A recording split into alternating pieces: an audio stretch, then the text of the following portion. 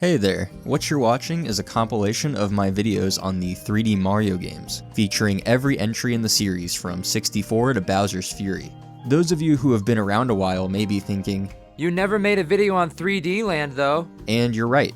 This compilation features a segment on 3D Land that you can't find anywhere else, so even if you've seen these videos before, do stick around.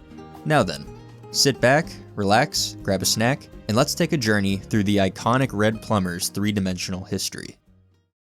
As time presses forward and technology progresses, video games get increasingly more complex. We've had experiences with games now that we may not have even thought possible 20 years ago. But yet, with all this innovation, one thing has remained a constant. The Mario series has continued to redefine what a video game can be. Super Mario Bros. On the NES introduced millions of people to not only platformers, but video games in general. It contained simple and intuitive gameplay that anybody could understand and enjoy. It also lent itself well to limitless replays for that same reason. Its structure combined with its straightforward control scheme encouraged players to master the game over time. The game was an instant classic upon release, and its influence on gaming as a medium cannot be overstated. When the time came to develop the first ever 3D Mario game, I'm certain that the legacy that Mario 1 left behind loomed in the back of the team's mind. Due to the limited cartridge space of the Nintendo 64, just 15 stages were able to fit in the final game. This meant that the team had to use these stages for all they were worth, and that meant rethinking the very conventions of a Mario game. Accounting for every possible way that a player may interact with an environment is much harder to do in a 3D plane than a 2D one. So the team opted to make the stages and objectives more open-ended. In this case, the limitations of the hardware benefited the fun factor of the game greatly. Clearing levels didn't just mean running and jumping around, it meant exploring and immersing yourself in a whimsical set of worlds. Super Mario 64 went on to be the best-selling game on the Nintendo 64, and it along with Ocarina of Time are probably the games most people associate the console with. It is still discussed and played often, both amongst casual fans who remember the game from their childhood, and the passionate modders and speedrunners who know the game better than the back of their hand. Mario 64 was my first 3D Mario experience, and for that I hold it very dear to my heart. To me, it represents pure childhood joy and wonder in video game form. As a result, I find myself replaying it often. It's earned itself a permanent spot in my personal Nintendo 64's cartridge slot because of how much I do. Even with all the great experiences out there waiting to be had, I still find myself yearning to go back to a simpler time. A time where nothing else mattered aside from exploring Peach's castle to my heart's content and stopping Bowser once and for all. Super Mario 64 begins right outside the doors of the princess's castle. It's a serene courtyard that offers the player plenty of space to come to grips with the unique control scheme. Your experimentation will be accompanied by the sounds of a constant flow of water and birds chirping off in the distance. It creates a warm atmosphere that allows you to explore for as little or as long as you'd like. At this stage in the game, you lack the knowledge that the princess has disappeared. It's as if the game wants to comfort you into letting your imagination loose. The area makes for a fantastic learning environment for Mario's moveset, which is critical to develop. 3 dimensions allowed for incredible depth to be added to how Mario can maneuver throughout the stages in the game. See, there really wasn't anything like Super Mario 64 at the time of its release. Although 3D platformers weren't exactly new in 1996, the way that you moved in them was nothing like what's present in Super Mario 64. They were controlled just like any other game, which was with the D-pad. 3D games were experiencing growing pains in this era, as consoles and controllers hadn't really caught up to the transition. D-pads are far from ideal for controlling 3D games, because they, like other buttons, are digital inputs. Digital inputs are only capable of 2 states, pressed and unpressed. Pressing down on the button executes the action, and not pressing it does nothing. There is no middle ground here. The action is either being executed or it isn't. This makes tight platforming in a 3-dimensional plane difficult, since you have no control over how much your character moves. Nintendo understood this, and Mario 64 had the benefit of being developed in tandem with the Nintendo 64 console. The final controller features an analog thumbstick, which allows for specific, yet simultaneously intuitive movement. Depending on how far you press the thumbstick from its neutral position, Mario will move in accordance. If digital inputs could either be at 0 or 100, the analog stick could be at 0, 100, and everything in between. This not only revolutionized 3D platformers, but it revolutionized 3D gaming as a whole. It is still a control setup we use to this day, and we have yet to discover a better method of control. The nuance of Super Mario 64's movement goes deeper than the thumbstick though. There are a plethora of new moves at your disposal.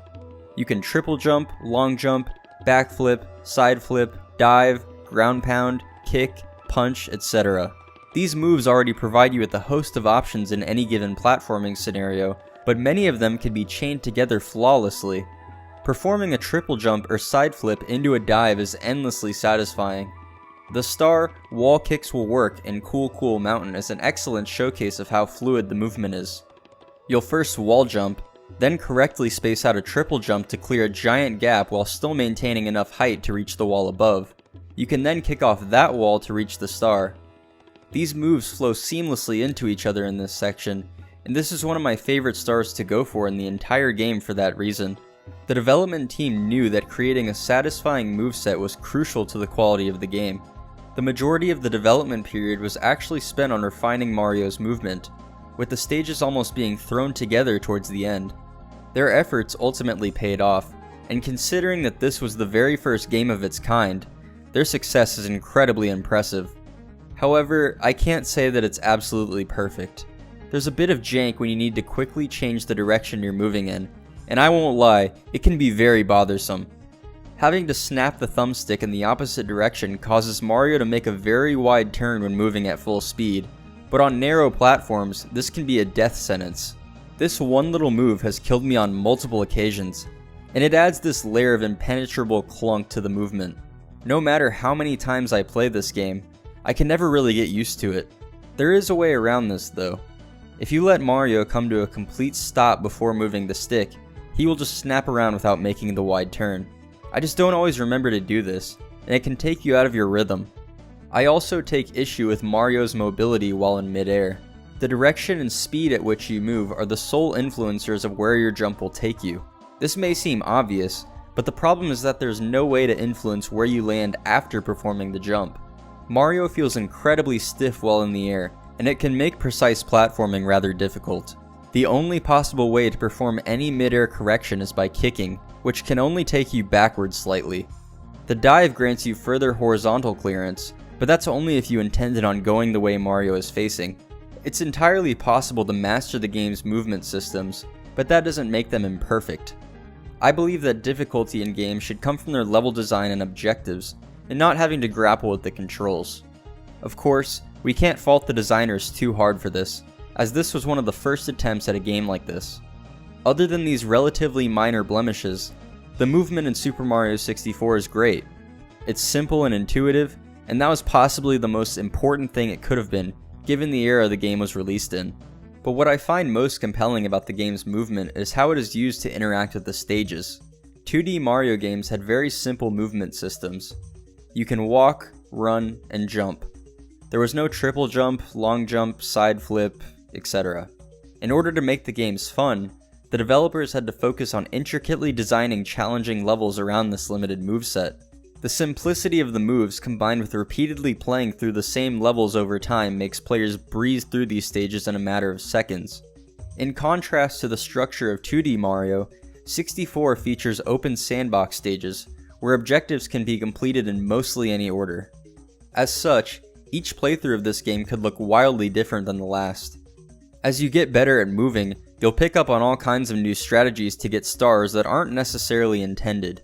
A good way to think about it is that the 2D Mario games rely on its level design to make movement fun, while 64 relies on its movement to make the level design fun. The movement opening up so many possibilities within the game is a clear indication of what I believe to be the game's core thesis: variety. Variety can be found all throughout your time with Super Mario 64. There's variety in level motifs, variety in its objectives and how you complete them, and variety in how you experience the game in its entirety. But in order to make this variety and player freedom as potent as it is, it was important to introduce the game's format properly. This is something that the game does excellently in its first few stages. Bob-omb Battlefield starts you out in an open area where you can practice stomping on enemies, and then has you cross a narrow bridge with an enemy on it you can choose to kill. You then are taught that speed is key in some circumstances, when the chain chomp lunges at you as you pass by. The same thing applies on the seesaw bridge, because if you're too slow you'll slide off. It also integrates the narrow architecture of the previous bridge as a test to combine all of the knowledge you've acquired thus far. Ascending the mountain can serve to teach you many different things. Some players may try to jump over the rolling balls, while others may opt to simply walk around them. In both cases, you are learning valuable lessons. After getting a bit higher, you no longer have the option to walk around them, and must properly time jumps to clear them. This is a great environment to experiment with some of the more complex jumps, because your punishment is not an automatic death, but rather falling down a level or so. Just a bit higher up, gaps in the floor are integrated, so you'll have to contend with the balls while also ensuring you will not fall down below. Once you finally make it to the top, you'll encounter King Bob-omb. He's a slow-moving boss that doesn't directly inflict damage on the player, so he makes for a perfect beginner fight. While this level may seem like a cakewalk to those of us who have been playing 3D games forever, it's important to remember that many of the people who played this game upon its release had never seen anything like it. Whomp's Fortress serves as a nice contrast to Bob-omb Battlefield by establishing verticality as a core facet of its design. Bob-omb Battlefield starts out significantly more open, while Whomp's Fortress encourages you to start ascending it basically immediately. Once you clear the platforming section of the level on the way up to the top, you'll encounter a seemingly innocuous Whomp. The openness of this particular section affords you multiple options as to how you can deal with it. You can either bait out its attack to ground pound it, jump over it, or even just run right past it. Around the corner, you'll find another Whomp on a much more narrow path that is harder to just run past. Most new players will be forced to engage in a battle with it, wherein they will learn about how to defeat it. Once you find your way to the top of the structure, what do you know, the boss is a giant Whomp. Now you have acquired all the knowledge you will need to defeat the boss, all because of two smartly placed enemies. I had never considered why some enemies were placed in certain locations, or even why certain stages or levels were designed the way they were until I examined Super Mario 64 through the lens of it anticipating itself being somebody's first 3D game. Looking at it this way demonstrates how intelligently designed it is at times, to the point where I'm left dumbfounded. The camera setup may get a lot of rightfully earned criticism nowadays, but even in spite of its issues, I happen to believe it is quite fantastic. Let's return to Bob-omb Battlefield, and I'll explain my reasoning. As you spawn into the stage, the camera will be positioned behind and to the right of Mario, in a manner that makes the stage appear vast. At this particular angle, it is perfectly clear where Mario is at, where you need to be going, and where any movement will place you after it is executed. As you round the corner and cross the bridge, the camera will move to the opposite side, which allows you to judge exactly how much space you have on the bridge, and in no uncertain terms how you need to tilt the stick to move forward. Finally, as you climb the mountain, the camera will position itself to allow you to see incoming balls rolling down the hill so you can plan accordingly. Snowman's Land is a snowy valley with a mountain in the center of it, and most of your time in this level will be spent wandering the more open area. The camera will frequently have to adapt to the direction you're walking in, as this level is kind of shaped like a plate. I find that it always positions itself to show exactly what I need it to as I explore without any extra adjustment. The camera is positioned especially well in this stage as you ascend the mountain. You'll have to time jumps over these constantly moving ice blocks, and it's very easy to determine your jump timing in no small part thanks to the camera angle. Crossing the icy bridge where the snowman tries to blow you off is even easier, because the camera is facing directly to the side of the penguin, so you can always see if it is adequately protecting you from gusts of air. Another example of the camera at its best is when you spawn into Big Boo's haunt. You're placed right in front of this colossal haunted mansion, and the camera is positioned directly behind Mario at a low angle. It really helps to sell the atmosphere of this level. Even if this shot doesn't provide any practical utility, I think it's evidence of the camera working as intended far more often than unintended. Modern 3D games have refined player-controlled cameras to near perfection, and I think that's why the instances of the camera malfunctioning stick out so hard to us. But I think it's important for us to realize how great this camera system still is, as it established the conventions still used today. It's honestly really damn impressive it works as well as it does. In the 2D Mario games, the camera looking onto all the action presented enemies as more of a threat, because there was only so much you could do to avoid them. A 3D environment presents a bit of a problem in terms of enemy design, since you don't have to either jump over them or kill them, you can just walk around them, trivializing them entirely. Mario enemies don't exactly present interesting challenges, so the motivation to avoid them is strong in basically everybody. What the developers did to solve this issue was a stroke of pure genius. Simply make them drop a coin. Previously, taking damage would result in Mario losing his power-up, but since power-ups have taken a backseat in this game and are on a timer, he now has a health bar. Coins are the primary way you'll be replenishing your health, but they can also be used to contribute to a hidden star found in every level, the 100 coin star. This converts enemies into a utility rather than a threat, but I think that's totally fine in a game more focused on collecting and exploration than action and platforming. This is a great system for managing player health, but there is one issue I have with it. When you're swimming in water, your oxygen level is tied directly to your health, which means that returning to the surface will replenish both your oxygen and your health. If you're on the verge of death, you can simply jump in the water, swim around a little bit, and then go back up to full health in a matter of seconds. It isn't a huge deal since it can only be done in water stages, but it bothers me because it would have been such an easy fix. Just make the oxygen meter its own unique entity. Wouldn't you know it, I found myself the perfect segue into a discussion of the water stages. The first you'll likely encounter is Jolly Roger Bay, which you'll immediately notice has a much different tone than the other stages. It's less concerned with having you platform and testing you on your skill, instead inviting you to revel in its slower pace. The music creates the perfect atmosphere to aimlessly swim about and just explore the stage to your heart's content. Wet Dry World is one I enjoy quite a bit, particularly because of how it fuses the slower pace of Jolly Roger Bay and Dire Docks with the more exciting platforming found in other stages. Its central gimmick revolves around raising and lowering the water level, and as a result, the level feels like a giant puzzle box. Although I prefer the feeling of exploring a giant sandbox, I have to admit that I enjoy some of the more linear sections of this game, primarily the Bowser stages that precede his fights. These stages offer by far the most challenging platforming gauntlets in the game, all while building Bowser up as an imposing threat. I've gestured at this game's non-linear design for a bit now, so let's explore that. The very first example crops up in Bob-omb Battlefield. Who could have seen that coming? The first star you're expected to complete is Big Bob-omb on the summit. However, along your path you'll encounter the Chain Chomp who's guarding a star. A first-time player may not be sure what's expected of them here, but if you know what you're doing, this star is essentially a freebie. This is typically the first star I grab on fresh save files, just because of how easy it is. The freedom afforded to the player through this structure is liberating. If you're just looking to do a simple 70-star run, you have a tremendous amount of choice over what stars you have to complete. There are only a handful of stars that are absolutely mandatory, namely the Bowser battles and the Bowser submission in Dire Docks.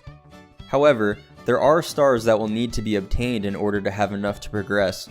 They just aren't mandatory in the same way as the stages I just listed. For example, in Big Boo's Haunt, you'll have to kill Big Boo inside the mansion for the first star, which then unlocks his fight in the merry-go-round. Assuming you know where to go, you can then unlock his final fight on the top balcony of the mansion. For many of the stages in this game, clearing the first star is necessary in order to acquire all the stars that the stage has to offer. If you're the type of person who likes to do clean sweeps of stages rather than going all over the place, you're sadly unable to do that in the first half of the game. Some stars are gate-kept by power-ups, and these power-ups cannot be unlocked until you reach a specific stage or total star count. To use Bob-omb Battlefield as an example one last time, you cannot get Mario Wings to the Sky without having unlocked the wing cap. In order to unlock the wing cap, you need to have gotten at least 10 stars and discovered the entrance to the secret stage. But there are only 5 stars you can get from this stage, so you'll have to seek stars elsewhere. Another example is the Jet Star in Jolly Roger Bay. To get this star, you'll need the metal cap to withstand the strong current. Well, at least if you want to complete it the intended method. This is the game's way of getting the player to mix up the order in which they tackle objectives. But there's also another approach that they take that is far more intrusive, and it's one of the main aspects of the game that is heavily critiqued: the boot-out system. Originally, I wrote about a page and a half tearing this system apart. but after some re-evaluation, I find myself a bit conflicted on it. So allow me, if you will, to take you through both sides of the debate, and hopefully we can arrive at some kind of conclusion. First, let's define what we mean. In Super Mario 64, collecting a main objective star will kick you out of the stage you're in. You will then either have to jump back into the painting you just left, or go to a new one entirely. This is reminiscent of how jumping on a flagpole would take you back to the world map in the 2D Mario games. But given this game's shift to more open stages, it doesn't make as much sense. Most objectives in a stage can be collected at any point, so why should the player have to repeat the beginning of the level 6 or 7 times? Well, there are a few factors to consider that complicate the answer to that question. Many will point out the fact that new level assets need to be loaded in between missions that change the stage drastically. A few examples are the tower in Whomp's Fortress, the ship in Jolly Roger Bay, and the submarine in Dire Dire Docks. I'm not a game developer, so I can't say with any credibility that the Nintendo 64 can or can't handle loading these structures while having the player in the stage. For the sake of this argument, let's assume that it can't handle it. In these specific cases, I think it's totally understandable to boot the player out, especially since in all the examples I provided, these are the very first stars of their respective stages, so there may be some value in making a player repeat the beginning of the stage if it's their first time playing. However, I do not see why it would be necessary to then apply that system to every other star in the game. In the 2D Mario games, having to repeat levels helped the player master the control scheme and improve with each and every run.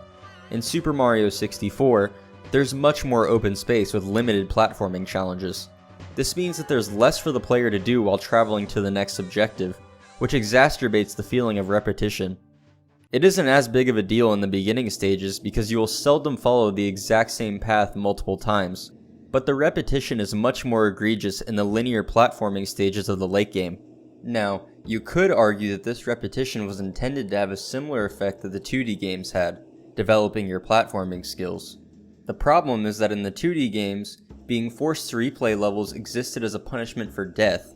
In Super Mario 64, you're forced to replay these levels as a punishment for death and for accomplishing your objective. Having to replay the beginning section of Tick Tock Clock a million times gets dull really quickly. I'm left questioning why the boot-out system was applied to every star in the game, save for a few. So let's examine some of the arguments made in favor of the system. The first, and what I think is the strongest, is that it contributes to the feeling that each star is rewarding, and it helps to draw clear lines between the objectives. This makes getting a specific star feel like a deliberate action that is helping you to get closer to completing the game, and that is a great quality of the system. It also encourages you to jump between stages more frequently and tackle stars in basically any order, which is closer to the intended way of experiencing the game. By jumping between stages frequently, you will also develop a deep familiarity with Peach's Castle, which may not be as strong otherwise. Peach's Castle is a big part of what makes this game so charming and enjoyable, and I think that the game forcing you to interact with it as it stands now is critical. Finally, Super Mario 64 was designed to be a game that's fun to play, not necessarily to beat. It's incredibly easy to boot up, collect a few stars, and close out of, and I think the boot out system contributes to that.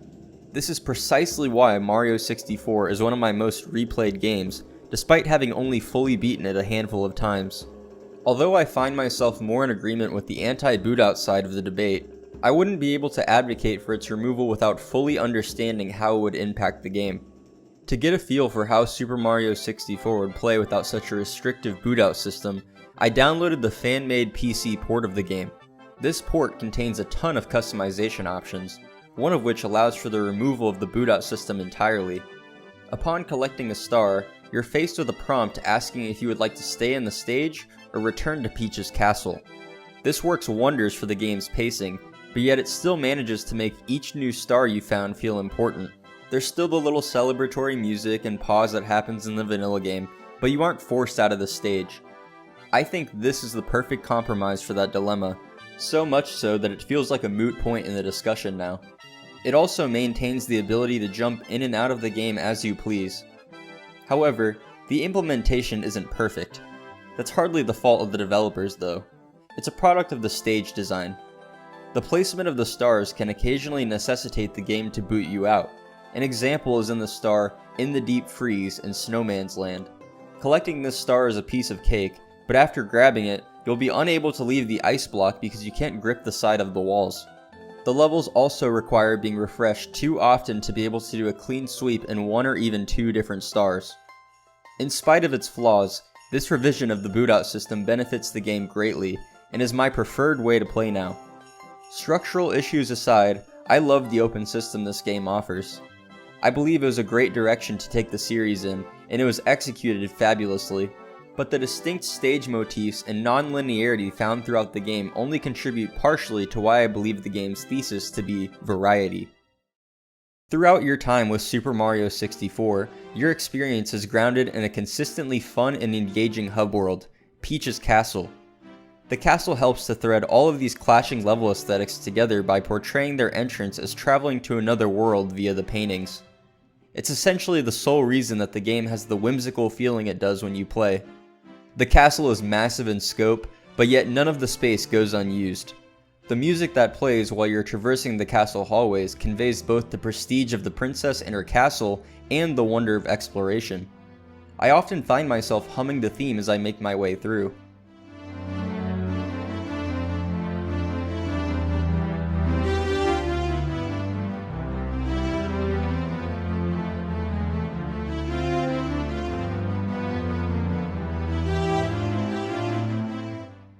A strong atmosphere is an important part of creating a good hub world, but what I also admire about the castle is how it handles progression.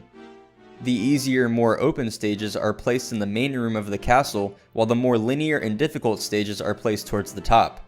You have to get 10 stars to access the first Bowser fight, which then brings you down to the basement. You have to complete that next Bowser fight as well before finally gaining access to the top of the castle. There's no way to just accidentally go from a stage like Cool Mountain to Rainbow Ride if you're a new player. Accessing new areas of the castle is a very deliberate action, and the fact that you don't quite know what lurks around the corner makes exploration of it enticing. I think it handles progression especially well in the very early moments of the game. When you enter the castle for the first time, you'll take notice of doors that require just 1, 2, or 3 stars to be unlocked.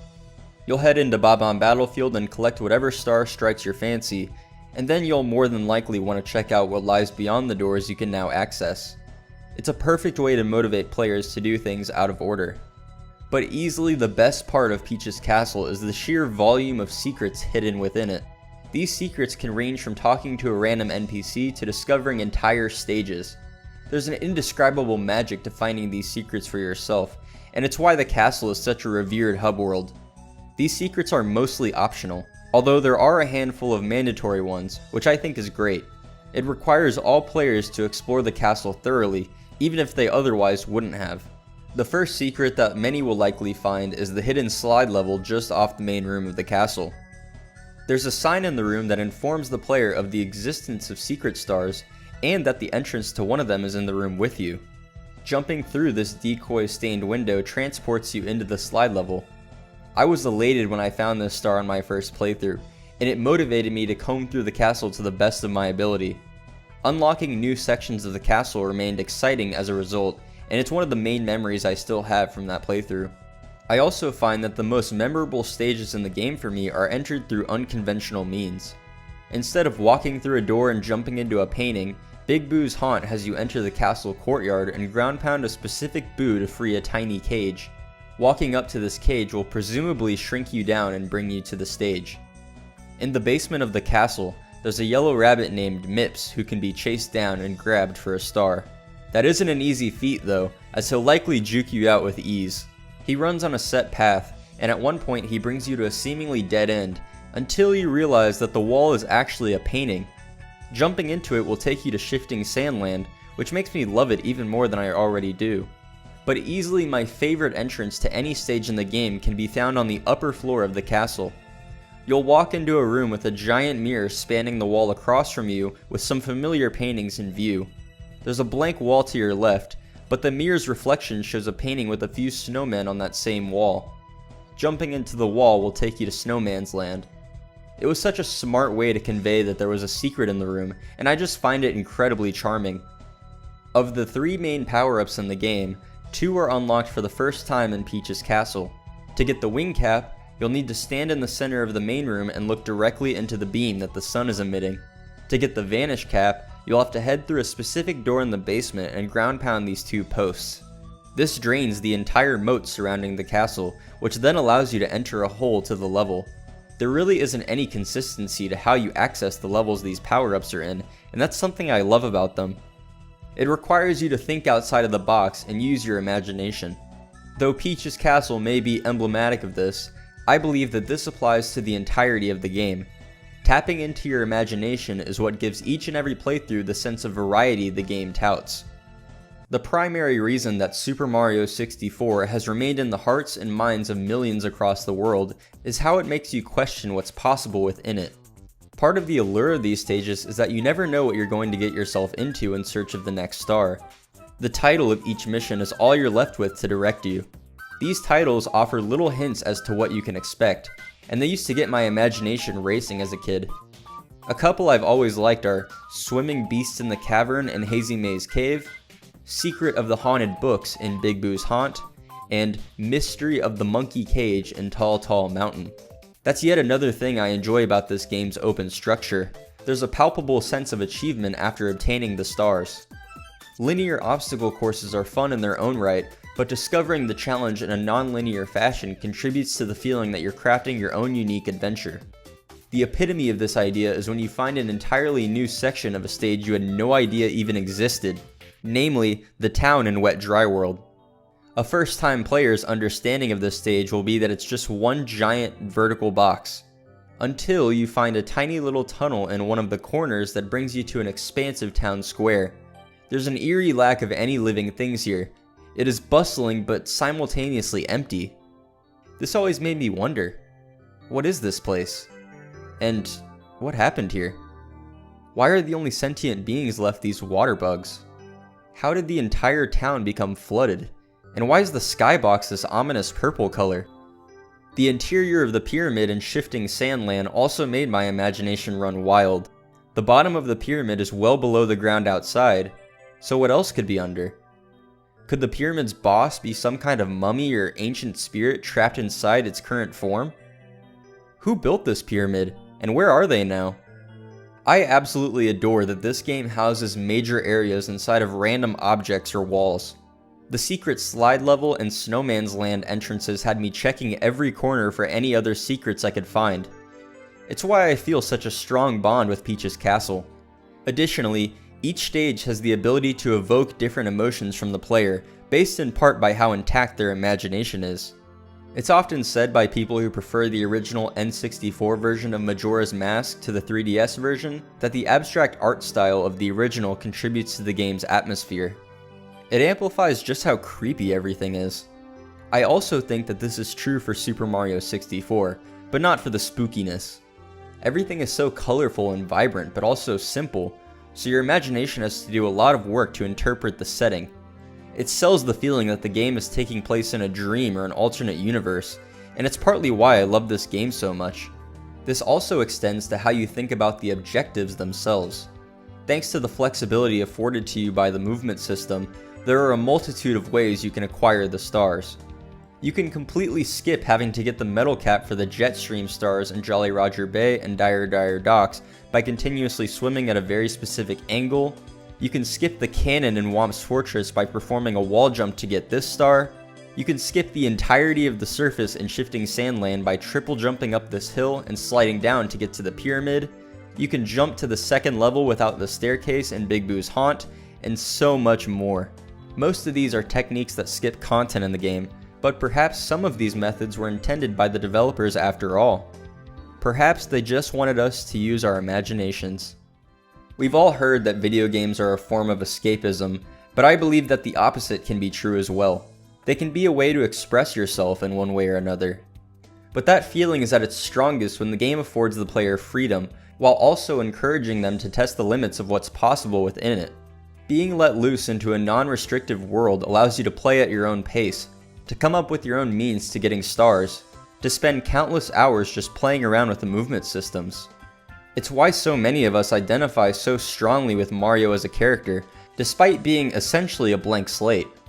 It's why hearing a simple wahoo brings with it a flurry of memories from what feels like a distant past, but at the same time just a few short years ago.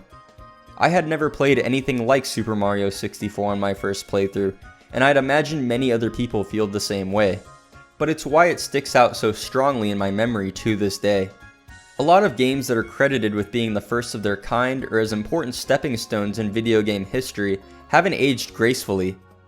But the fact that this isn't true about 64 is a testament to its quality. It may be a little rough around the edges, but the fact that it launched the collectathon genre into the mainstream and can still be enjoyed today by somebody unfamiliar with it is worthy of my praise. Mario 64 has a certain magical quality to it that I don't think any other 3D Mario to date has rivaled. It's the culmination of all the elements of the game I've discussed that create this feeling for me. It's why I'll continue to replay the game time and time again. And to think that all of this was achieved on a little toaster from the mid-90s makes it all the more special.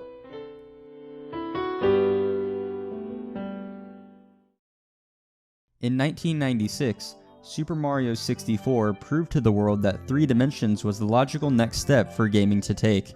The game set the precedent for nearly all forthcoming 3D platformers and collectathons of the era, but few were able to rival its creativity, precision, and immersiveness.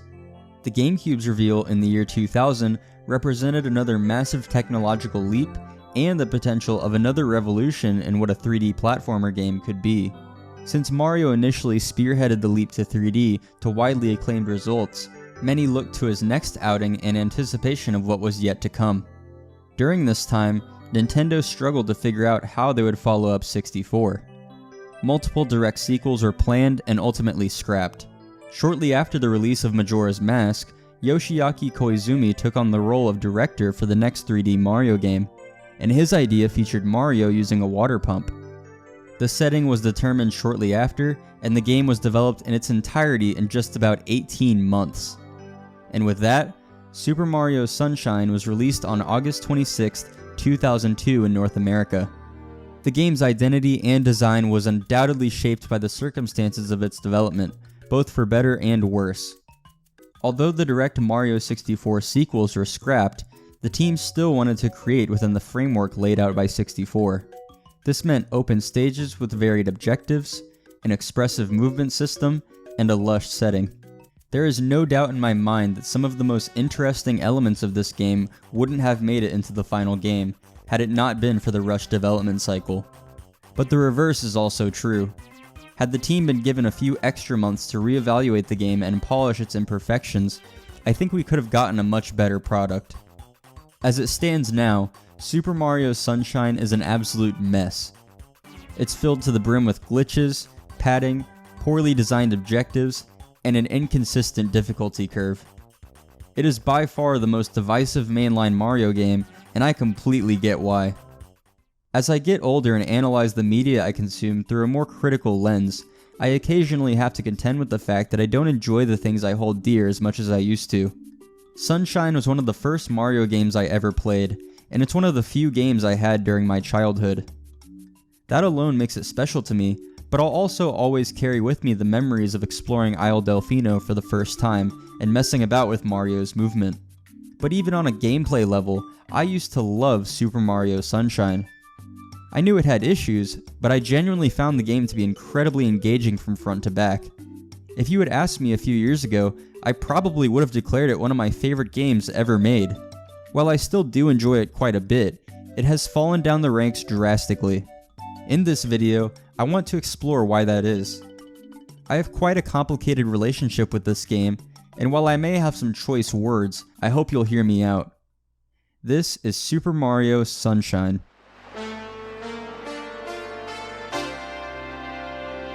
Super Mario Sunshine! Woohoo! Super Mario Sunshine begins with Mario and the gang inside a plane, heading for Isle Delfino to take a vacation. The plane's landing is obstructed by a goopy piranha occupying the runway, and it is here where Mario finds this game's main gimmick, the flood water jet. The island's judicial system then finds Mario guilty of polluting the island after a shadowy figure resembling him was spotted, and he is sentenced to cleaning up the entire island. This setup for Sunshine is unlike anything the mainline Mario games have ever had, and for that I appreciate it, even if the voice acting is pretty awful. The island from becoming any dirtier. The perpetrator is likely at work even as we speak. But I think this is indicative of just how bold this game truly is. After all, one of Sunshine's greatest strengths is its thematic cohesion. Unlike the Mushroom Kingdom, every area in the game is united under one central aesthetic, a tropical island. The developers couldn't fall back on the standard snow level, grass level, lava level that already felt played out. It required them to get creative, and it resulted in a believable setting where each stage still felt like it had its own unique identity. Isle Delfino feels like a fully realized location as a result. Rico Harbor is a shipping port with a ton of ongoing construction projects and a town square overlooking it. Noki Bay is a cliffside body of water on the outskirts of the island. Surena Beach is a stunning beach featuring a giant hotel. And Pina Park is a destination amusement park with tons of rides and sights to behold. Pianta Village is home to some of the residents of Isle Delfino, the Piantas. All of these areas make total sense in the context of the greater setting, and it lends the game this unparalleled sense of immersion. This immersion is reinforced by tons of little details throughout the game. Depending on where you are on the island, the other stages can be observed off in the distance.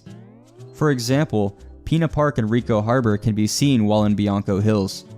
This really sells the feeling that you are traveling to different parts of the island, and each stage exists just a small distance away from one another.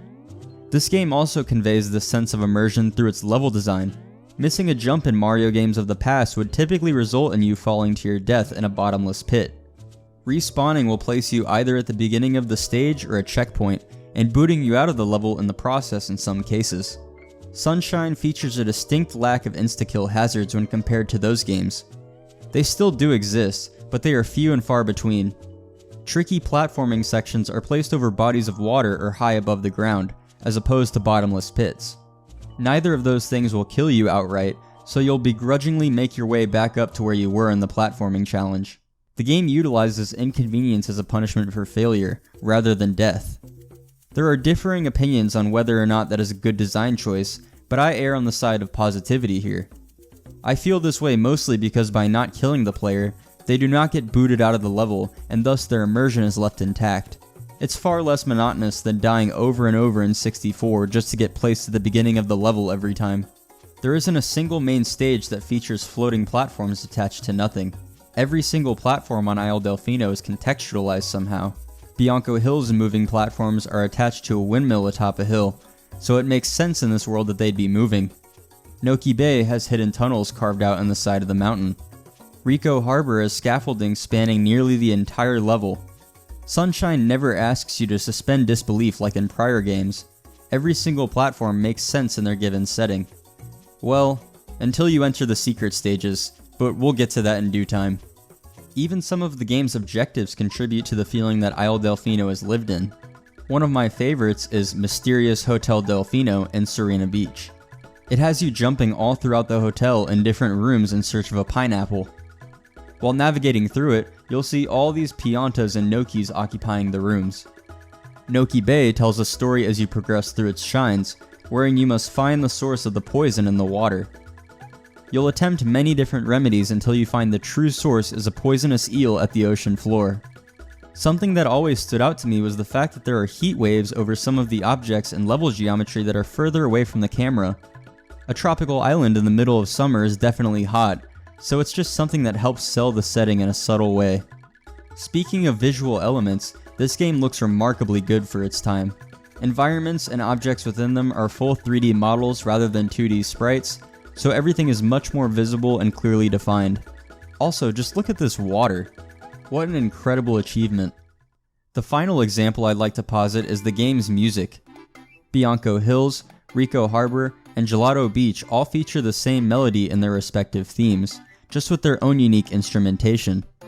Bianco Hills utilizes wind instruments,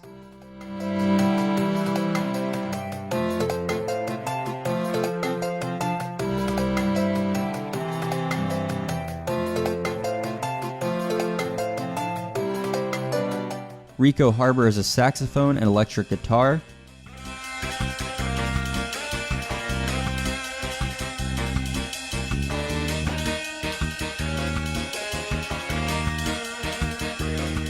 and Gelato Beach uses steel drums.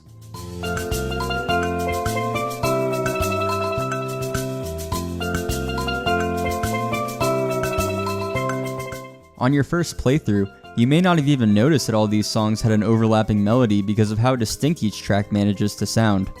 I know I certainly didn't. These songs all sharing the same motif symbolize the island's interconnectivity. As you get further into the game, stages start to contain their own unique themes. It doesn't feel jarring though, as these tracks serve to bolster the atmosphere of each stage.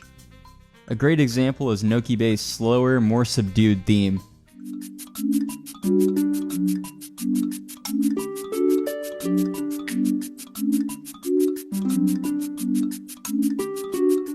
Pina Park has a gleeful piano theme that screams eating cotton candy, walking through a carnival.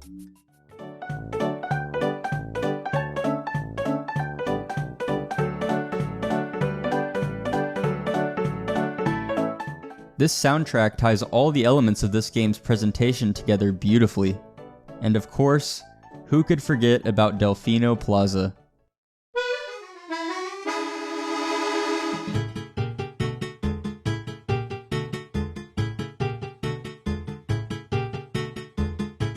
Delfino Plaza might just be one of the best hub worlds in any game I've ever played, and I'd imagine I'm not alone in that sentiment. This area is the town square of Isle Delfino, and it's your avenue of going from place to place. The first 3 areas are all entered through similar means, but as the game continues, entrances to new stages get progressively more creative. Instead of allowing you to walk up to an M graffiti, Serena Beach requires you ride Yoshi to eat the pineapple blocking the pipe to enter. Pina Park has you hop into a cannon and blast across this massive body of water. Pianta Village asks you to rocket up on top of the skyscraping Shine Gate, which I didn't even think you could do on my first playthrough. And perhaps my favorite, standing on this specific platform in front of the fountain and looking up directly at the sun will take you to Noki Bay. It's such a charming callback to one of the most iconic hidden stars in Mario 64, and the way that it fits flawlessly in the setting of this game makes it even more satisfying. And those are just the main stage entrances. There is so much to do in this town square that it could have been its own entire game. Exploring the area just for the sake of it is incredibly fun because there are so many interesting things to see, like the various Pianta interactions. Even just hearing the text crawl sound effect when somebody talks to me sends a rush of dopamine through my brain.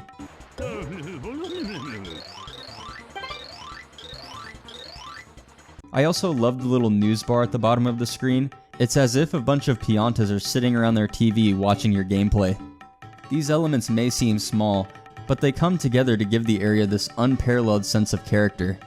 But perhaps the best part of Delfino Plaza is the sheer number of hidden collectibles and objectives dispersed throughout it. Excluding the final boss and the shines you get from trading in blue coins, there are 15 shines up for grabs.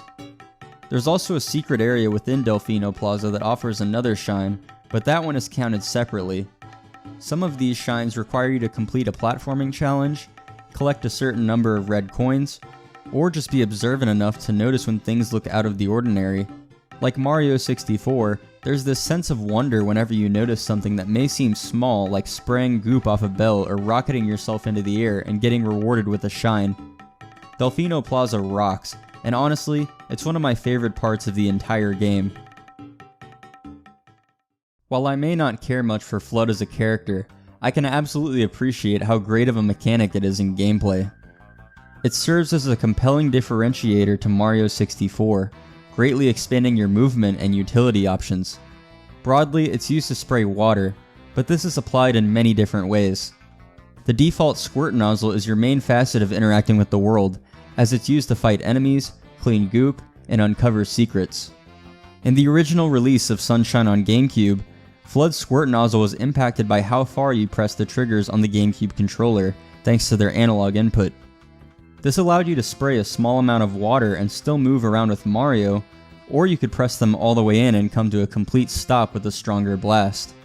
In retrospect, this was one of the best implementations of the analog triggers on the console, and for many people is reason to declare that the definitive version of the game.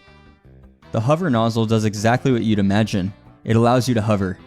While in midair, you can press down on the trigger and glide through the air for about 2 seconds. It's a versatile move, You can use it to clear some extra distance, you can use it to turn, albeit very slowly, and you can even use it to gain just the slightest bit of height.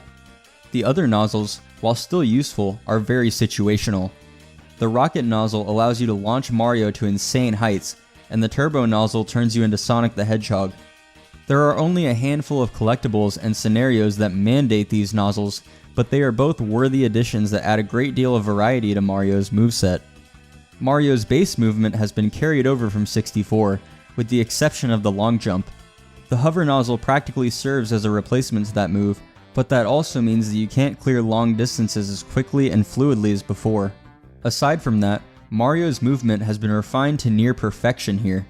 Moves like the triple jump and side flip come out so much quicker and are easier to perform, and platforming feels incredible.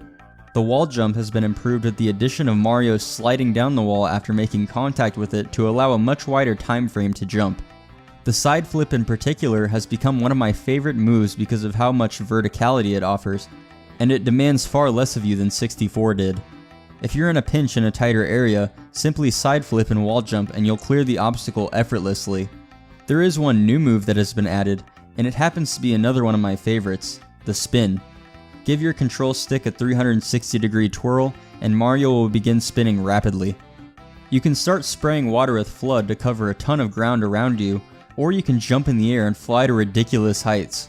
What makes this so great is that you descend fairly slowly, so you can clear a good amount of horizontal distance, especially if you link this move with the hover nozzle. Perhaps my favorite application of this move is spin jumping into a wall jump, and then using the hover nozzle to gain even more height and distance. The sheer amount of combinations possible with the moves in this game alone make it incredibly satisfying to play, no matter your skill level.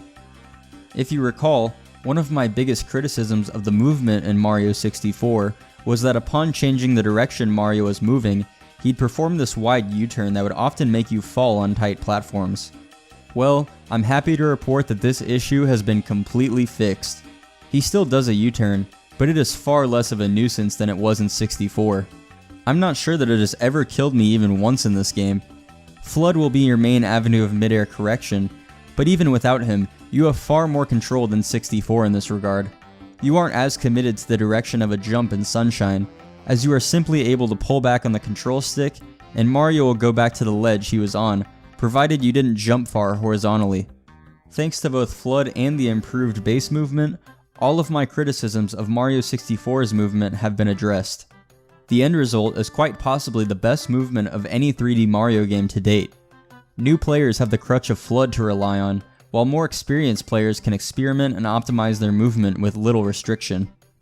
Although I believe FLUDD to be a good inclusion, my favorite objectives to play through have always been the secret stages, because they feature the most involved and engaging platforming in the entire game. On your first run through, you don't have that luxury of relying on FLUDD to correct your mistakes, as Shadow Mario takes him from you.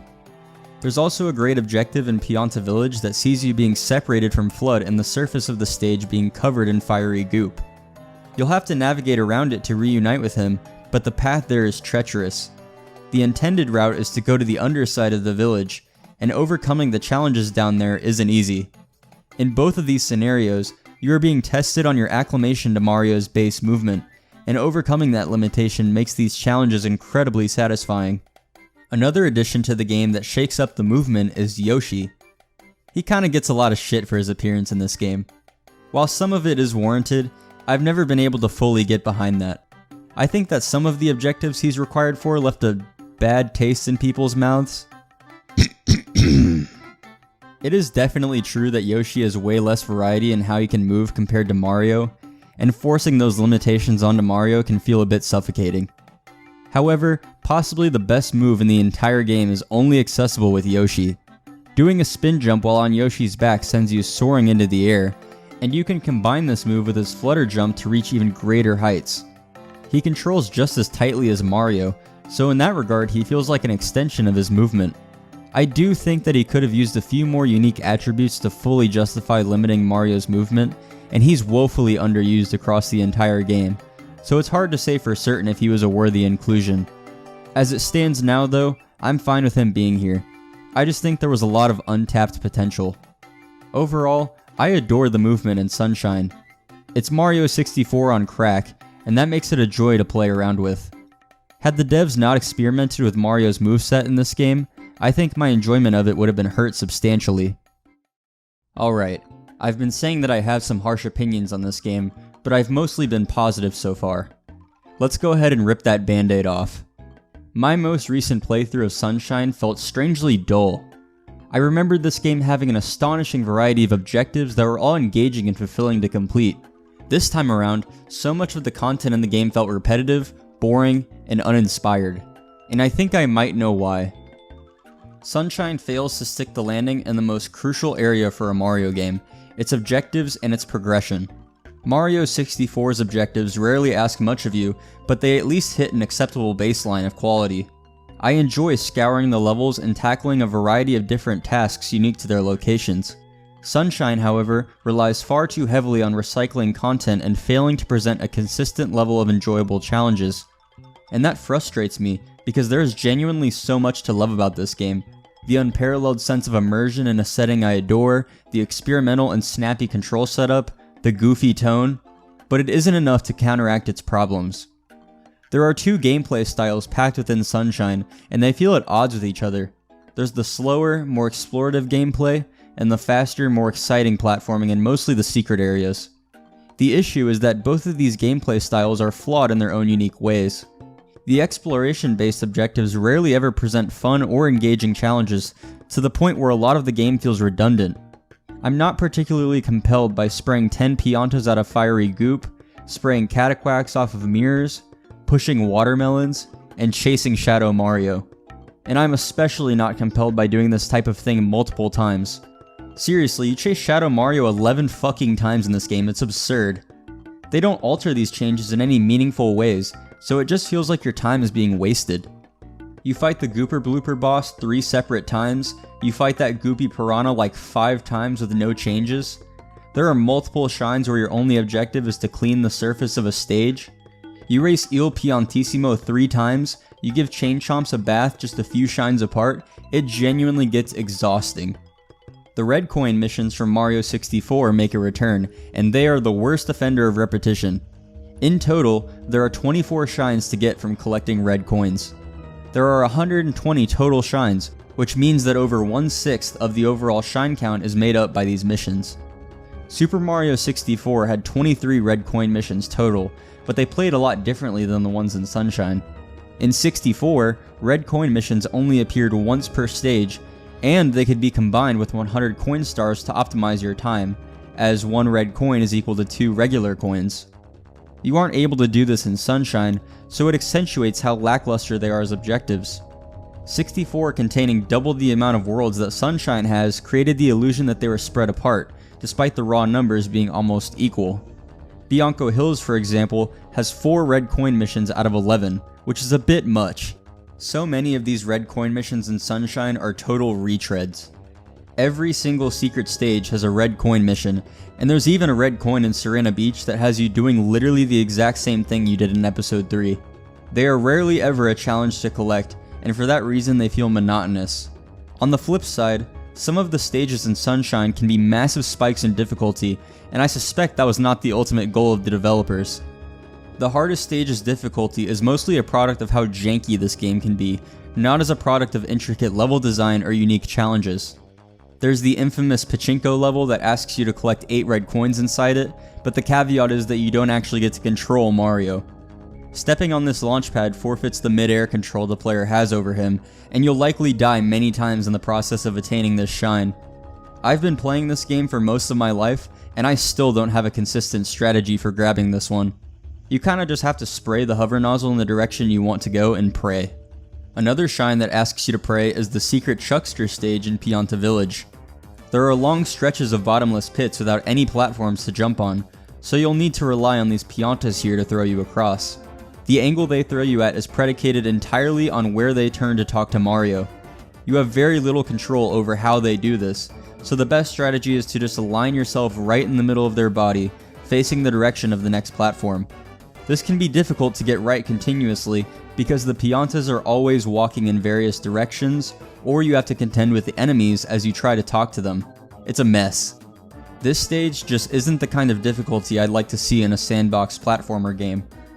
Stages like those previously mentioned feel like they're from a totally different game when juxtaposed with the super easy Shadow Mario chases and watering sunflowers in Peanut Park. Or spraying goop off the surface of a stage.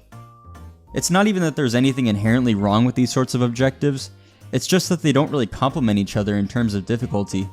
Like I said, the fact that these borderline broken stages crop up at seemingly random points in the game lead me to believe that the difficulty in them was unintentional. Those are my thoughts on the exploration-based objectives, so let's discuss my issues with the platforming-based ones. My main problem is that despite providing great challenges, many of them feel disconnected from the rest of the game both in a gameplay sense and an environmental sense. First, let's establish what we mean by a platforming-based objective. It's hard to objectively determine, but for the sake of this discussion, I'll include anything that requires an equal or greater amount of jumping and quick movements as the Il Piantissimo races. This means that things like Corona Mountain, the Cage Shine Sprite in Rico Harbor, and the Runaway Ferris Wheel in Peanut Park, along with pretty much every secret stage in the game, count. Jumping a few times to get up to the watermelon in Gelato Beach doesn't count. Looking at the objectives this way, I would say that charitably there are roughly 40 shines that are platforming focused. This number excludes blue coins, because that would muddy the waters very quickly.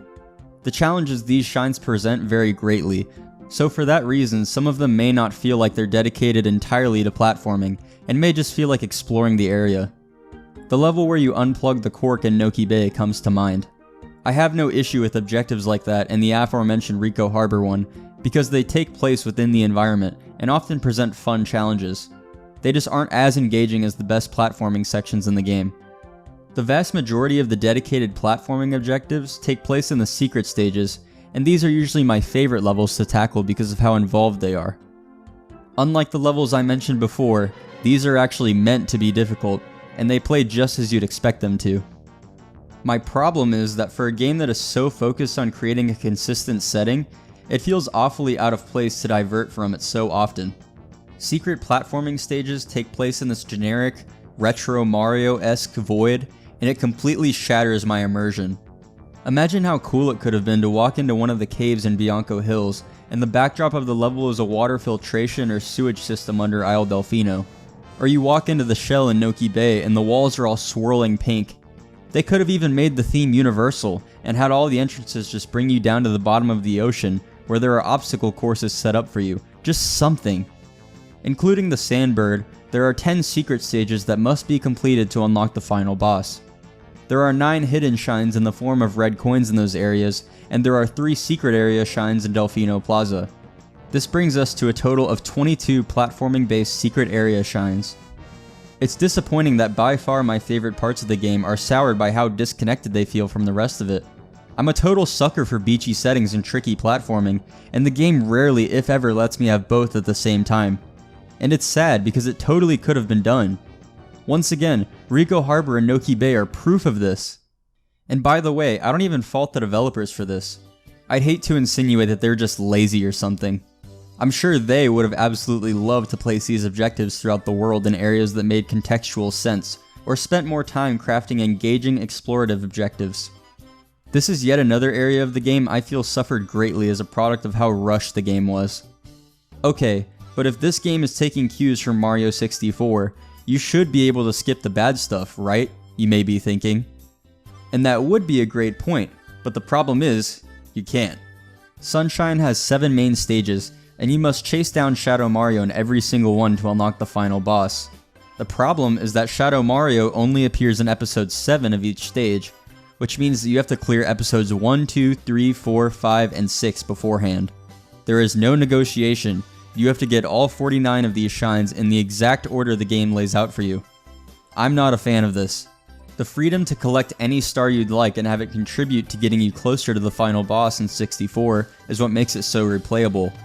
64's structure allows you to skip entire levels if you so choose, and Sunshine has nothing to make up for that. I would have liked to return to the Mario 64 style of progression, where each stage has multiple stars available to you from the get-go, but that really isn't feasible in Sunshine. Since the stages change in between shines so often, there would have been limits to what these shines could ask you to do. I can't deny that the storytelling throughout the stages I lauded earlier wouldn't be possible without this structure. You can at the very least tackle stages in the late game out of order, but that's only if you've been collecting extraneous shines. Oh yeah, that's another thing this episodic structure does. Every single one of the hidden shines, shines in Delfino Plaza, and shines gotten from collecting blue coins are completely worthless. They do not get you any closer to unlocking the final boss, if that's your main goal. On your first playthrough, you could be trudging through something like the Pachinko machine level, or wasting your time traveling back to the Poison River level, and not even realize it was a total waste of time until you've unlocked the final boss. This will no doubt lead many players to just focus on the main objectives, but ironically, I think you'd be doing yourself a disservice by playing this way. While there are some worthwhile main objectives, I find that the hidden shines and shines associated with blue coins are much more fulfilling to collect. Yes, I actually do like collecting blue coins. Having a collectible that rewards me purely for my own curiosity is a godsend. I can aimlessly run around these stages, searching far and wide to my heart's content. But even I can't defend these things in their current state. Let's make one thing clear, blue coins are not a bad idea, it's just that their execution in this game is horrible. These things are found in pretty much every nook and cranny throughout each stage, and there are 240 total. Every main stage houses 30, with Delfino Plaza and Corona Mountain having 20 and 10 respectively. Simple enough, right? It won't be that easy. The developers went out of their way to make sure that getting all 240 of these things would be as convoluted of a process as possible. For starters, this game doesn't even tell you how many coins are in each stage, just how many you've collected. You either need to guess or just look up the number online. It also doesn't tell you which coins within each level you've gotten, so you have to keep track via a list or something.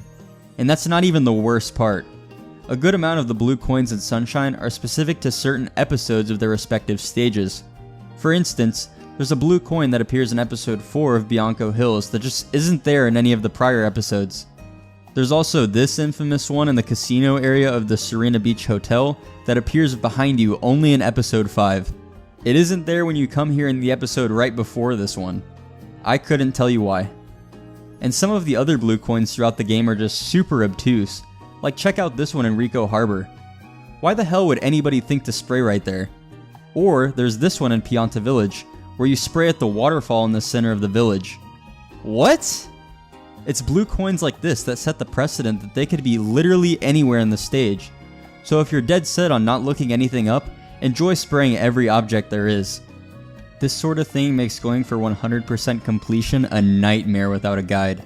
Hell, even with a guide it can be tricky. My strategy was to avoid picking up all blue coins and levels until I'd completed the first 7 shines. Then I'd go back in and go through each episode collecting as many blue coins as I could, keeping a running list of what I'd gotten.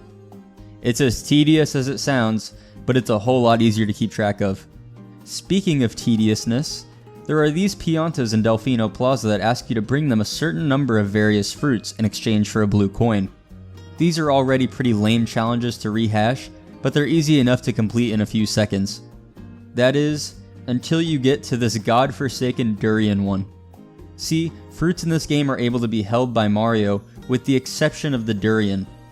Durians have to be kicked to move, and there is basically no way to reliably control how much force goes into a kick unless you move at a snail's pace. Even then, they will seemingly get sudden bursts of speed and fly across the plaza. It is a tiresome challenge to complete, and it is indicative of a broader trend present in this game: padding.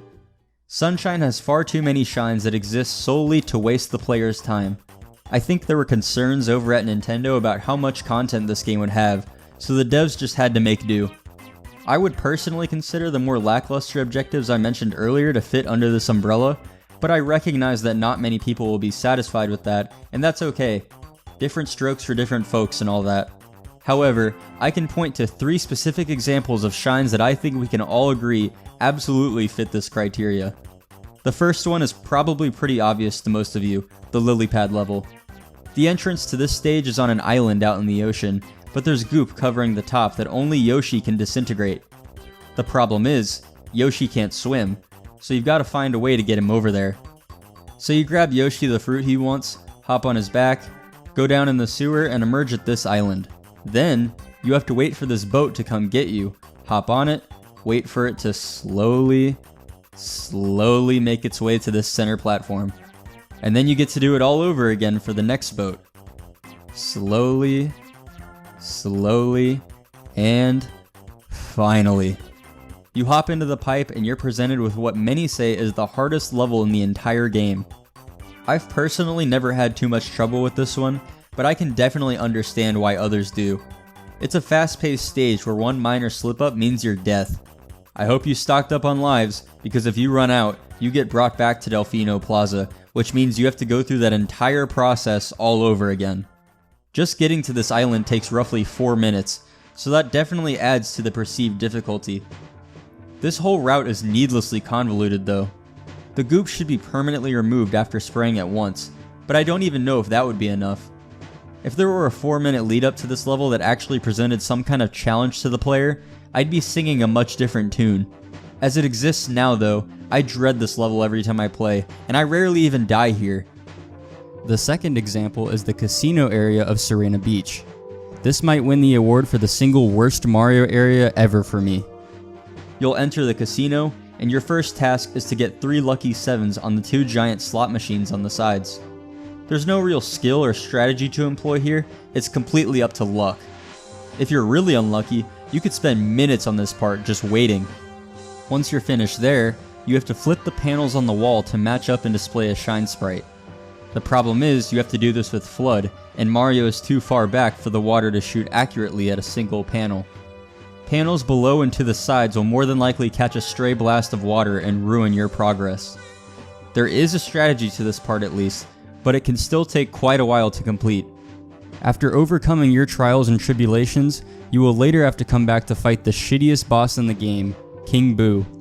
This fight is contingent on the slot machine landing on the food icon, which is tedious at best and agonizing at worst. To my knowledge, there's no way to influence what the slot machine lands on, so this fight boils down to just waiting. I've even heard of this level taking people over 15 minutes to complete through no fault of their own. You would think that such a simple task could be gotten over with easily, but I guess not. My final example of padding in Sunshine is the 100 coin shines. These shines work just like how they did in Mario 64, which I liked collecting in that game for the record. And they're still just as fun in Sunshine. But I have 2 issues with them here. The first is that it's quite literally impossible to collect 100 coins in certain episodes of some stages. This is yet another reason I don't like this game's progression structure very much. It wouldn't be such a big deal if the game had some way of telling you how many coins were in each episode, but that does not exist. The only way you'd ever know is if you collect 90 something coins and just cannot find any others throughout the entire level. This can make the process of getting these shines extremely stressful and tedious. I'll admit that there are only a handful of episodes across the entire game where this is an issue, but it seems to me like a huge oversight regardless. The second issue I have is that collecting the 100 coin shine boots you out of the level. Although I'm generally more permissive of the boot out system in Sunshine than in 64, it really bothers me here. The 100 coin star didn't boot you out in 64, which means that you could collect it alongside another star if you wanted to.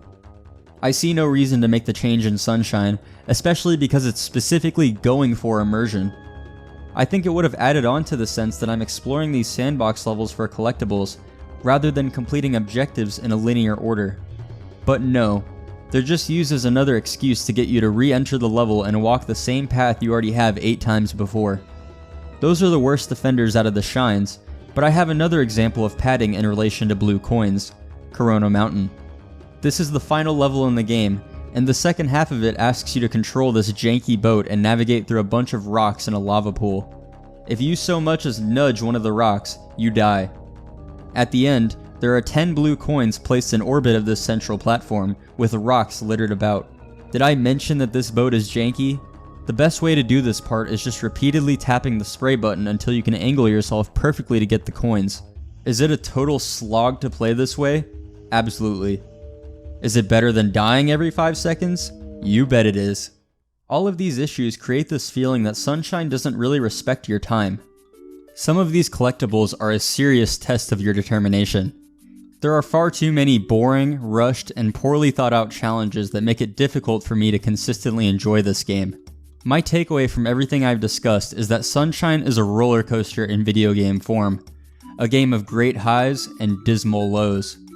For everything the game gets right, it brings along two more issues. There's an effort to create a consistent world, complete with progressive stories throughout the stages, but player freedom and objective qualities suffer as a result. Players are rewarded with collectibles for exploring stages, but their applications are trivial and they are a nuisance to fully collect. Character movement is more fluid than ever, but it is only ever meaningfully tested in areas that feel separate from the game itself. The game has so much going for it, but its issues persist regardless. It was really disappointing to come back to Sunshine and realize I didn't enjoy it as much as I used to. I was half hoping that I would suddenly discover it was actually my favorite Mario game, just because of how in love I am with the setting and the movement, but I can't really get past the lackluster objectives and rigid structure. Had the game gotten just a little more time in the oven, I think it could have ended up a lot better. But even though the game doesn't appeal to my sensibilities, I will still acknowledge that it isn't inherently bad. After all, there are a huge amount of people out there who genuinely love this game. People whose brains are simply wired differently than mine. And they are completely valid in feeling that way. Although, I will never say I dislike it outright. For the most part, I enjoy playing Sunshine in the moment. I don't think its issues would bother me so much if I didn't like it to some degree. There is a reason I'd sit down to record footage for this video and play for hours on end, not even noticing the time passing by. There's an undeniable magic to running around Isle Delfino, and just soaking in the sights and sounds. It brings me back to when I was nearly 15 years younger, doing the exact same thing. For those moments, I can forget about the structural issues, those annoying blue coins I still haven't collected, or whatever else is on my mind. Perhaps that's really all that matters. So now we find ourselves in a bit of a weird position. Technically, the next 3D Mario game after Sunshine is a remake of Super Mario 64 for the Nintendo DS. When writing my Mario 64 video, I debated dedicating a chunk of time to this remake. What all it changes, what it adds, and how it is perceived today. Ultimately, I did not end up doing that, opting instead to focus on the N64 original. Suffice to say, I'm not a big fan of this remake. I don't have a piece of content dedicated to Super Mario 64 DS, and I'm still not super interested in making any. However, it would feel odd to make no mention of it. And while I may not have as much to say about it that hasn't already been said, my friend and excellent fellow video maker Hot Cider does.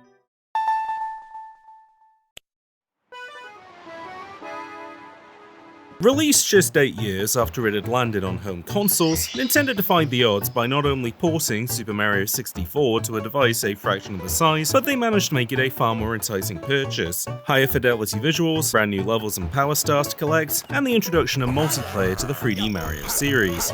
It wasn't just a demonstration of how powerful the Nintendo DS was compared to the Game Boy Advance, but it also demonstrated what new it brought to games.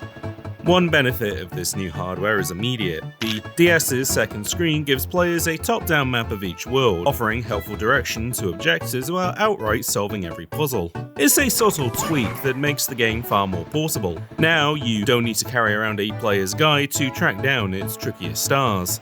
But portability isn't everything. For players coming from the original, Super Mario 64 DS presents an abrupt hurdle: the controls.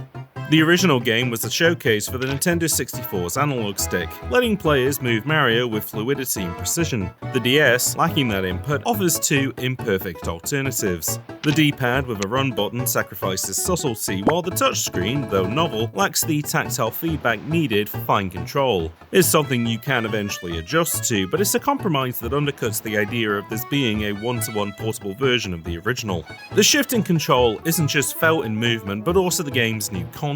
The additional levels and activities often lean into more linear or compact designs, where exploration takes a backseat to simpler and more confined objectives, something that that ironically feels prototypical of where 3D Mario would go next. Even so, these new areas aren't afterthoughts, and Nintendo clearly put some care into making them feel meaningful. Some blend seamlessly with the themes of the original game, like a construction yard that combines elements of Bob on Battlefield and Wet Dry World, while others introduce fresh ideas, like a tropical island that nods to Super Mario Sunshine's El Delfino. Their simplicity is also practical. These stages serve double duty as multiplayer arenas, where their compact design is perfect for fast-paced star-collecting action. Meanwhile, the more linear levels resemble the obstacle courses that led to Bowser's Arenas in the original game, and fittingly, they build up to brand new boss encounters. It's these elements that reveal Nintendo's strategy for this port, not to fight against the DS's limitations, but to lean into them, using them as a framework to reshape the game into something that plays to the hardware's strengths. In that sense, Super Mario 64 DS doesn't abandon the original structure, but reinterprets it. Super Mario 64 always had a modular, bite-sized structure. Each star sends a player back to the central hub, encouraging strategic choices about where and how to progress. The DS version builds on that idea by introducing 3 new playable characters: Luigi, Wario, and Yoshi. You actually begin the game as the latter, whose floaty jumps, long tongue, and enemy homing eggs make him a forgiving choice as you acquaint yourself with the game's 3D spaces. He's so beginner-friendly and capable in most situations that you might even wonder why the game isn't called Super Yoshi 64. That's because the rest of the cast bring their own unique strengths. Wario hits hard, Luigi is nimble, and Mario is an acrobat. Like picking classes in an RPG or choosing between characters in Super Mario Bros. 2, each hero is tailored to specific stars and challenges. Sometimes the game enforces a specific character to an activity, but often the choice is left to you, adding some appreciated texture to decision making. And though character switching is handled back at Peach's castle, certain levels feature collectible caps that temporarily transform one character into another, effectively turning Mario and friends into walking power-ups that expand the flexibility of how stars can be approached. It's a great fit for the Nintendo DS, which excels in short burst sessions where you may only collect a star or two at a time. The character variety and modular structure give the game a hint of adventure game DNA, with each star feeling like a miniature quest, and where choosing the right tool, or in this case character for the job, is part of the puzzle.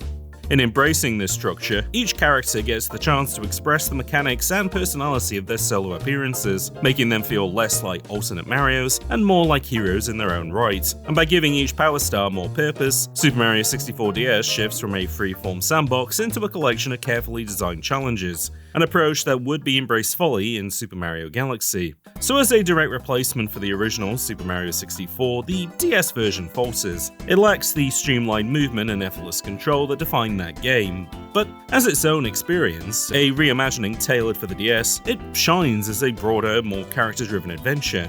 Making friction strategic, it turns a hardware compromise into a creative opportunity, and excels as a result. Just like how Tetris became the defining Game Boy title over Super Mario Land, Super Mario 64 isn't the quintessential DS game, but it stands as a brilliant example of how new hardware can breathe life into a familiar classic. In many ways, the lessons learned here would carry forward to Nintendo's next console, where, much like on the DS, a bold new piece of hardware would once again prompt a radical reimagining of 3D Mario.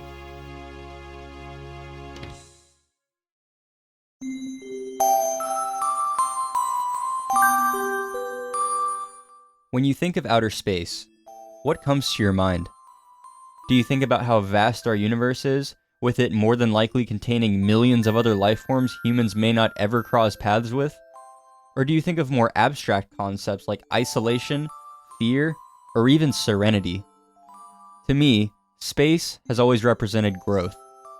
The universe is constantly growing rapidly, beyond the scope of our comprehension.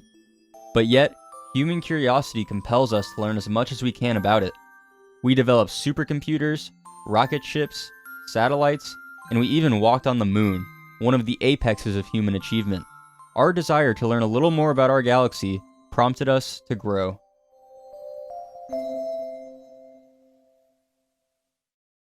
When Nintendo began developing the third 3D entry of the Super Mario series, they let their imagination run wild.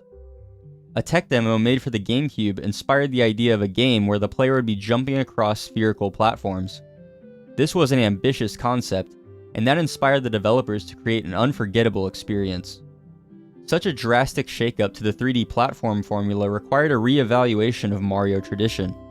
The developers forsook the open sandbox structure of the past in favor of a more focused, curated approach.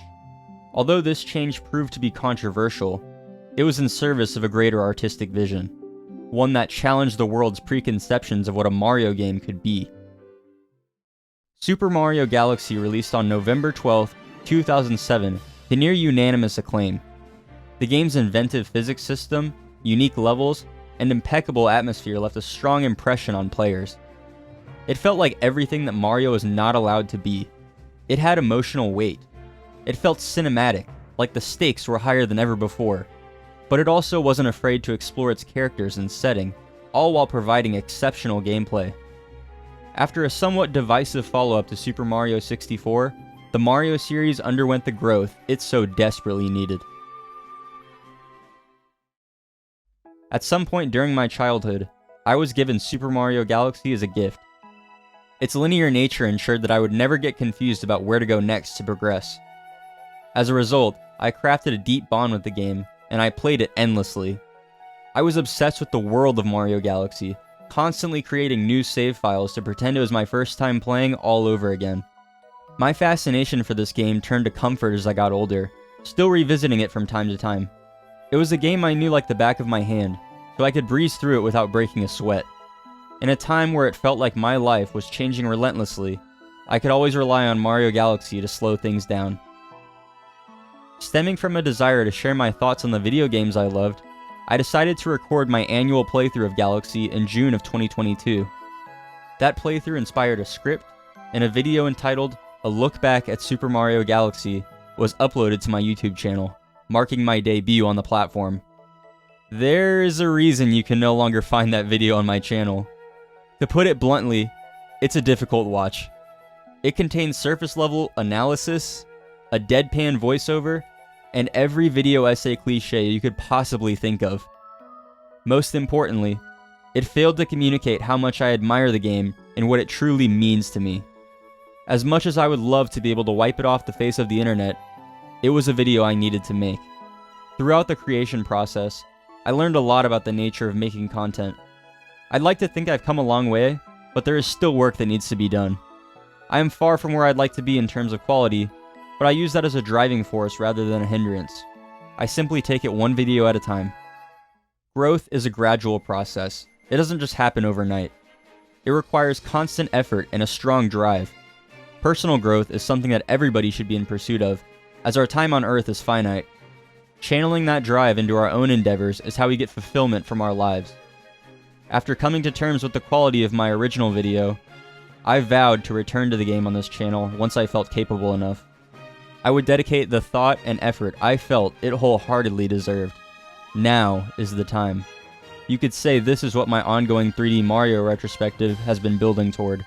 We're going to analyze every aspect of this game. No planetoid will be left uncharted. This is Super Mario Galaxy.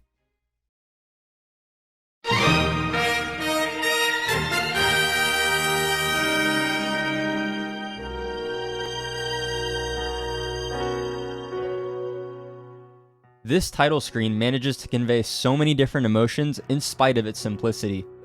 The logo flashes on screen, accompanied by an orchestral explosion. The music immediately softens, and we're left with a slow piano piece, with a few echoey space sounds thrown in the mix. The camera pans over a vast, deep blue sky. The stark contrast in vibes signifies the contrast players will be experiencing throughout objectives. Some will be more intense and demanding, while others will leave you room to soak in the beauty of outer space. The player can feel this dichotomy within minutes of beginning the game. There's this cheery violin track that backs your trek through the Mushroom Kingdom until Bowser's foreboding theme kicks in, and you realize he's abducting Princess Peach. These tracks are equally energetic, but they instill very different emotions within the player. The intro sequence at large works well to set up the epic tone that Galaxy is going for. In pursuit of Peach, Mario gets blasted away to a remote planet and is awakened by a small star creature. The camera pulls back to reveal an empty, boundless dark blue sky. Being confronted with the sheer size of space sounds like it would be intimidating, but Mario Galaxy makes it feel oddly comforting. There's a short little jingle that plays as the camera pulls back, and to me, it's always felt somewhat optimistic.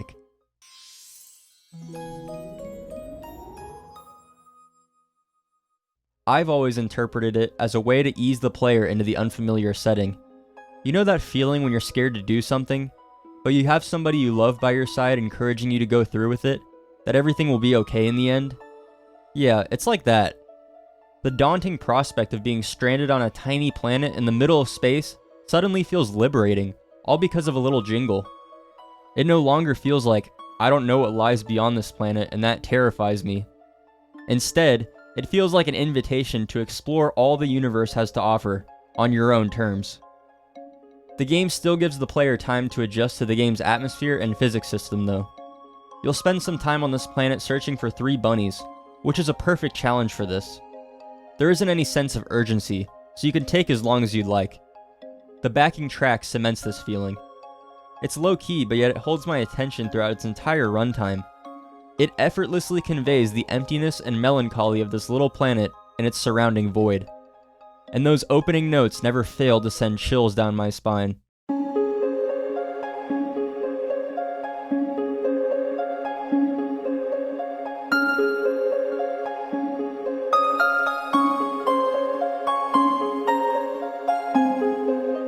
Successfully catching all 3 bunnies leads you to Rosalina, a mystical woman who grants you the power of a Luma.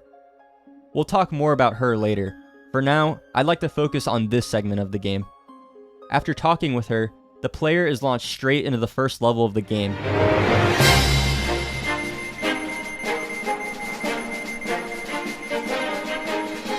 If the genius of Super Mario Galaxy wasn't already apparent to you, this single planetoid should confirm it. At this point, the player should be familiar with how it feels to walk across a spherical platform, so the game introduces basic hazards. Goombas are likely the first enemy the player will encounter, and their simplicity makes them a good fit for an environment like this. The narrow paths and comparatively low surface area of this planet position the enemies as more of a threat than they ever have been in a prior 3D Mario. The big sandbox levels of the past games made sidestepping enemies incredibly easy, and you'd only really engage with them on 100 coin missions. 64 and Sunshine's life meters had 8 points, whereas Galaxy's has just 3. Hazards and enemies are capable of killing you much easier and quicker in Galaxy as a result, making the game more difficult. Not only is the difficulty of killing them increased as a result of the change to the life meter, there's even some decision making involved. Coins replenish your health just like the past entries. However, they're generally less useful in Galaxy due to the removal of the 100 coin stars. Their utility is derived entirely from their healing ability. Star bits are the other collectible dropped by enemies, and they're far more useful. They can be used as a weapon, they can be used to gain more lives, and they can even be used to unlock new stages. Using the spin attack on an enemy yields star bits upon its death, while jumping on it drops a coin. If you're low on health, you've got to think about how you want to navigate an encounter. Do you go for the easy spin attack kill to get the more useful star bits? Or do you take the riskier approach to replenish your health? It just goes to show how Mario can benefit from having multiple collectibles throughout a level. Enemies aren't the only hazards present here. Bottomless pits also make their first appearance. A 3D platform game with spheres as platforms poses a unique design problem. Where does the player fall? The solution the designers came up with was hollowing out the planet and placing a black hole in the center of it. This way, no matter where you fall off the planet, you will be punished in a way that makes sense within the world. You also understand exactly how falling through these holes will punish you, as we all understand that black holes are scary and dangerous. This is also where the game first introduces launch star fragments, and they work especially well here in the context of the first level. Throughout the game, the player will occasionally be tasked with finding star fragments, 5 of which will construct a launch star. Launch stars are the key to progressing through a level, and splitting it up into fragments like this can turn a decidedly linear section into something that feels a bit more free-form. I'll remind you that all of this stuff is being conveyed to the player on the very first planetoid of the very first level in a matter of seconds. This level does a fantastic job at introducing the player to the general mechanics of the game, and setting up a good foundation to build upon throughout the later stages. Let's go ahead and address the elephant in the room. Mario Galaxy's approach to gameplay is far different than anything we've seen in the past 3D Mario titles. This is perhaps the most controversial element of the game, as many fans feel that the freedom provided to the player through sandbox levels was what made those past titles so enjoyable. I'm not here to declare that Mario Galaxy's linearity is objectively better and you're wrong for preferring 64 or Sunshine. Instead, I will argue that I think this change needed to happen to create the experience the designers were going for, and what I think it adds to the game. Before we can get into the meat of that discussion, I see it necessary to first examine the movement mechanics. Like the level design, Mario's movement was reworked drastically, and it also alienated some fans. 64 and Sunshine's sense of freedom was not solely a product of the sandbox level design. It was also a product of the expressive movement systems each game featured. 64 set a new standard for how video games should control in 3D, while granting the player a host of new moves to chain together and master. Sunshine refines 64's movement to near perfection, while adding its own great ideas into the mix. Galaxy doesn't iterate on past movement, it actually removes more than it adds. However, I don't necessarily see that as a bad thing. Part of the appeal of video games is the feeling of overcoming a limitation. For instance, the Portal games would barely pose a challenge if you could place 40 portals as opposed to 2. Celeste wouldn't be any fun if you could dash 10 times instead of once. Limitations are important in the context of linear games because it grants the developers a greater amount of control over how the player can interact with the world around them. The ability to account for as many player actions as possible is how great level design comes about. Galaxy bucks the dive, the twirl, the punch, and kick. What we're left with is a stripped back, slower form of 3D Mario movement. Basic moves like the side flip, back flip, and triple jump are left intact, along with the long jump making its return. There's a noticeable delay when chaining together moves that was not present in the previous games, but it doesn't really hinder your platforming capabilities. If anything, it widens the window for when you can chain moves together. For example, the triple jump is easier to perform than ever before in Galaxy. There is a comparatively generous amount of time allotted to the player to jump 3 times in a row than in 64 or Sunshine. Wall jumps are also even easier to perform than in Sunshine for the same reason. Opinions on this will largely come down to your own perspective. Is it valid to sacrifice speed for precision? I don't believe there's a correct answer. However, I do personally believe that this was a good decision. Although moves like the dive are greatly missed, there's no denying that extra moves outside of what we were given would make controlling Mario rather difficult. The gravity mechanics require precision from the movement mechanics, more so than a typical 3D platformer. The player isn't just running on a flat surface, they're running on a spherical platform, and the direction the control stick will turn Mario could change at any given moment. It makes total sense to simplify the movement a bit, and I think it benefits the game substantially. The only notable new move is the spin attack. It can be used to fend off enemies, correct for jumps while in the air, and it's your main facet of interacting with the world. Some people take issue with it being a motion-controlled action, but I've never had an issue with it, honestly. It's intuitive because the motion is similar to the action that Mario's performing, and the controller reads my motion perfectly. Although the spin isn't as versatile as FLUDD in regard to movement options, I think I prefer it as a platforming crutch. The hover nozzle is effective, but moving with it can feel a bit cumbersome. In contrast, the spin is simple and snappy. It's kind of an all-in-one move that streamlines platforming. Optimizing your movement and pulling off cool tricks in the prior titles, while fun, felt like something that the game wanted you to do. I mean, that's the whole reason those movesets were so free-form.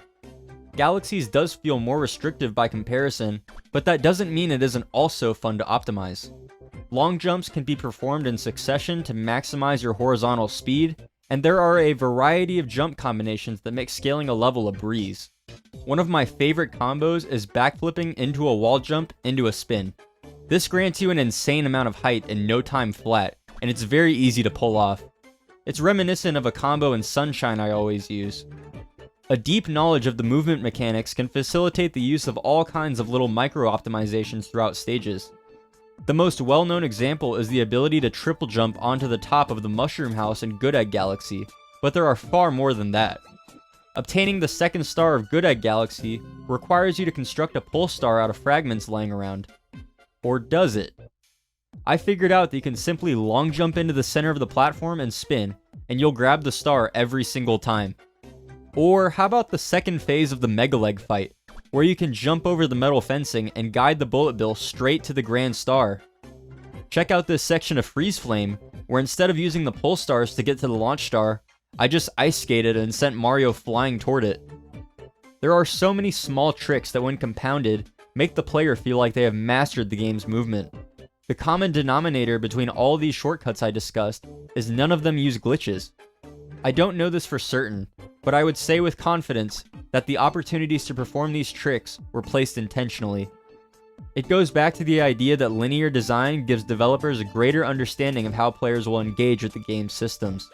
We've discussed how the movement mechanics and level design interact, but what about the levels themselves? Well, they are some of the most inventive stages of any 3D platformer I've ever played.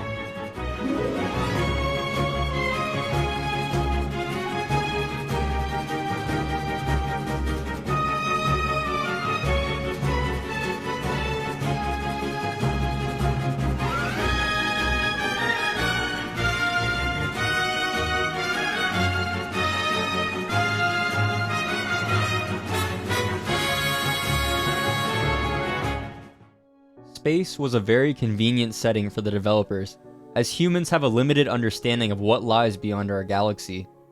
Virtually anything could exist out there, and we'd have no clue.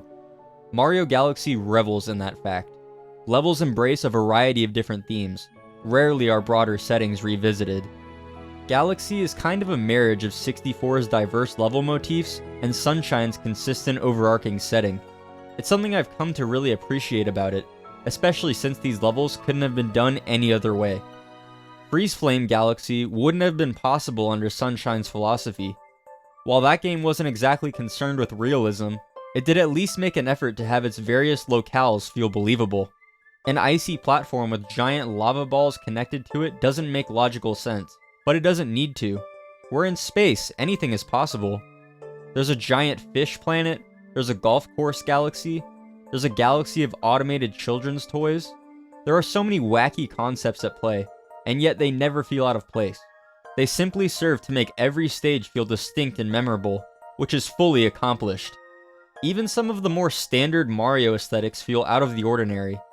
Honey Hive Galaxy is Galaxy's take on the basic grass world of past Mario games, made interesting by the presence of honeybees. Battle Rock Galaxy and Melty Molten Galaxy are typical Mario fare thematically, but both of them have a cinematic flair that distinguishes them. In Battle Rock, you're flying to various parts of this massive rock and blowing it up from the inside. Melty Molten has this sense of urgency throughout most of the level, whether you're flying away from a volcano right as it erupts, or you're scaling a spire of rock sinking in lava. Nearly every single galaxy has a unique gimmick to call its own. The word gimmick has somewhat of a negative connotation within game discussion, and I'd like to forego it in this video. The word is often used to criticize elements of games that don't add much to the experience or are underdeveloped and are only there for marketing purposes. Look no further than the Wii Remote, for example. The Wii's selling point was always its motion controls for most people, and the more hardcore demographic didn't appreciate the non-stop addition of motion controls to games on the console. Mario Galaxy itself has been affected by this perspective. Most people agree that the rolling ball levels and the manta ray levels are gimmicks, but few view Gusty Garden or Matter Splatter as such. Both of those levels feature concepts or ideas that are not revisited ever again. Hell, you could even call the gravity mechanic, the very foundation of this game, a gimmick. But yet, nobody does. The word gimmick is thrown exclusively at mechanics people think are bad, and I think that is harmful. Galaxy proves that a host of gimmicks can culminate into a fantastic game. Pull stars are used to great effect in both Space Junk Galaxy and Ghostly Galaxy, with completely different contexts for each. Everything about Space Junk asks you to take it slowly. Its somber backing theme, its stunning skybox, and its blatantly linear path. This stage is one of the emotional high points of the game for those reasons, in spite of its directness.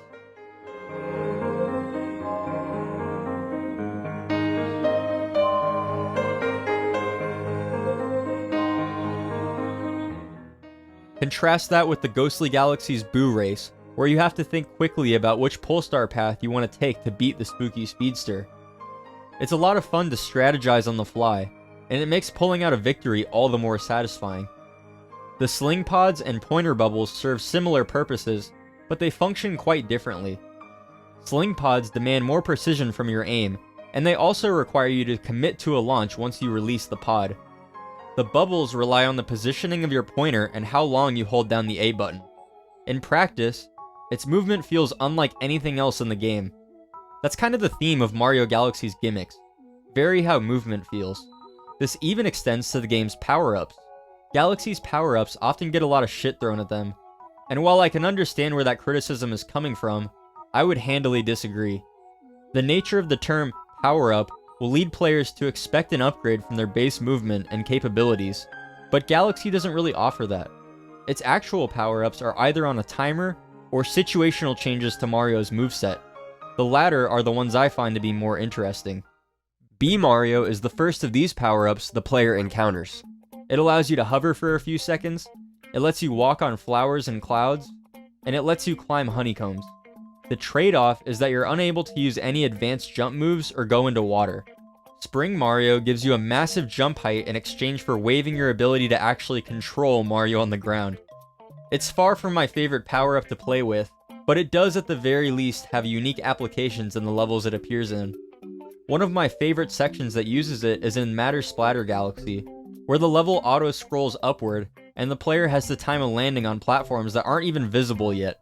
It places less of an emphasis on horizontal movement, and plays to the strengths of the power-up.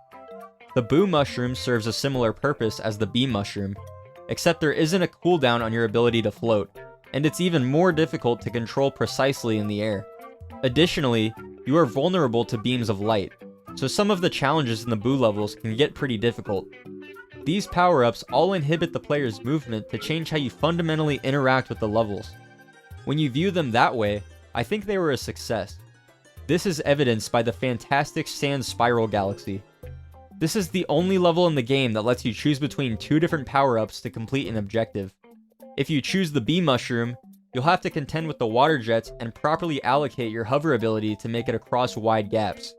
If you go with the Boo Mushroom, you are relieved of the stress of hovering in exchange for more hazards on the path. It's completely up to the player to pick what they're more comfortable with, and it's one of my favorite challenges in the entire game. The rest of the power-ups feel sorely underutilized. The Fire Flower and Star Power actually appear in a decent amount of levels, they are just used in very short bursts. These two function the same as they do in 2D Mario games, with the Fire Flower being on a timer as I mentioned before.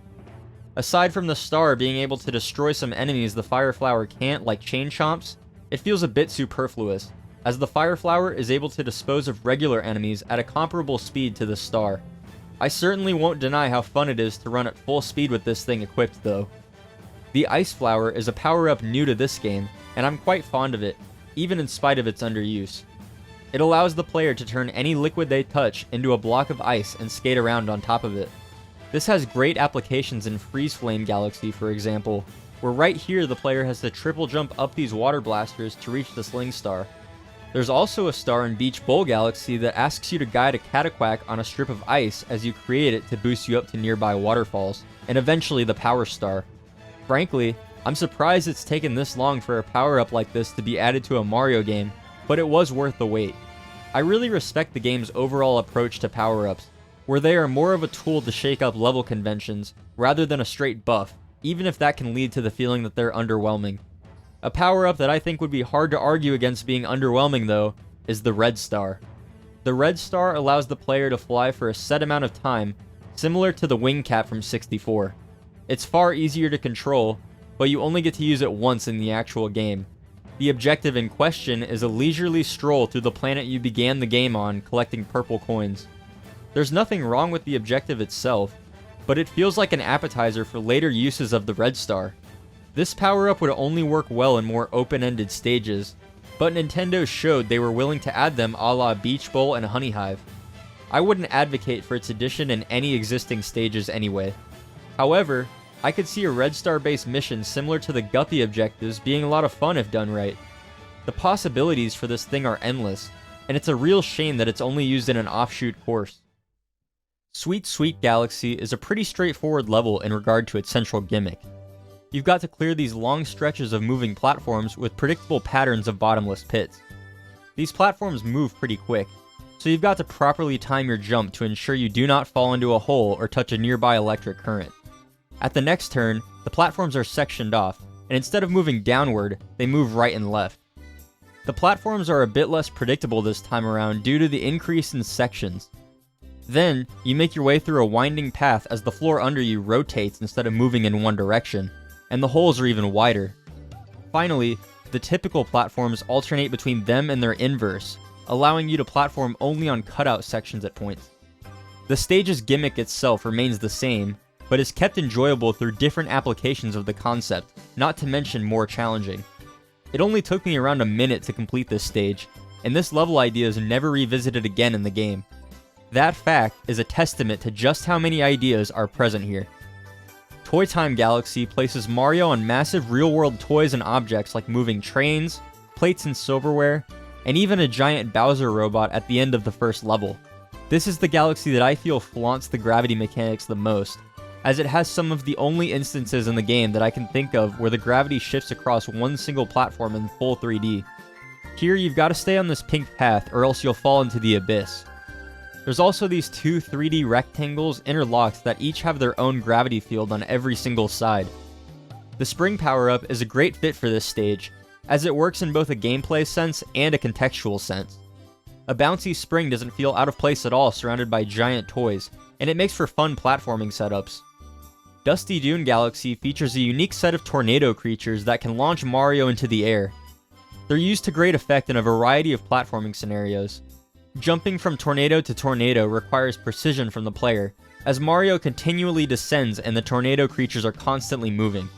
I specifically like their use on this tower section, and in the purple coin level, because they test the player's precision well. These purple coins are placed in the air in a spot only accessible by flying. You have to make sure you launch in the right spot, grab the coins without falling too far down, and then either land on the ground or in another tornado. It can actually be tricky at times. The stage also makes use of its setting well by having obstacles emerge from the sand. This area has you continuously raising and sinking this tower under the sand, and you've got to collect all 5 launch star fragments while dealing with the numerous and unrelenting dry bones. There's also a section in the same level that raises a sand platform and asks you to dodge incoming blocks, or else you'll be squished. They even combine these two ideas later on, except the sand moves horizontally rather than vertically. You've got to collect silver stars inside the spherical room, and the challenge kind of plays like an auto-scroller. All of these challenges are different applications of the same concept, which manages to keep the level feeling fresh its entire runtime. Buoy Base Galaxy has you swim down to the bottom of its moat and lure a bullet bill into a piece of glass. Breaking this glass converts the once useless tower into a spiring platforming gauntlet. The stakes feel higher and higher as you scale the tower, and the backing track accompanying the stage screams triumph.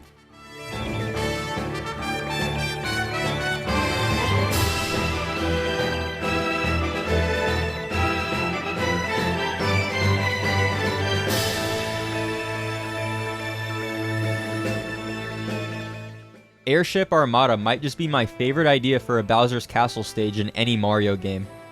Ever since Mario 3, I'd been dying to play an airship level in a 3D Mario game, and this stage delivers. It's all about blasting across space to land on different ships, and dodging their cannons later on. The level itself is over way too soon and isn't as challenging as I'd like, but at least the fight with Bowser Jr. is pretty cool. Phase 2 of the fight can get hectic if you don't end it quick enough, which can make it feel pretty intense. The boss fights in Galaxy as a whole are a huge improvement over the prior titles. Just like the Galaxies, they have a unique gimmick that is built up throughout the stage, and climaxes at the boss fight. None of them are particularly deep, but they are at least incredibly varied. Good Egg Galaxy familiarizes the player with coconuts throughout one of its stages, and then tests them with King Caliente. This boss asks you to time your spins to hit a coconut back at Caliente. As the fight progresses, it turns into coconut tennis, with the coconut changing speeds and directions each time it's hit back. It's a fun fight, and it's great for newcomers to help perfect their spin timing. He even appears later on in the game for a much more difficult fight. The final boss of the Terrace Megaleg is one of my favorite bosses in the game. It's a massive robot that sits on a tiny little planetoid, and Mario must scale its legs to start dealing damage to it. I absolutely love how it integrates platforming into the fight itself, with Mario having to clear the various obstacles on the way up.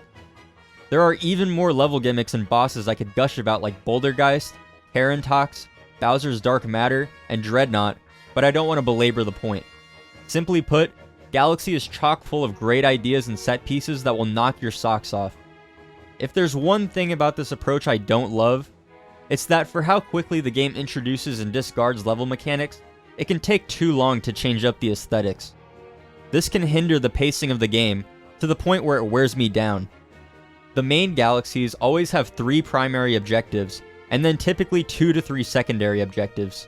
The galaxies rarely undergo any meaningful aesthetic changes across even the primary objectives, and the secondary ones are mostly just branching paths within those primary levels. If you're going for full completion of a main galaxy, it can take upwards of an hour to tackle all the objectives, and by that point I'm ready to move on to something else. But there are also times the game goes too far, and introduces random offshoot galaxies that are one-and-dones. These galaxies range greatly in quality, so I think they could have received a little more attention in development. Sweet Sweet Galaxy's aesthetic premise has so much room for exploration, it's shocking that it only houses one mission. Matter Splatter is another galaxy that I feel could have used another star or two, as it has one of my favorite gimmicks in the entire game. There are these tiny magic beams that bounce around the stage and create platforms that slowly fade away, so you have to be quick on your feet to clear each area. In practice, it plays like an auto-scroller, but the concept is so cool that it doesn't even bother me. It's a concept that I think has so much room for exploration, as it also contains just one star, and the level is pretty short. I could even see it being implemented into a rhythm-based level, for example. Imagine you had to time a triple jump perfectly in sync with the platforms to reach a high wall, or you had to use the ice flower to ice skate on water you're freezing as it appears. There are a handful of other stages like this that have a lot of potential, like Sand Spiral, Big Mouth, hell, even the Rolling Ball stages, that I wish could have been fully realized. On the opposite end of the spectrum, there are stages that frankly have no business being here. Hurry Scurry Galaxy isn't a bad idea, it's just very one-dimensional and plain. The entire level takes place on this little planet made of shrinking platforms, and you've got to collect all the music notes to grab the star. The platforms don't regenerate, so you've got to think about where you're walking. This would have been fine as part of a more substantial stage, but I don't think anybody would miss this level if it were axed. Flip Switch Galaxy is a similar story. There are 18 panels on this planet that need to be switched, and there are various obstacles that need to be accounted for. It isn't difficult, it doesn't present anything we haven't already seen in other levels, and it's also bland. The backdrop is the same retro Mario void that Sunshine's secret areas contained, and nobody liked it there. It's probably my least favorite galaxy in the entire game. While we're at it, I see no reason not to combine or even remove superfluous stages like the Manta Surfing levels. One galaxy with it is fine, there didn't need to be 2 entirely separate ones. Make the second, more difficult one a hidden star even. That could be cool. Maybe after completing the first race, you could talk to the Coach Penguin and unlock a harder version of the course. That way, you free up slots for more galaxies with new gimmicks. If you really wanted to, you could even stick that inside the Sea Slide Galaxy over some of the more lackluster objectives. How awesome would that be? I do think there is value in having quick little galaxies that only contain 1 or 2 stars. They just have to be worthwhile ideas. I'm more permissive of levels like Sling Pod Galaxy and Buoy Base for that reason. They do help to break up the monotony of the bigger galaxies. I just wish the star count were balanced across these smaller ones. Despite the game's shift towards linear challenges, the freedom that the structure of the past games provided is not lost entirely. While the world progression in Galaxy is solidly linear, the galaxy progression across the game is not. In any given world, you can play whatever galaxy you'd like, so long as you meet the minimum star requirement. You aren't able to play any levels within these galaxies out of order, unless you include the hidden stars, I suppose. Hidden stars take a much different form in Galaxy when compared to past 3D Marios. The ones present within levels are just branching paths from the main objective that offer a completely different challenge. While they can be fun to go for, they introduce a new problem with this game's level format. To grab both the hidden star and the main star, you'll have to play through part of the level twice, in exactly the same way. This also applies to the game's prankster comets, which are basically the replacement to in-hub hidden stars.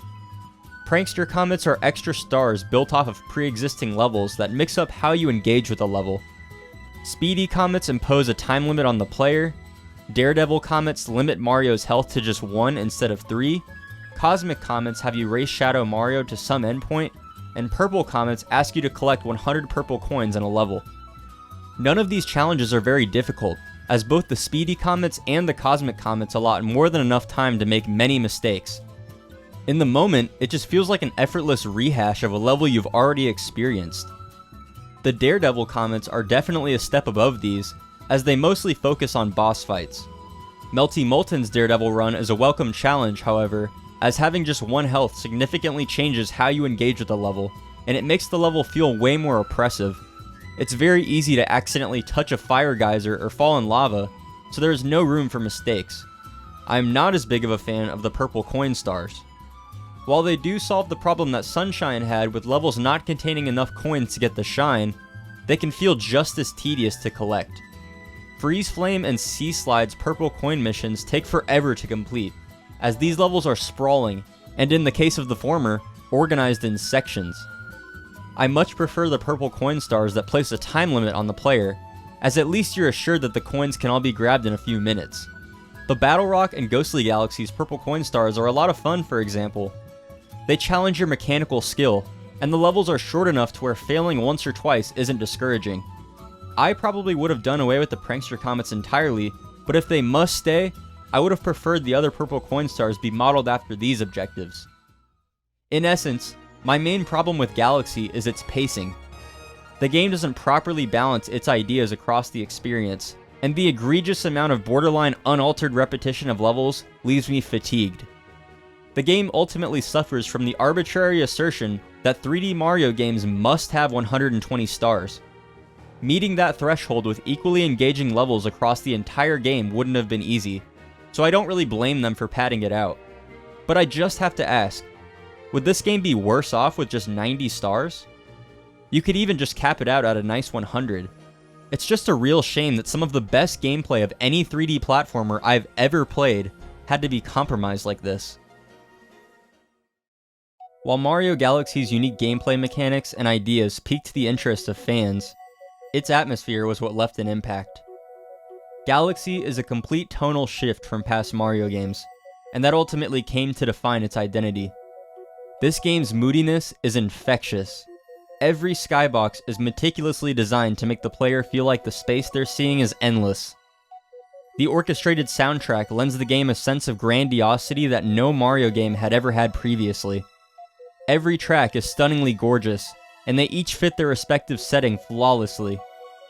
Space Fantasy is a track typically found in emptier, more ethereal stages.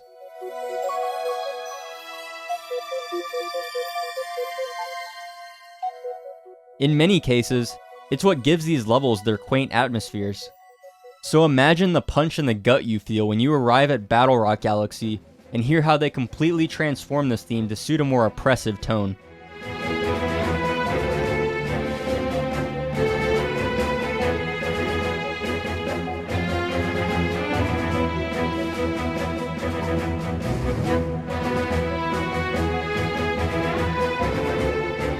Bowser's boss theme is unlike anything the series has ever had before. The orchestra builds and builds, until the choir comes in and adds even more weight to the track. Striking Bowser alters the track to have the choir sing along to the instrumental, which makes the player feel pressured to follow up on the attack. Seriously, this theme sounds straight out of Dark Souls 3, and I cannot get enough of it.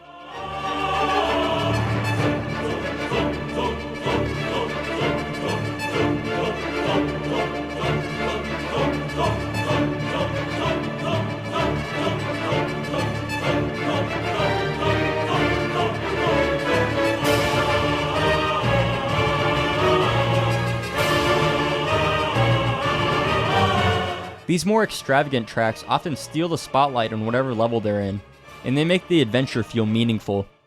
The epitome of this is Gusty Garden Galaxy. Gusty Garden has its fair share of interesting mechanics, but its atmosphere and theme are what ties it all together into one of the most memorable levels in any video game. Jumping from planetoid to planetoid evokes the same feeling that Buoy Base does as you ascend the tower, like you're slowly building toward an ultimate goal. This is achieved entirely through the level's theme, which, well, you've heard it before. It's pure bliss.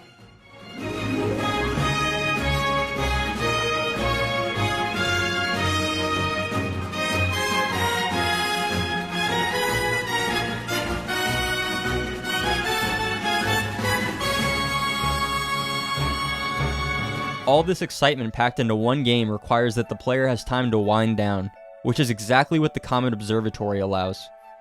This ship acts as your hub world throughout the game, and your goal is to power it up using the stars you collect in order to save Princess Peach. Restoring power to the Comet Observatory allows you to access new worlds, and populate the ship with new NPCs and Lumas. It's a lot of fun to see the ship go from being mostly blacked out to being full of life, with Lumas wandering about. The Comet Observatory's main theme even grows as the ship does.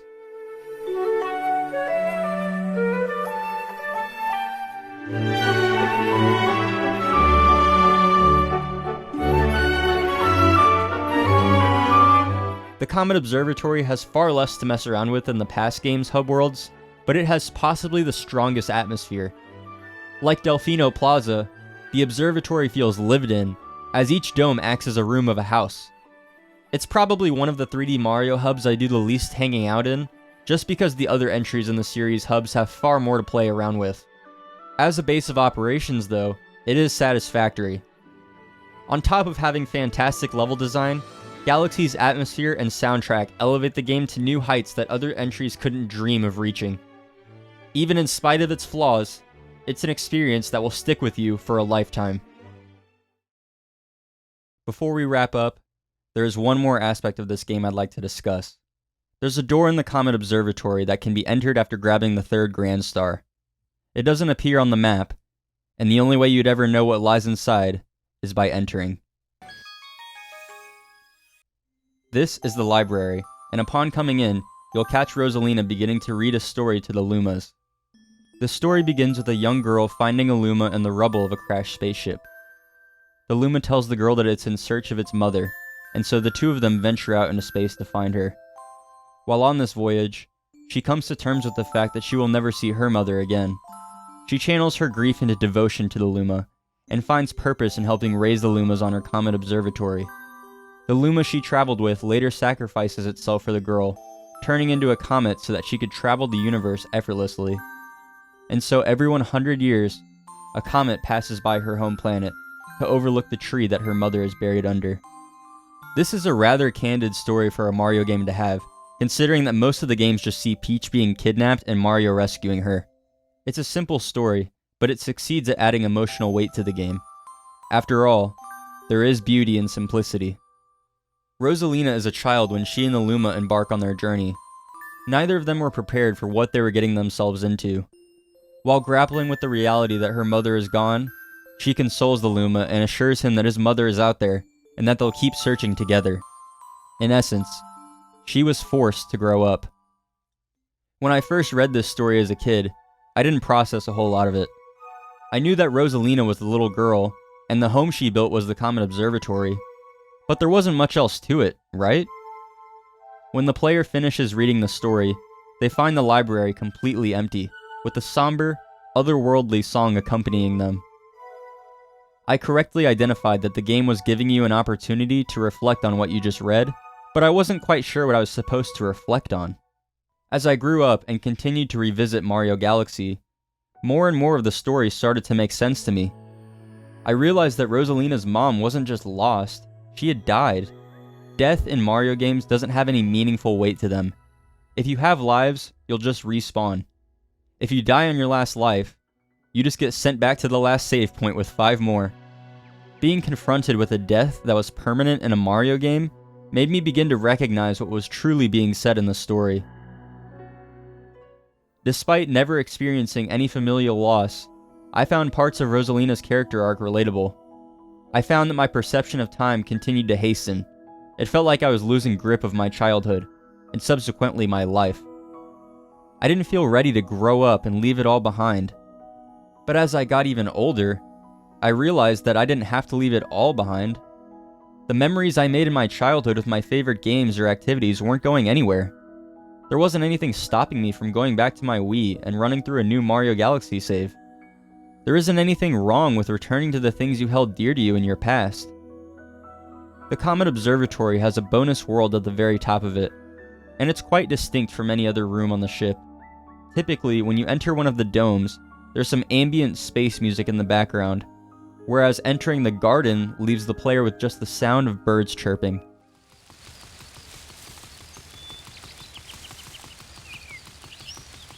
Its vivid color scheme and earthy aesthetic are exclusive to this dome. Something I noticed while revisiting the storybook is that when Rosalina and Illuma first constructed the observatory, the garden did not exist. Only 3 of the 6 domes were explicitly mentioned after they completed the observatory. This implies that the garden was added on after the fact, and it serves as a reminder to Rosalina of what her home was like. Presumably years into the future, Rosalina felt she needed a space that brings her back to her childhood. In my original Mario Galaxy video, I mentioned that I saw myself in Rosalina's backstory, that I too felt like a kid who was forced to grow up too soon. While this is still partially true, I think I missed the overarching point of the story. Even though there is always an inclination for us to romanticize our youth, we should also value the lives we've made for ourselves as adults. Growth doesn't stop once you reach adulthood. It's a constant part of our lives, and it's important that we understand that. If you're unhappy with where you're at in life, remember that things can always get better. While growth is something that we should always strive for, it is also important to recognize how far we've come. Don't beat yourself up over not being what you would like to be. Appreciate what you are. Take pride in the things you've achieved. Growth is a non-linear process. It doesn't look the same for any 2 people. Take life's challenges at your own pace, and keep your mind in check. Rosalina's story is a perfect reminder of the fact that we can overcome whatever hardship is thrown our way, and find our place in the world.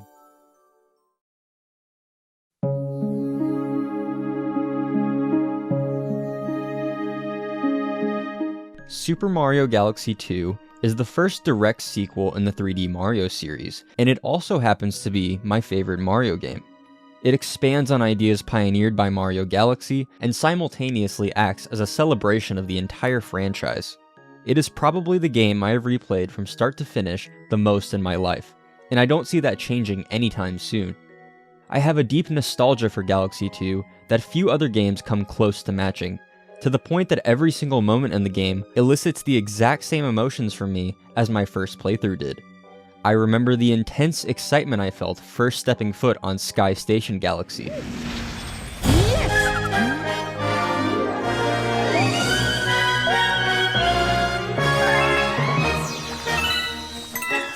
I remember the intrigue I felt unlocking the Wild Glide Galaxy, wondering what could possibly await me in this lush rainforest. I remember the unexpected sadness I felt entering World 3, spending a few moments just soaking in the gorgeous world theme.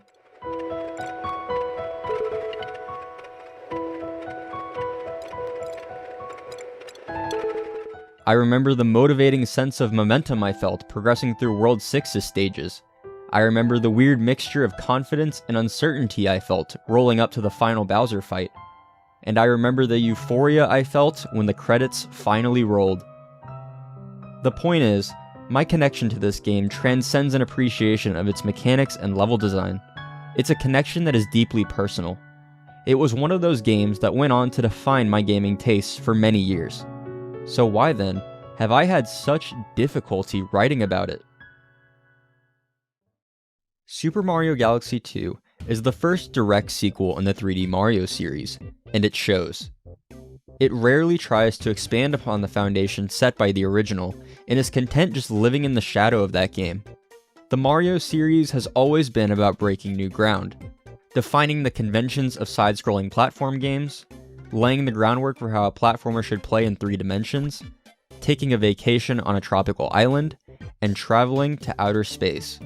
Breaking that tradition in favor of revisiting an old setting and gameplay mechanics makes Galaxy 2 feel underwhelming by comparison.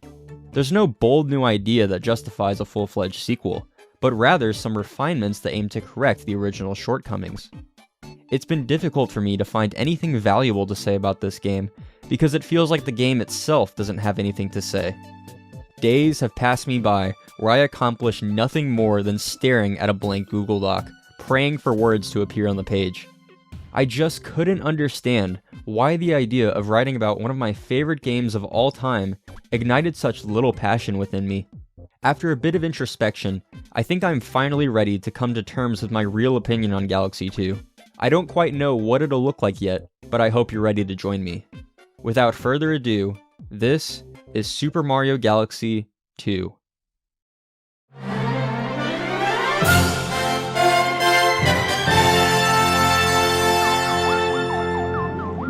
The opening of Super Mario Galaxy 2 does a good job setting the tone for the rest of the game. It subtly showcases the evolution of the Mario series through gameplay by having the player transition from platforming in a 2D plane to walking in the fully 3D Mushroom Kingdom. This is the first of many nods to the series' past throughout the game, but it also serves as a great tutorial for new players. Where Galaxy 1 is serious and cinematic, Galaxy 2 is lighthearted and charming. Bowser makes sure to crack plenty of jokes before taking Princess Peach and venturing off into the cosmos. There isn't really a grand setup to speak of, it just kinda plays out like a typical Mario game with a few little flourishes. The upside to this approach is that the opening is finished in a few moments, and you're shot right into the first level of the game, which is where the magic of this game makes itself apparent. The opening of Super Mario Galaxy 2 does a good job setting the tone for the rest of the game. It's short, bare bones, and doesn't even try to come up with a unique premise. It takes plot points from the first game when necessary, otherwise defaulting to the typical Mario tropes that have been done to death. This opening feels rather uninspired, especially when compared to the opening of the first game. It does the absolute bare minimum, which is establish the circumstances that lead to the gameplay. It has no interest in going any further.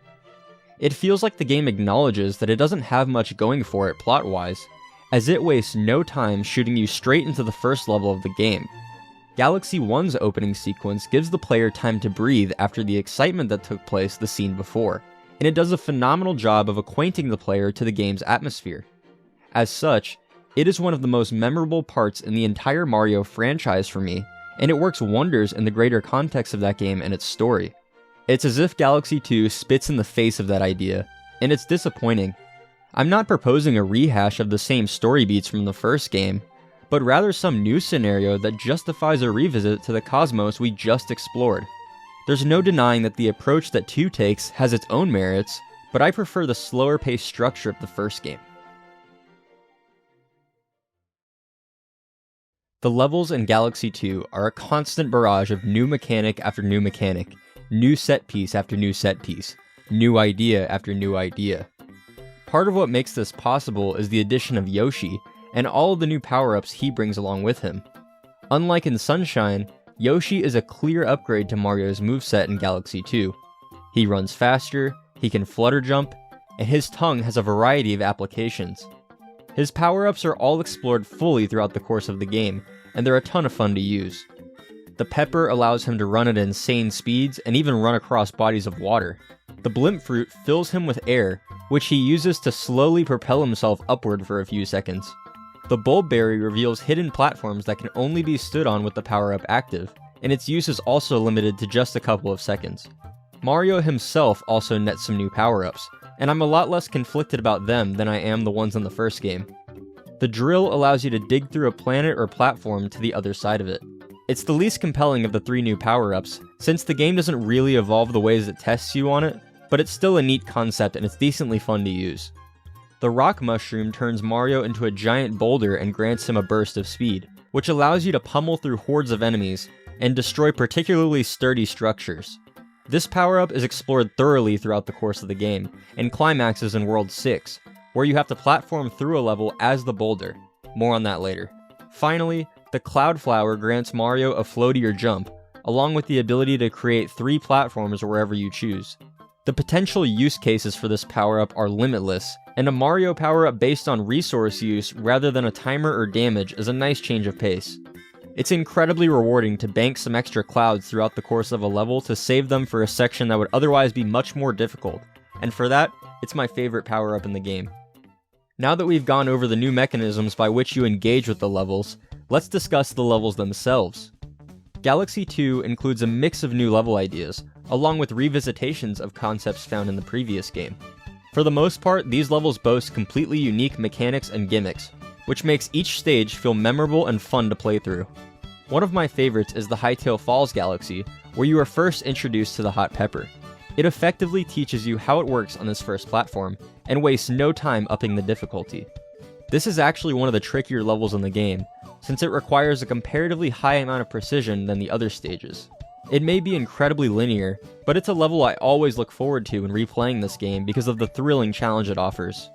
Puzzle Plank Galaxy has quite a unique aesthetic going for it, with its platforms consisting of cut wooden planks and blocks that need to be ground pounded.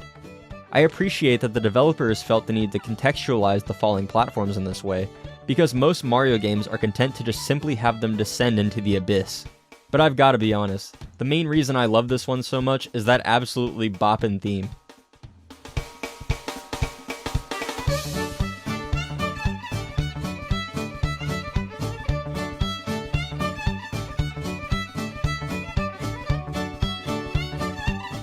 Clockwork Ruins is another highlight due mostly to its theming, a mechanical world slowly being eroded by the forces of nature. It's one of the first levels that come to mind when I think of Galaxy 2, because it embodies much of what this game's core conceit is, a constant flurry of new, interesting ideas. The first area sees you platforming across giant rotating stones that can actually get pretty tricky to maneuver around. Then, after completing another platforming challenge, you shift the gravity of the planetoid you're on, which has you contend with the obstacles in a completely new way. The walls that once pushed you off those narrow beams are now bottomless pits. Or I suppose you could just do what I do, and jump onto the outside of the box. After that, you make your way through a set of tough and thematically relevant obstacles like rolling stones, booby trap-like spikes, and secret contraptions. This level never fails to make me feel like I'm playing through an Indiana Jones temple, and I love it for that. Fluffy Bluff Galaxy caps off World 1 with a bang, as its massive scope practically begs you to experiment with the Cloudflower. This level's backing theme always ensures that I spend as much time as possible just messing around and soaking it all in.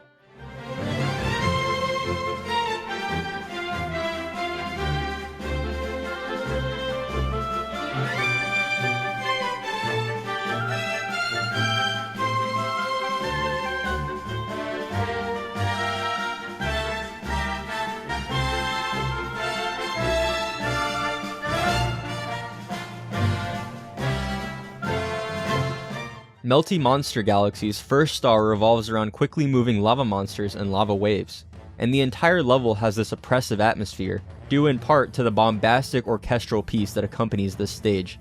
You really feel the pressure mount as you get closer and closer to the end of the stage, especially on that final planetoid with all the lava monsters moving about. That pause that occurs after freeing the power star always is followed by a huge sigh of relief from me. This galaxy also features that boulder level that I mentioned earlier. It can actually be one of the more difficult levels in the game, but that constant high speed is nonetheless exhilarating. I also love how you can see this stage in the background of the Polestar area in the first stage. What a nice touch. I mentioned before that Galaxy 2 feels like a celebration of the entire series, and that is most apparent when looking at the stages. There are multiple instances where levels call back directly to past games in the series, and even more that feature indirect callbacks. Throwback Galaxy is the most obvious one. This level is pulled straight from Super Mario 64. It's identical to that game's Whomp's Fortress, save for a few changes to accommodate Mario Galaxy. I love how this level subverts your expectations by having a giant Whomp at the top of the tower, but then you jump down to the underside of the planet and fight the real King Whomp. It makes this fight feel fresh, despite having been created 15 years before this game's release.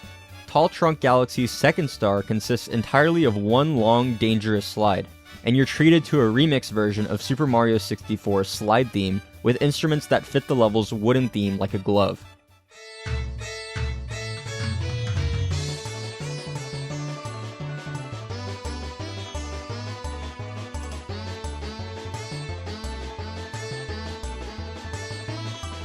This was a mind-blowing level to hop into on my first playthrough, and it still remains one of my favorites in the game.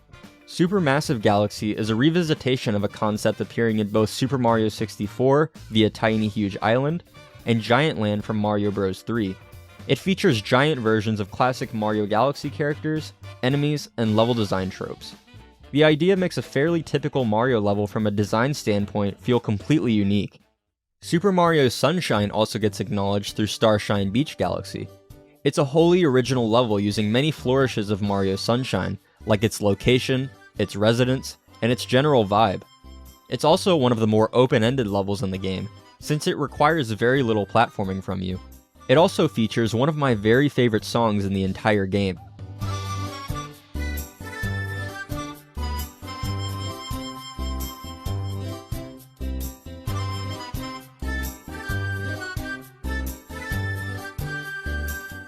A perfect way to honor one of the most stylish Mario games. Throughout the campaign, there are arguably a lot of callbacks to the original Mario Galaxy, but they exist as completely unique levels. These stages are very obviously trying to recreate the feeling of playing through their corresponding stage from the first game, and they succeed to varying effects. A few that come to mind are Honey Bloom Galaxy, Cloudy Court Galaxy, and Shiver Burn Galaxy. Cloudy Court and Shiver Burn are the easiest lines to draw, as Cloudy Court has that same booming orchestra backing your journey through the level. Shiver Burn is just another variation of the fire and ice colliding idea that Freeze Flame pioneered, but that doesn't mean it isn't a great level in its own right. Honey Bloom iterates on the B-Suit levels from Galaxy 1 by just completely leaning into the course clear linear design, and it manages to feel distinct, but also familiar, which is exactly what these types of levels should strive for. Prankster Comets are another area of the level design that has been vastly improved. In the first game, these comets would just randomly appear on certain galaxies, whereas in Galaxy 2, you must collect the comet medal of a stage for them to appear. Comet medals are extra collectibles hidden throughout levels that may ask you to perform a tricky jump, keep an eye out for something that looks out of place, or otherwise require something extra from the player. They work well at keeping the first run through of a level engaging, as you'll more than likely be scouring the stage until you find it. The comets themselves are a huge upgrade from Galaxy 1 as well. For starters, the speedrun comets in the original never amounted to anything more than simply running through a level you've already played under a pretty generous timer. In Galaxy 2, you enter a level with just a couple seconds on the clock, and you've got to constantly be collecting these stopwatches to keep going. It makes these familiar stages feel incredibly tense, and they're always a ton of fun. The Cosmic Comets from the first game that have you race against Shadow Mario have been replaced by the Clone Comets, where cosmic clones are created and copy your every move. The Chompworks Galaxy one in particular is a lot of fun, because this level requires that you stand still for a bit, but the clones force you to move after a few seconds. You've got to carefully time when you stand still, and also effectively stall without taking a hit. The Puzzle Plank Comet is also great, because it forces you to balance precision with your coin collecting and speed so that you don't take damage. This level goes on for quite a while, and it's immensely rewarding to collect that final coin. Arguably the biggest change from Super Mario Galaxy 1 to 2 is the pace at which you experience new levels. The biggest galaxies in the first game would have a maximum of 6 power stars total, while in Galaxy 2, they cap out at 3. This means you spend far less time in each galaxy than you would have previously, which makes the game incredibly difficult to put down. It's one of those just one more level games. And to make the pacing even snappier, hidden stars have even been altered slightly. They're a lot less derivative on average than the ones in the original game, and some even have all new scenarios associated with them. These stars are also often found at the very beginning of levels, so they mitigate the issue that Galaxy 1 had with repetition when searching for them. These stars are far more fun to hunt for in this game as a result. There are even more stages and level design concepts I could gush about, but we'd be here all day. It could be argued that Super Mario Galaxy 2 is one of the best 3D platformers of all time, based on just its stages alone. Despite having played this game dozens of times, I'm always completely blown away by just how many creative ideas and refinements the developers managed to work into this game.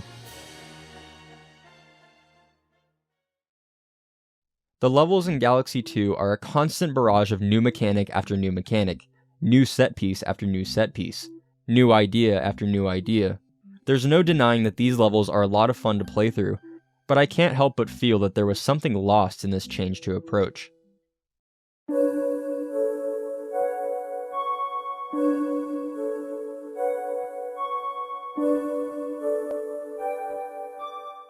Sweet Mystery Galaxy is one of the only levels that utilizes the Bulb Berry, and the nature of this power-up forces the player to take on the stage at a slower pace.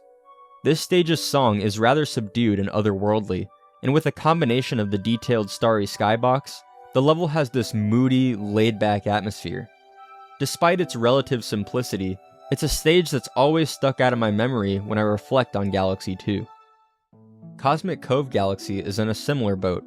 Its theme, skybox, detailed environment, and level structure invite you to revel in its slower pace. It's one of the only stages in this game where collecting the Power Star is bittersweet. It means I won't be returning to it for the rest of the game. These two stages are reminiscent of what I love most about the first Galaxy game. That strong sense of atmosphere, that drive to do what has never been done before. The setting of Super Mario Galaxy was what truly elevated the game from a great Mario game to one of the most cherished in the franchise's history. Of course, Galaxy 2 still has its moments, as I just outlined, but there is a noticeable lack of unapologetically spacey levels when compared to the first game. The bulk of the stages in Galaxy 2 are set against a generic blue sky, which is far less interesting than the vast and colorful skies we saw in the first game. The blue skies homogenize all these levels in a way that I'm not a big fan of, as it feels like it strips away a lot of the character that the Galaxy subseries has going for it. Combine that with the fact that a lot of levels harken back directly and indirectly to past games in the series, and it feels like Super Mario Galaxy 2 lacks its own identity. When Super Mario Galaxy gets brought up, Space Junk Galaxy is always the first level that my mind goes to. Polestar Path is not a difficult level. The only reason it exists is to floor you with its somber atmosphere. It features an absolutely gorgeous piano piece and minimal level geometry, so that the focus is placed on soaking in the mesmerizing cosmos.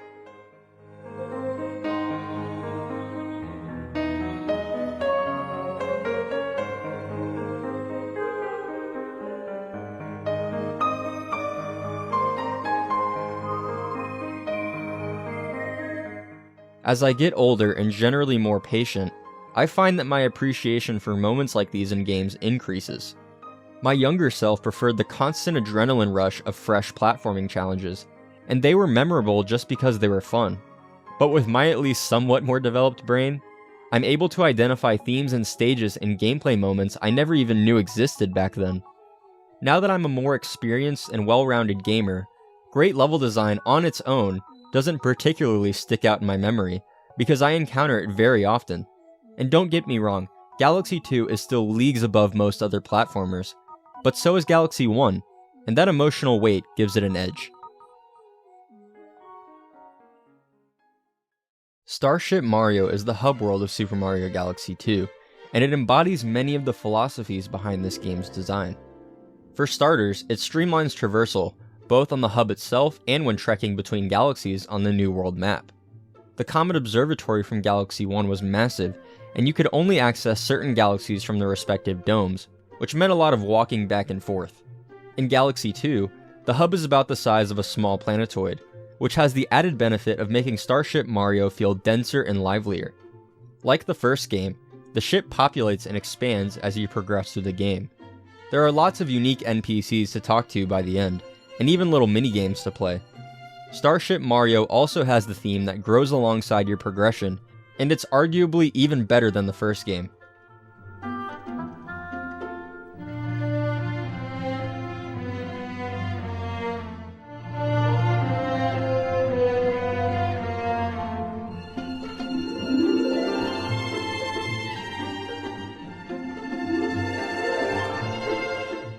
Starship Mario is also home to a new character, the captain of the ship, Lubba.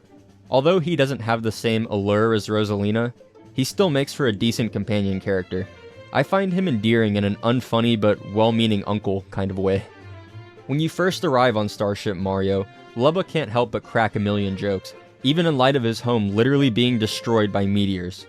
At no point does this stop throughout the game, because he's much more directly involved in your adventure than Rosalina was. After completing a level, he will often have a line of dialogue for you about your mission, or whatever item or NPC you bring back with you to the ship. It keeps the adventure feeling lively and upbeat. I've always interpreted his presence as a reminder that even at your lowest points, You should appreciate the little things that keep you going, and ultimately make your life the tiniest bit more enjoyable. That discussion is probably a bit beyond the scope of this video though. The addition of a world map to Galaxy 2 has been a contentious topic. Some see it as an unnecessary restriction on player freedom, and a sign of 3D Mario moving toward linear course clear design, while others see it as a simplification of world traversal and a smart way to control for player engagement. I happen to agree more with the latter argument. The way these maps are designed force players to play through certain levels to progress any further. This means that the developers are assured that players have been introduced to and understand specific concepts within these stages, and that allows them to iterate on them in future stages. This is why Galaxy 2 is often said to be a more challenging game. I welcome the increased challenge. I think it's one of the best approaches a sequel to a mechanically driven game can take. And for my strongest argument of all, the skybox when you're on Starship Mario changes based on which world you're in. How cool is that? Starship Mario is the hub world of Super Mario Galaxy 2, and it embodies many of the philosophies behind this game's design. It is hell-bent on just getting you into a level, leaving little reason or opportunity to just stop and smell the flowers along the way. Even if wandering the Comet Observatory was a little slow, I think there's something to be said about always having the chance to diverge from your objective and soak in the elegant atmosphere. Those long walks help to give the Comet Observatory this jaw-dropping scope, and even instill a sense of comfort within me. It's one of the few moments in the game where no enemies are trying to kill you, and you don't have to do any dangerous platforming. These little trips back and forth have come to be some of my favorite moments in Galaxy, because the game's main strength is placed on full display. Its unparalleled ability to sell you on an atmosphere. Rosalina's storybook is the thread that ties it all together. You learn about the history of the Comet Observatory, and the purpose that each and every area serves.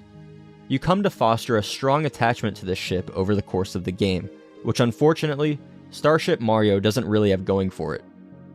Look, I love my boy Lubba, but he pales in comparison to Rosalina as a companion character.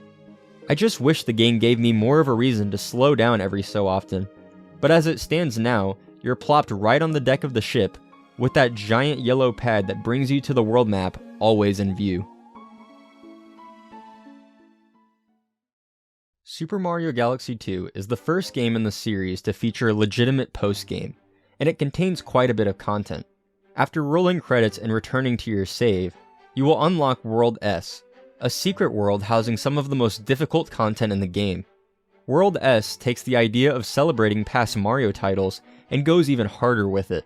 Nearly every level here is a revisitation of an idea from Mario Galaxy 1, with there being some original levels, and even a level straight from Super Mario Sunshine.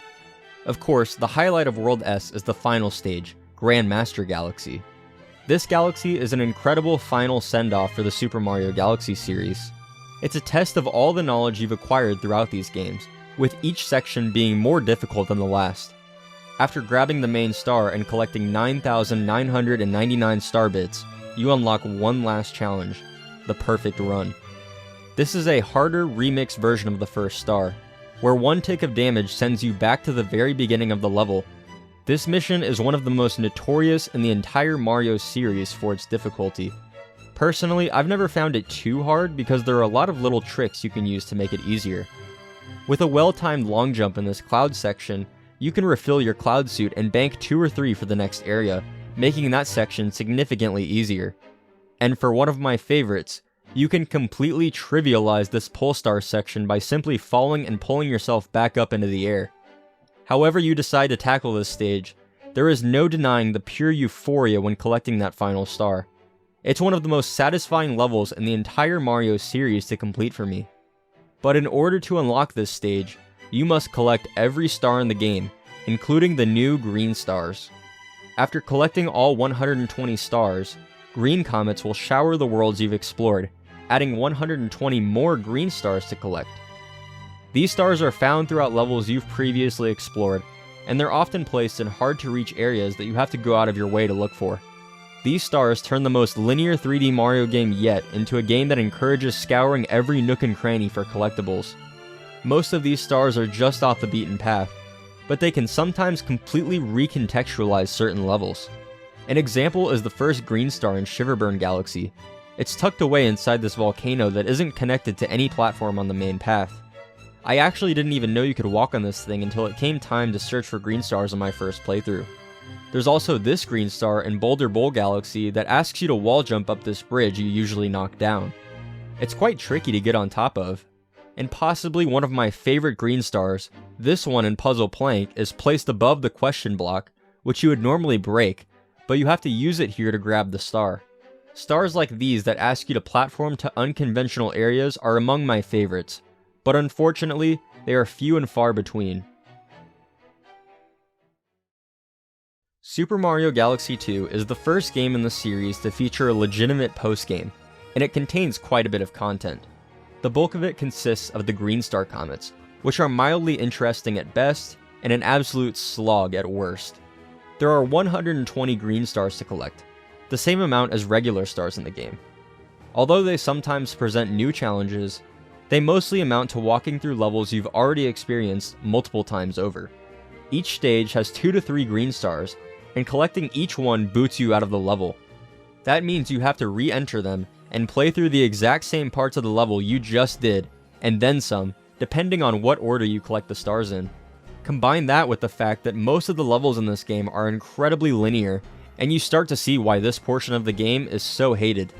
The most egregious example is in Boss Blitz Galaxy. This stage is a boss gauntlet of bosses from Mario Galaxy, and it houses 2 green stars. The bosses in this stage are all timing based, meaning you have to wait for certain openings to attack. The first green star is on the 3rd planet out of 5, and the second green star is on the 4th planet. That means that you have to refight at least the first 2 bosses each time, and the 3rd one if you're going for the 2nd star. These stars aren't challenging to grab in the slightest. One of them is literally just sitting there out in the open. The stars in this stage feel like a massive waste of time. Slip Sand Galaxy also contains some of this game's worst green stars. There's a portion on the first stage where you move down a giant sand slide and the camera faces Mario head on. There are 2 green stars to be gotten in this section, both of which are obscured by the camera.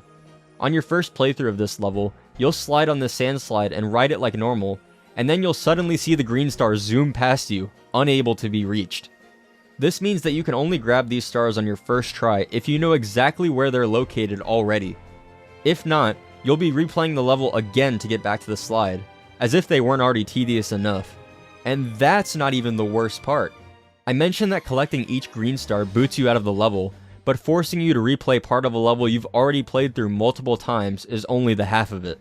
Once you collect a star, you have to watch this nice little animation of Mario or Luigi celebrating and congratulating you on your monumental achievement. Then you fly back to Starship Mario, watch the star fly up into the air, and the game shows you your star total, a crown if you completed the galaxy, your star bit total, how many coins you collected, and then the game will save. And then you have to go to the helm of the ship, traverse the world map, and fly to the next galaxy. Yes, it's as tedious as it sounds. This is an issue throughout the entire game, but it's worse in this part because of how quickly you're collecting these green stars. The wonderful pacing that makes this game's first half so enjoyable is completely discarded in the second half. The Green Star's mission to fundamentally change how you engage with these levels sounds great on paper, but they are restrained by the rigid framework of Galaxy 2, and in execution, leave a lot to be desired.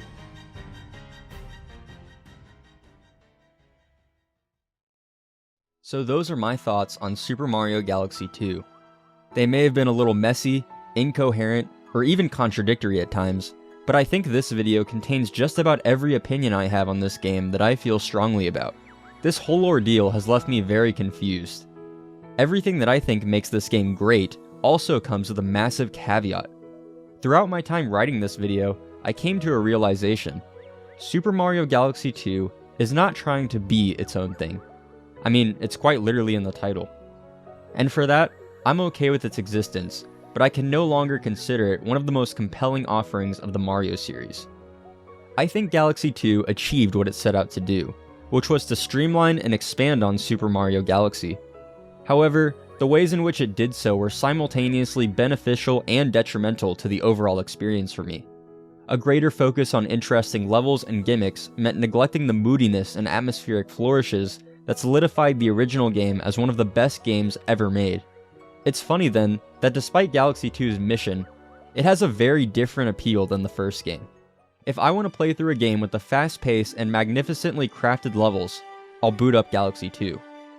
If I want to play through a game that feels daring, like a true innovation, with an unforgettable and wholly unique vibe, a game that stands as the pinnacle of its genre, a game that is greater than the sum of its parts, I'll play Super Mario Galaxy.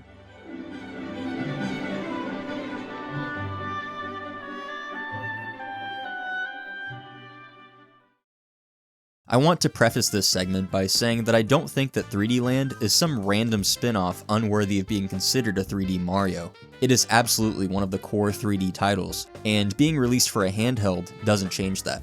The reason I didn't initially cover it on this channel is that, truth be told, I didn't feel I had much to discuss. So instead, I'll explain my relationship with the game as it exists now. I grew up with every 3D Mario game up until 3D World on the Wii U. I played Galaxy 1 and 2 for all they were worth, and while I don't remember fully, I want to say I sunk quite a bit of time into 3D Land as well, definitely more than 64 and Sunshine.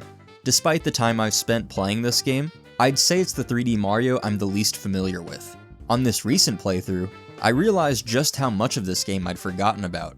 I've replayed 64, Sunshine, both Galaxies, Odyssey, and even 3D World dozens of times over the years, and yet, 3D Land passed that time sitting on my shelf collecting dust. It's strange, since the game still maintains certain qualities unique to it, and I didn't remember anything distinctly bad about it. So, what gives? While the Galaxy games steered the series into a more linear direction, 3D Land was the first 3D game to directly adopt the structure of a 2D Mario game.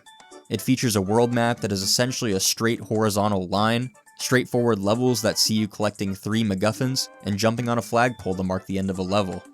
This came at a time when 2D Mario games were back in vogue, with the recent new Super outings on DS and Wii. Those games were sales juggernauts, which influenced the design of all Mario titles for a good while. 3D Land, being the first 3D Mario released for Nintendo's new 3DS system, had 2 big responsibilities: appealing to fans of both 2D and 3D Mario, and selling people on the hardware, the logic being that the latter would naturally follow the former. While it is certainly a novel approach for a 3D Mario game, especially at the time, its simplicity has left me little reason to revisit it, especially since 3D World expands upon its appeal and outdoes it in every way. 3D Land may have succeeded in bolstering the 3DS, but how much did it truly succeed in appealing to fans and leaving a legacy? That's the question I'd like to answer. 3D Land begins with what might be the shortest story introduction in a Mario game since 64. We get a glimpse of a storm blowing leaves off a tree, and Mario finds a letter with a message from Bowser. Oh no, Peach has been kidnapped. From there, it's on to the first level.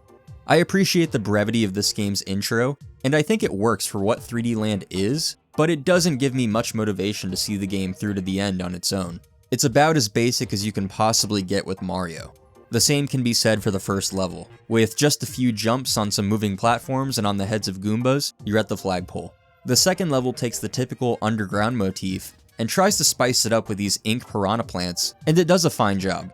The next level is where the game experiments slightly, placing the camera behind Mario. This allows for a complete view of upcoming obstacles, which is something we don't often see in Mario games. I would say 3D Land's main triumph is toying with the perspective of levels in this way. The Galaxy games did experiment with some unique camera angles, but that was more out of necessity thanks to the gravity mechanic. 3D Land, however, feels like it starts with an idea for a camera angle or perspective and builds the level around it. It's a smart idea, given that the 3DS doesn't have a second analog stick. At the same time though, this is also the crux of my disconnect with 3D Land. It doesn't have much of an identity of its own. It's a direct translation of 2D Mario design into 3D. Its music is mostly remixes of older tracks from across the series' history. There are very few wholly original level themes, and one of its main selling points, the Tanuki suit, is just a power-up from Mario 3 brought back. It doesn't help that the first half of the game isn't super engaging. The levels, while well designed on principle, are pretty easy, standard Mario fare. I noted that I left the first world with over 20 lives, which is pretty crazy even by Mario standards. However, the second half of the game is where it really picks up. Levels are consistently engaging with unique premises and challenges.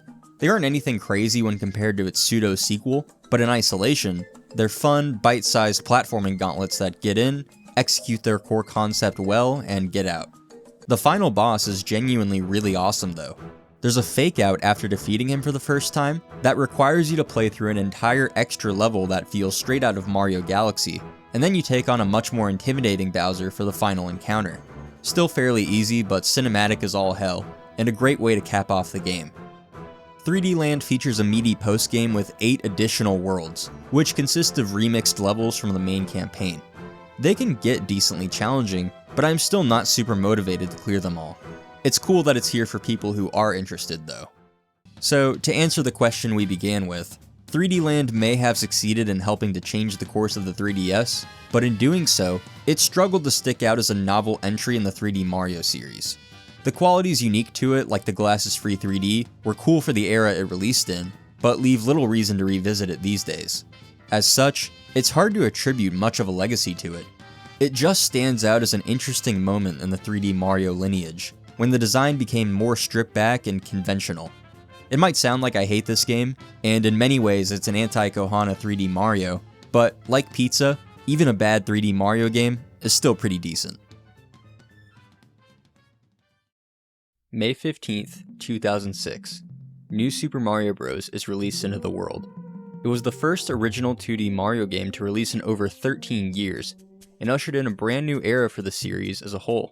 The game's mechanical simplicity and ease of understanding guaranteed it would become one of the DS's biggest hits. Nintendo made note of the game's success, and churned out sequel after sequel in the span of 6 years, which left many fans feeling fatigued. All of these games had the same world progression, the same power-ups, the same plot setup, the same sanitized art style. Nothing about them felt new anymore, and people began to associate those grievances with 2D Mario as a gameplay style. You could even see this change in design philosophy manifest in the 3D Mario games of this time. Galaxy, and to an even greater extent, Galaxy 2, were the most linear games in the series up to this point. You pick your stage from a course select menu, platform through a pretty straightforward obstacle course, and grab your MacGuffin. All of the homogenization culminated in the release of Super Mario 3D Land for the 3DS. This game is essentially what the new 2D Mario games would play like in 3 dimensions, and for what it's worth, it does it well. In spite of the game's relatively positive reception, the announcement of Super Mario 3D World for the Wii U left many disappointed. And to be clear, the first 3D Mario on an HD console being a follow-up to the most bland and safe 3D Mario game yet was underwhelming. For many years, the legacy of 3D World had been that of a monotonous, uninteresting Mario game that didn't push the series forward in any meaningful way. The release of Super Mario Odyssey saw the return of gameplay conventions fans had been yearning for, basically the antithesis of everything 3D World was. The open sandbox levels that beckoned you to explore every nook and cranny, a robust movement system, and memorable locales present in the game gave people hope for the future for the first time in years. This, combined with the port of 3D World for the Nintendo Switch in 2021, which added new features and improvements to the game, prompted many people to reevaluate 3D World and come to a new, more favorable conclusion. The understanding that 3D World exists as simply a distinct style of 3D Mario spread, and more people were willing to accept 3D World as it is and not what it could have been. And that brings us to today. Personally, I've always felt that people were a bit too hard on this game, but I wasn't exactly its biggest fan either.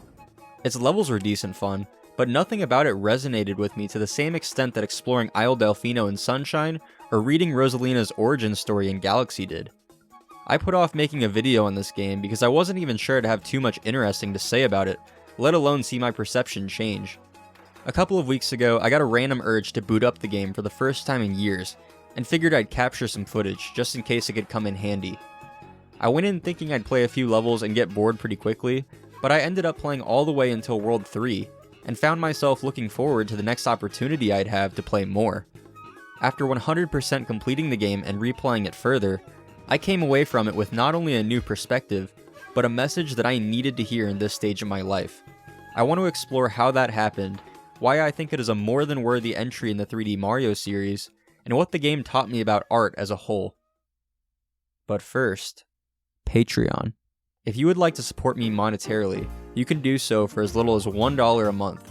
You'll get some cool perks in return, like your name in the end credits, early access to scripts, sneak peeks at future content, and my eternal gratitude. I just recently put up a video discussing my thoughts on every first-party Switch title thus far. Okay, without further ado, this is Super Mario 3D World. Super Mario 3D World! Meow.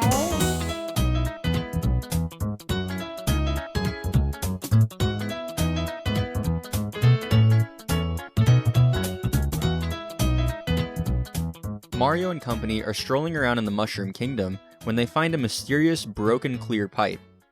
They fix it and we see an unfamiliar figure pop out, a Sprixie princess. She informs the party that Bowser has kidnapped her friends, and suddenly, he pops out of the pipe and grabs her. The group chases after him and they find themselves in a foreign land, the Sprixie Kingdom.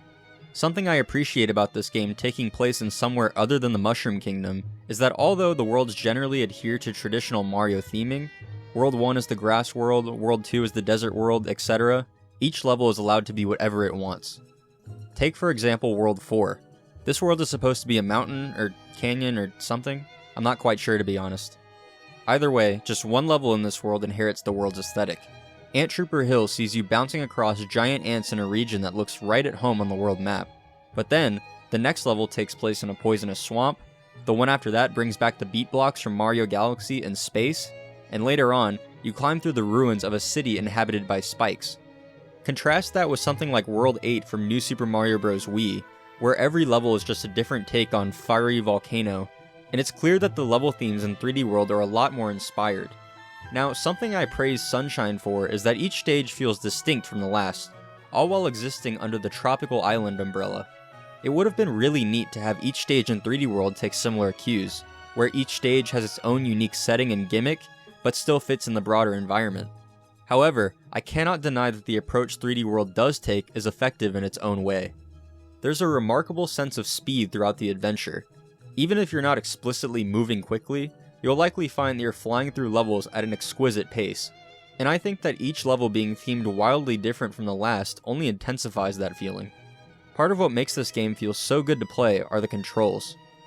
Like Galaxy, 3D World features a pretty stripped back moveset, but it still affords the player greater overall control and mobility than that game did.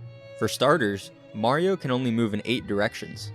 This ensures that your stick movements will be more accurate in tighter platforming sections, and especially in areas like this one on the pirate ship, where you'll be running on a narrow beam and performing tons of tight turns. It avoids the potential frustration of having full 360-degree movement throwing off your jump angle or something, and I think it's a great change that makes this style of 3D Mario the most fun it can be. 3D World also has this new sprint mechanic that hasn't been seen in Mario before or since this game's release.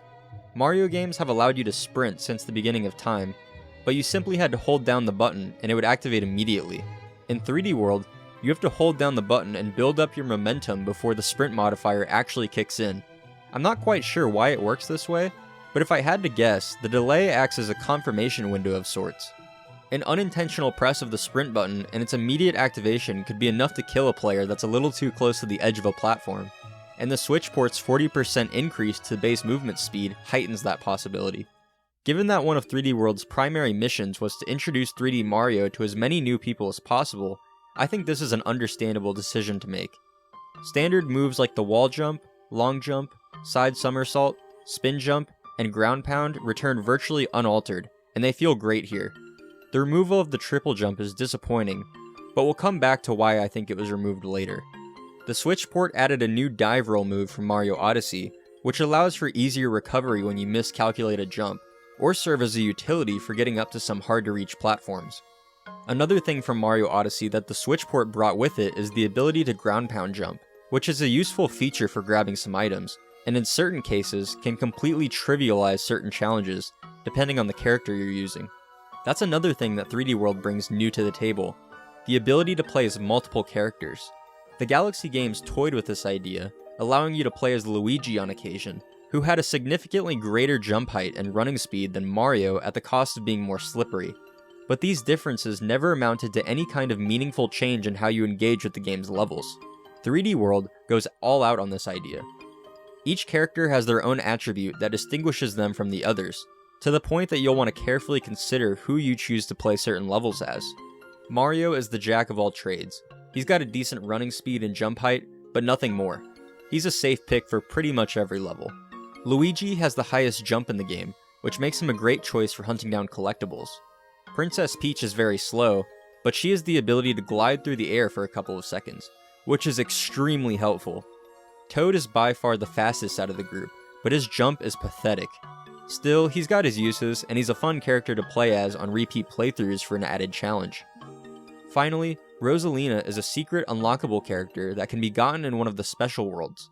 She plays similarly to Peach, but instead of gliding, she's got the spin attack move that Mario had in Galaxy. This move has a variety of applications, which kind of places Rosalina in the all-arounder camp with Mario to me. I don't think we could have asked for a cooler secret 5th character, and I think she rounds out the roster beautifully. What I love about this format is that these characters and their unique attributes are basically latent movement options. People often levy criticism at the more linear Mario games for being so restrictive, and I've argued why I think that contributed positively to the Mario Galaxy games in my other videos, but I was always puzzled when I heard that as a point against 3D World. We have to draw a line at some point, or else players will be flying through levels in 20 seconds and completely bypass any engagement with the level design. I think the base moveset in 3D World is exquisitely fine-tuned to achieve a perfect balance of fluidity and player expression, while also ensuring that levels aren't made too easy by that level of control. The playable characters are just the cherry on top. There's an opportunity cost to every character you pick. If you pick Toad, you'll be missing out on Peach's glide ability or Luigi's extra jump height, and vice versa. It reminds me of what Sunshine did with Flood's nozzles, where picking one up locked you out of the hover nozzle, but executed in a much more intuitive and less frustrating way. But still, the system affords you the ability to play the way you want to, which is seldom achieved in Mario games. For that reason, I think you could make a strong argument that 3D World is the best controlling Mario game thus far. On top of that, the levels themselves are unprecedented explosions of creativity. Each level picks a unique gimmick to focus on, and proceeds to flesh it out throughout its runtime. The levels are ultimately the beating heart of this game, so if you don't mind, I'd like to take you through a tour of some of my favorites. Ant Trooper Hill, which I mentioned earlier, begins by presenting the ants as obstacles to be avoided, but then you find the stamp, which asks you to use the ants as bounce pads to obtain. Unless you have the catsuit, that is. The level expands on this concept shortly after, where the exit is across a long stretch of dangerous spikes, and the only way to make it across is to continuously bounce on a gigantic ant as it crawls. It's not exactly mind-blowing, but I found it to be a neat little subversion, and the theming of the level being on point makes it one of my favorites in the game. Mountain Must Dash is a level that pays homage to Mario Kart, more specifically, Super Mario Kart. I think singling out Super was a great choice, as the blocky nature of that game and its tracks can be translated very faithfully into 3D World's visual style, which is also colorful and blocky. This stage even manages to achieve the same thrill you get drifting around on a Mario Kart track through the use of boost pads and frequent obstacles to overcome. In multiplayer, you feel a natural urge to race against your friends and be the first to the flagpole, which can make for some chaos. Overall, this is a great level, and its short length ensures that it can be replayed endlessly without feeling dull. Honeycomb Starway is an example of 3D World's unique applications of its static camera system. It's one of the few levels in the game that is viewed entirely from a top-down perspective, and it uses this to call back to arcade space shooter games like Galaga or Space Invaders. Auto-scroller levels tend to get shit from a lot of fans, but I can't imagine this level playing any other way. You use the boomerang flower to shoot bugs as they fly into your view, and also grab the stars that are just out of reach with your normal moveset. Later on, it asks you to maintain a double cherry, which is a tall order given how challenging it can get. This level manages to perfectly mix platforming with shooting, and it makes for one of the most creative ideas I've seen in a Mario game. Cakewalk Flip utilizes the flip switches from Mario Galaxy, only here, the catch is that they flip when you jump instead of spin. What's cool about this level is that there are these enemies that shoot laser beams outward periodically, and in order to avoid them, you'll want to jump. You'll have to think about how the platforms will change for each and every jump, and one wrong move will send you back to the start. Things get interesting when you have to preserve your double cherry power up throughout the course of the level, especially when going for this green star that asks you to pick up 8 green coins, which can be difficult if you don't have a plan. It's really cool to see a level make you think about something as simple as jumping in these games, and I love it purely for that concept. The Double Cherry is probably my favorite addition to 3D Mario that this game brings with it. What the Double Cherry does is create an exact clone of your character that mirrors your every move.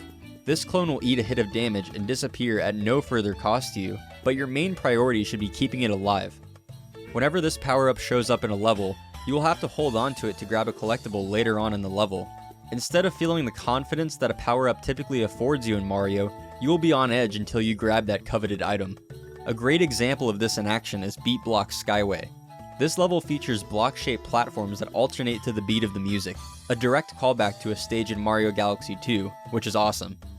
At the end of the stage, there's a long slide that asks you to slide left and right to avoid falling into the endless abyss, and at the bottom, there are 2 pressure plates gating a green star. This is easy enough to do with just one player, but having to maintain clones the entire way down is a nightmare. The clones land at different heights on the slide, so it's very easy for them to get separated and virtually guarantee their deaths. The way that the Double Cherry makes the game simultaneously easier and more difficult is something I commend the designers for, and I'd love to see more power-ups like it in the future. Another level that effectively integrates a power-up's unique abilities within its design is Chain Link Charge. This stage features the cat suit, and it asks you to primarily jump between these chain link fences to reach the next platform. The catch is that this level is an auto-scroller, so you'll have to balance proper timing with speed, and this is where the catsuit comes into play. This power-up has a dive move that gives you a burst of speed and prolongs your airtime, making it a perfect fit for this level. If you mistime a jump and end up hitting the chain link fence, provided you have the catsuit, you'll just climb up it and have another shot at jumping. This climbing ability also comes in handy later on in the level, where you'll need to be able to climb walls and send this platform upward in order to grab some collectibles. On the polar opposite end of Chain Link Charge, Snowball Park is another favorite level of mine, and not for any mechanical reason really. For a 3D world level, its vibes are surprisingly infectious. It really hones in on that winter wonderland feeling, and nothing about this level conveys that better than the music.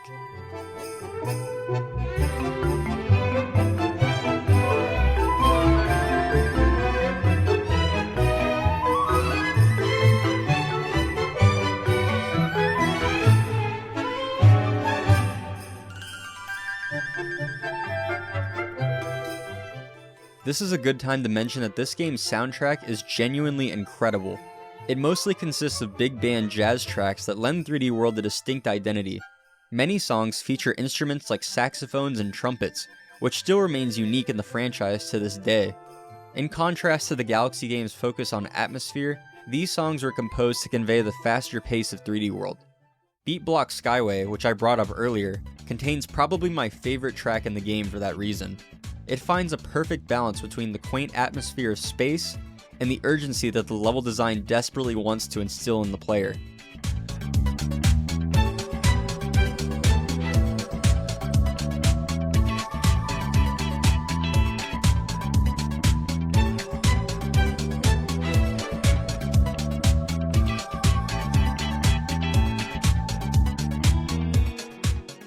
Double Cherry Pass is another shining example of this game's fantastic soundtrack. This level doesn't have a lot going on in terms of obstacles to overcome, as it serves as the player's introduction to the Double Cherry power-up, but it completely makes up for that by housing this banger.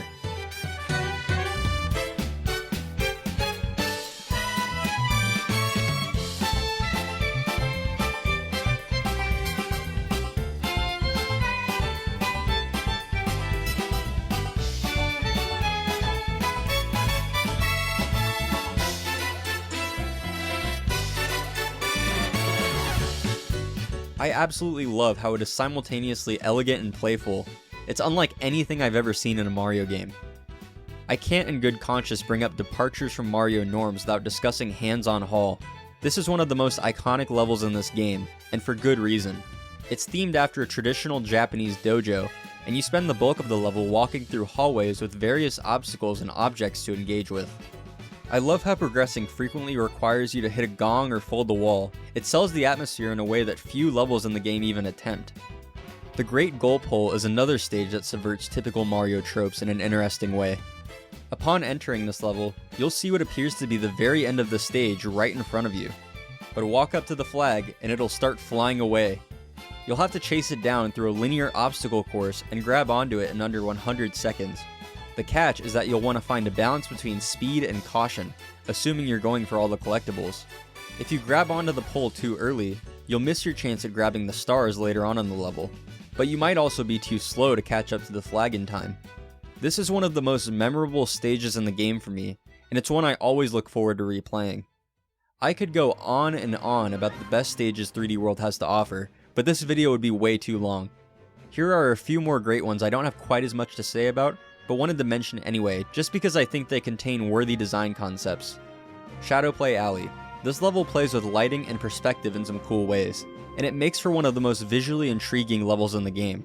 I particularly enjoy grabbing the collectibles in this stage, as they're some of the most memorable in the entire game, especially the Captain Toad one at the end. Fuzzy Time Mine. You've got to ascend this tower with fuzzies chasing you, turning the level into an auto-scroller. It's frantic and it doesn't go on for too long, so it's a fun rush of adrenaline. It's rare to see vertical auto-scrollers in Mario, but this level does it well because of how it contextualizes said scrolling. Spiky Spike Bridge. Everything about this level feels oppressive, from the aesthetic to the core premise. You constantly have to readjust to the timing of the spikes to avoid taking damage, and this level appears right around when the difficulty starts ramping up. It's definitely on the more simplistic side, but it does quite a bit with that simplicity. If there is one problem with 3D World's fast pace and its absurd onslaught of creative level ideas, it's that it can become a bit overbearing. You're jumping from stage to stage fast, and it can be hard to remember all of what you've just played. I suppose the switch port's speed increase is a double-edged sword in that regard, as that allows you to fly through levels even quicker. One of my friends tried to describe a certain level to me, and I couldn't for the life of me remember what he was talking about until like the third time he tried to explain it. However, the game rectifies this partially in the secret worlds at the end of the game, as it brings back many familiar levels and remixes them to be far more difficult. For example, Blast Block Skyway is a more difficult version of Beat Block Skyway, where the blocks alternate 4 times as fast as they did in the original level. Switch Shock Circus features far more enemies, and more dangerous ones at that, than the first circus level. Piranha Creeper Creek After Dark, as the name implies, is a dark version of the original stage, and this does quite a lot to make the level harder, as platforms and enemies will be less visible, and assuming you have the Fire Flower, you'll have to balance lighting up the room with avoiding taking damage and destroying the enemies in your path. Most of the major levels see a revisitation in these later worlds with some new idea, and I think it's exactly what the game needed in order to remain fresh and engaging right up until the end. And then, there's Champions Road, which is my favorite level in the game. For my money, this is the most difficult 3D Mario level to date, but yet it never really gets frustrating. This level is the culmination of everything you've learned in the game, one final test. Something I love about this stage is how the pace of it gradually ramps up. You start off in this outer space area reminiscent of Mario Galaxy, where you'll have to wait around for these platforms to move into the correct spots. Then, you'll have to sprint across these beams and avoid the chucks in the process. The beat blocks in the next area push you to cross them even faster. This vertical section asks you to bounce on these ants and piranha plants up to the top without any room for error, all the way up to the end of the level, where you'll be blazing through an absurd amount of lasers on these dash panels. No single challenge in this level is all that difficult. It's just the sheer amount of stuff this level throws at you and expects you to clear in one go that makes it so tricky, and as a result, incredibly rewarding to clear. It's a terrific finale, and it makes 100%ing the game well worth the effort. Speaking of 100% completion, perhaps the most enjoyable part of 3D World for me is hunting for collectibles. The majority of stages contain 3 green stars and a stamp, and you'll need to gather a good chunk of green stars in order to clear the game. These items are typically hidden behind challenges, secret rooms, or off-screen areas that require out-of-the-box thinking. None of these collectibles are particularly difficult to find, but yet I still felt motivated to grab each and every one of them. I really enjoyed discovering how the devs managed to hide the MacGuffins within these very linear levels, and surprisingly, you never get the sense that they ran out of ideas at any point. In a game where you're mostly following a straight line of obstacles, it's fun to go off the beaten path and poke around. Being rewarded with meaningful items is a great way to ensure that players will always be motivated to do so. Part of what makes hunting these things down so enjoyable is that they never slow down the pace of the level. In a game like Galaxy 2, grabbing the hidden star would boot you out of the stage and take you back to the world map. Or perhaps for a more apt comparison, the blue coins in Sunshine prompt you with the save screen after picking one up. In 3D World, you simply walk up to a green star and get a move on. If you do find yourself having to enter a secret room, you won't be spending any more than about 30 seconds in said room, and then you're right back in the main level. Therefore, discovering every collectible in a level on your first run through is a very easily attainable goal. There are times where you will be forced to replay a level to grab everything it contains, disregarding times where you just miss the location of a collectible, which is pretty lame. For example, Plessie's Plunging Falls second green star is found behind this waterfall, and going through it prevents you from grabbing the stamp, since you have to skip the section that contains it. This one isn't the biggest deal because you'll likely go for the stamp first and have to really hunt for the second green star anyway, but it's always bothered me on repeat playthroughs. However, a far more offensive example are these character-specific buttons found in various levels. When you hop into Rolling Ride Run, you'll make your way up to the end of the level, only to find out that you can't activate the button that grants the stamp unless you're playing as Rosalina.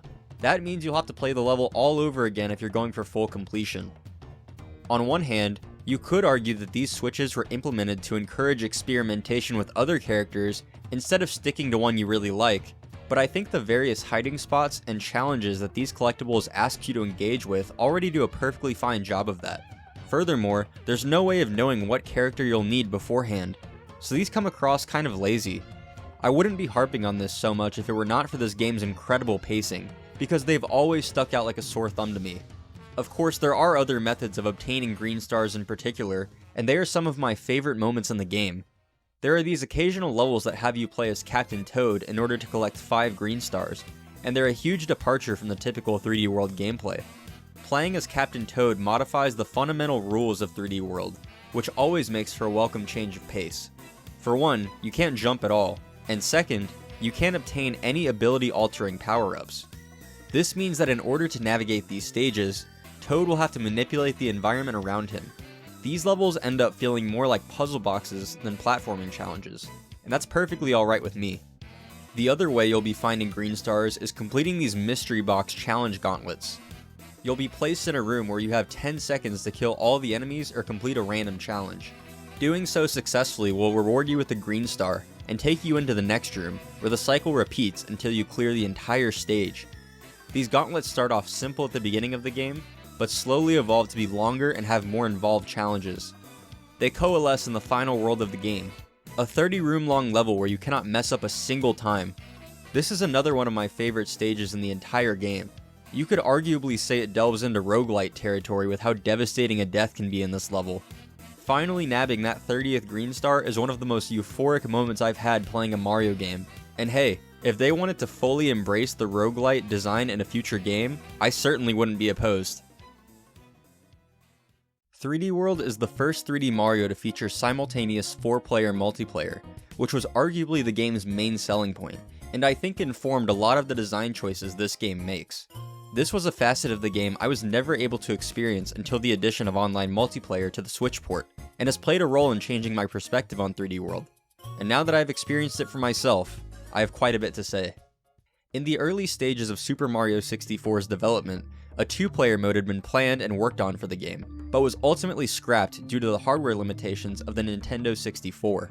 In an Iwata Asks interview with the head developers of 3D World, Yoshiaki Koizumi was asked about regrets related to the development of Super Mario Galaxy.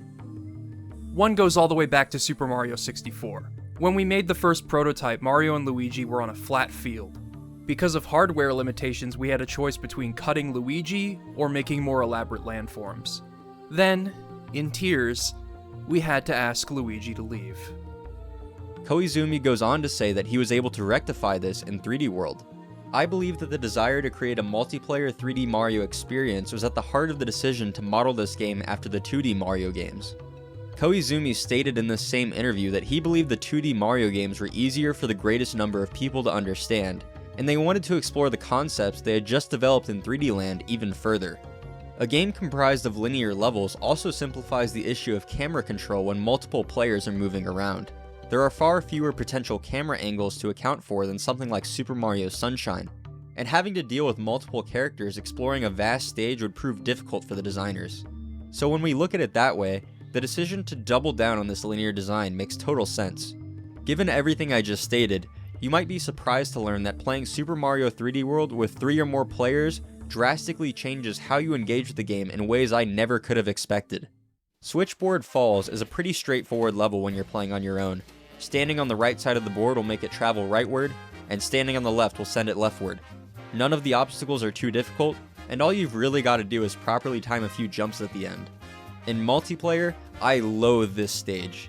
One player jumping on a board will begin moving it, leaving everybody else stranded or dying due to missing their jump.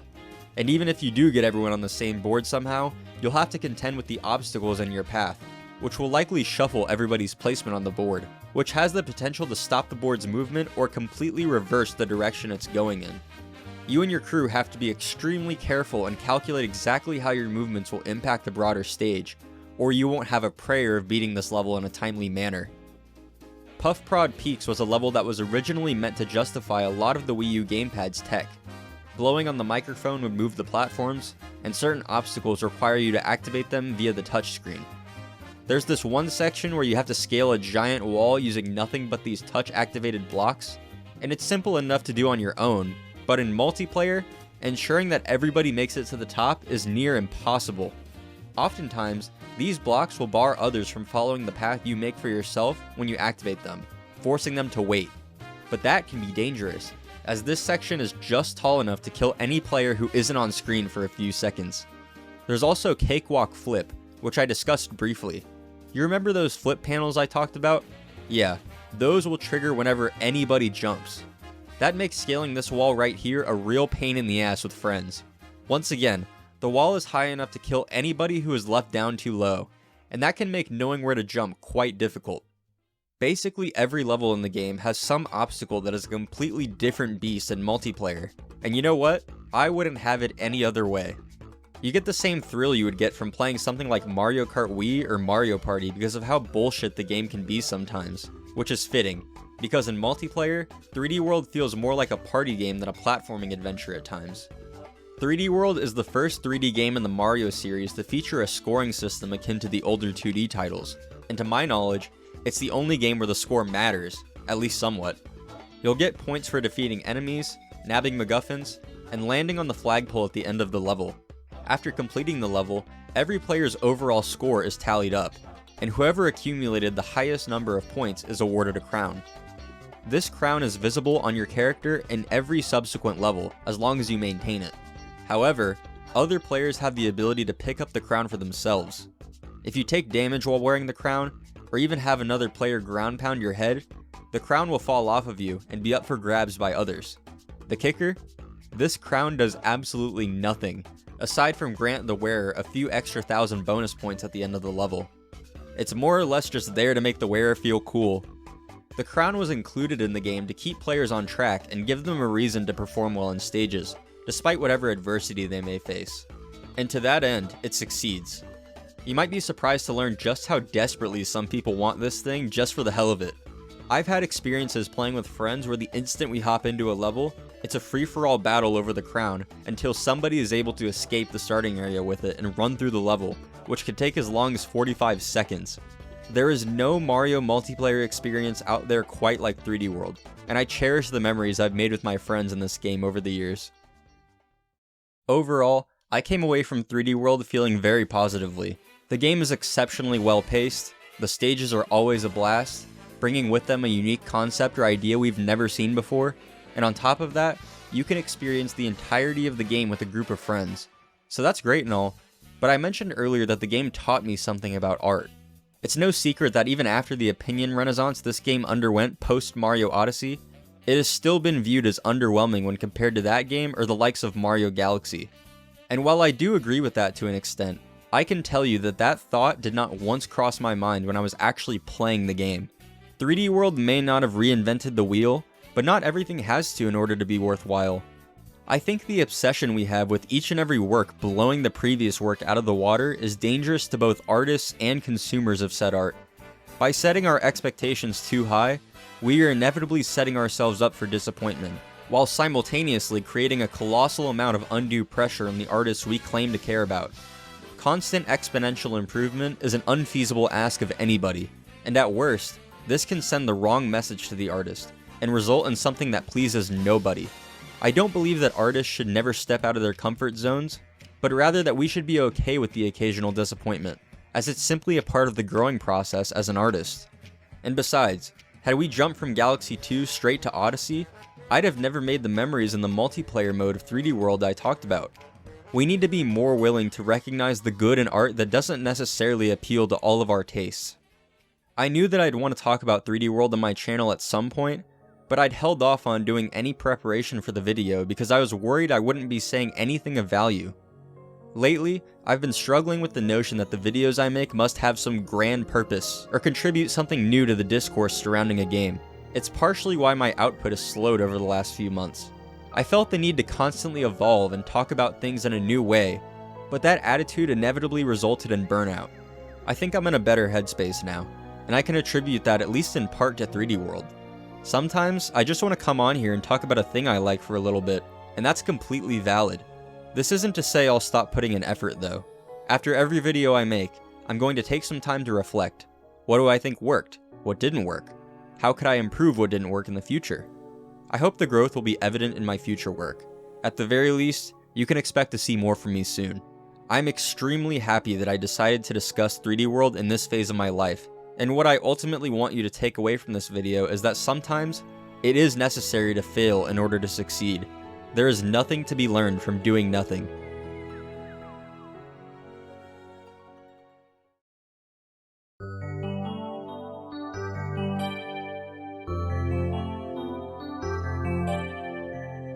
"3D Mario has quite the storied history. What began as a series of vast, vibrant playgrounds with expressive movement systems evolved into more experimental yet straightforward linear obstacle courses, and has embodied every state of being in between. Super Mario Odyssey is simultaneously a return to form and a new direction for 3D Mario. The game was marketed as a spiritual successor to 64 and Sunshine, as it was the first since those titles to feature open, sandbox levels containing multiple objectives. Each game released after Sunshine marked a greater commitment to linear, stage-based games for the foreseeable future, despite the fact that that sandbox structure was remembered with more fondness by fans with each passing year. Finally getting a new entry that promised to return to the series' roots and buck the dissatisfying elements of the modern titles was cause for optimism. Now that Odyssey has been in our hands for close to a decade at this point, I can definitively say it doesn't quite feel like those older games. It doesn't even really feel like anything we've seen from Mario before or since. As a matter of fact, if I were to draw a comparison, I'd say I'm reminded most of Zelda Breath of the Wild if it were a Mario game. Super Mario Odyssey released in 2017 for the Nintendo Switch, the hot, shiny new Nintendo console at the time. Breath of the Wild came out 8 months earlier, right alongside the launch of the system. These two games were responsible for carrying the system through its launch window, and selling fans both new and old on these classic franchises. Undoubtedly, there was pressure within the development teams to innovate, and push the boundaries of what could constitute a 3D Mario or Zelda game, what with the disastrous flop of the Wii U. It's easy to understand why the design of one would inform the other, especially with such similar development timelines. Breath of the Wild is the first open-world 3D Zelda game, a radical departure from any notions of conventional Zelda design. Many of the hallmarks of Zelda, like dungeons for example, have been broken up into smaller, more digestible chunks. Shrines and divine beasts can be completed in virtually any order you desire, but in that freedom, they sacrifice complexity. As a result, many players were left unfulfilled and underwhelmed by the game's puzzle challenges, as all the dungeon equivalents share the same visual identity, and they're over quite fast. Just like shrines, Koroks can be found nearly everywhere. These guys will give you Korok seeds that you can trade in to upgrade your inventory capacity. There are 900 of them in the world, so you'll never be lacking in opportunities to discover them. Breath of the Wild's world is big. Because of the game's emphasis on non-linearity, there is no expectation of the player to complete any singular divine beast, shrine, or fully explore any region. To compensate, you saturate the world with enough key items for most players to be able to get by, and hope that that motivates further exploration of the world. The trade-off of this design approach is that trying to see all that Breath of the Wild has to offer is like trying to drink the entirety of the ocean with a straw. This element of the game has been the main target of criticism for years now. Casting a wide net across the world will inevitably lead to ideas that are not totally fleshed out or simply just bloat. Super Mario Odyssey is the first sandbox Mario title since Sunshine, but the game's interpretation of what it means to be a sandbox Mario is markedly different from what veteran players may expect. 64 and Sunshine stages were open zones that housed anywhere from 6 to 11 different objectives, each with their own level select. If you wanted to obtain the Can the Eel Come Out to Play star, you had to deliberately select that star on the menu after jumping into the painting. These stages would morph to integrate whatever challenge the player is engaging in, despite taking place in the same world. What Odyssey does is place you in a massive open stage, about 5 times the size of anything in 64 or Sunshine, that is packed to the brim with collectibles to find. But before we fully unpack that, let's take a step back.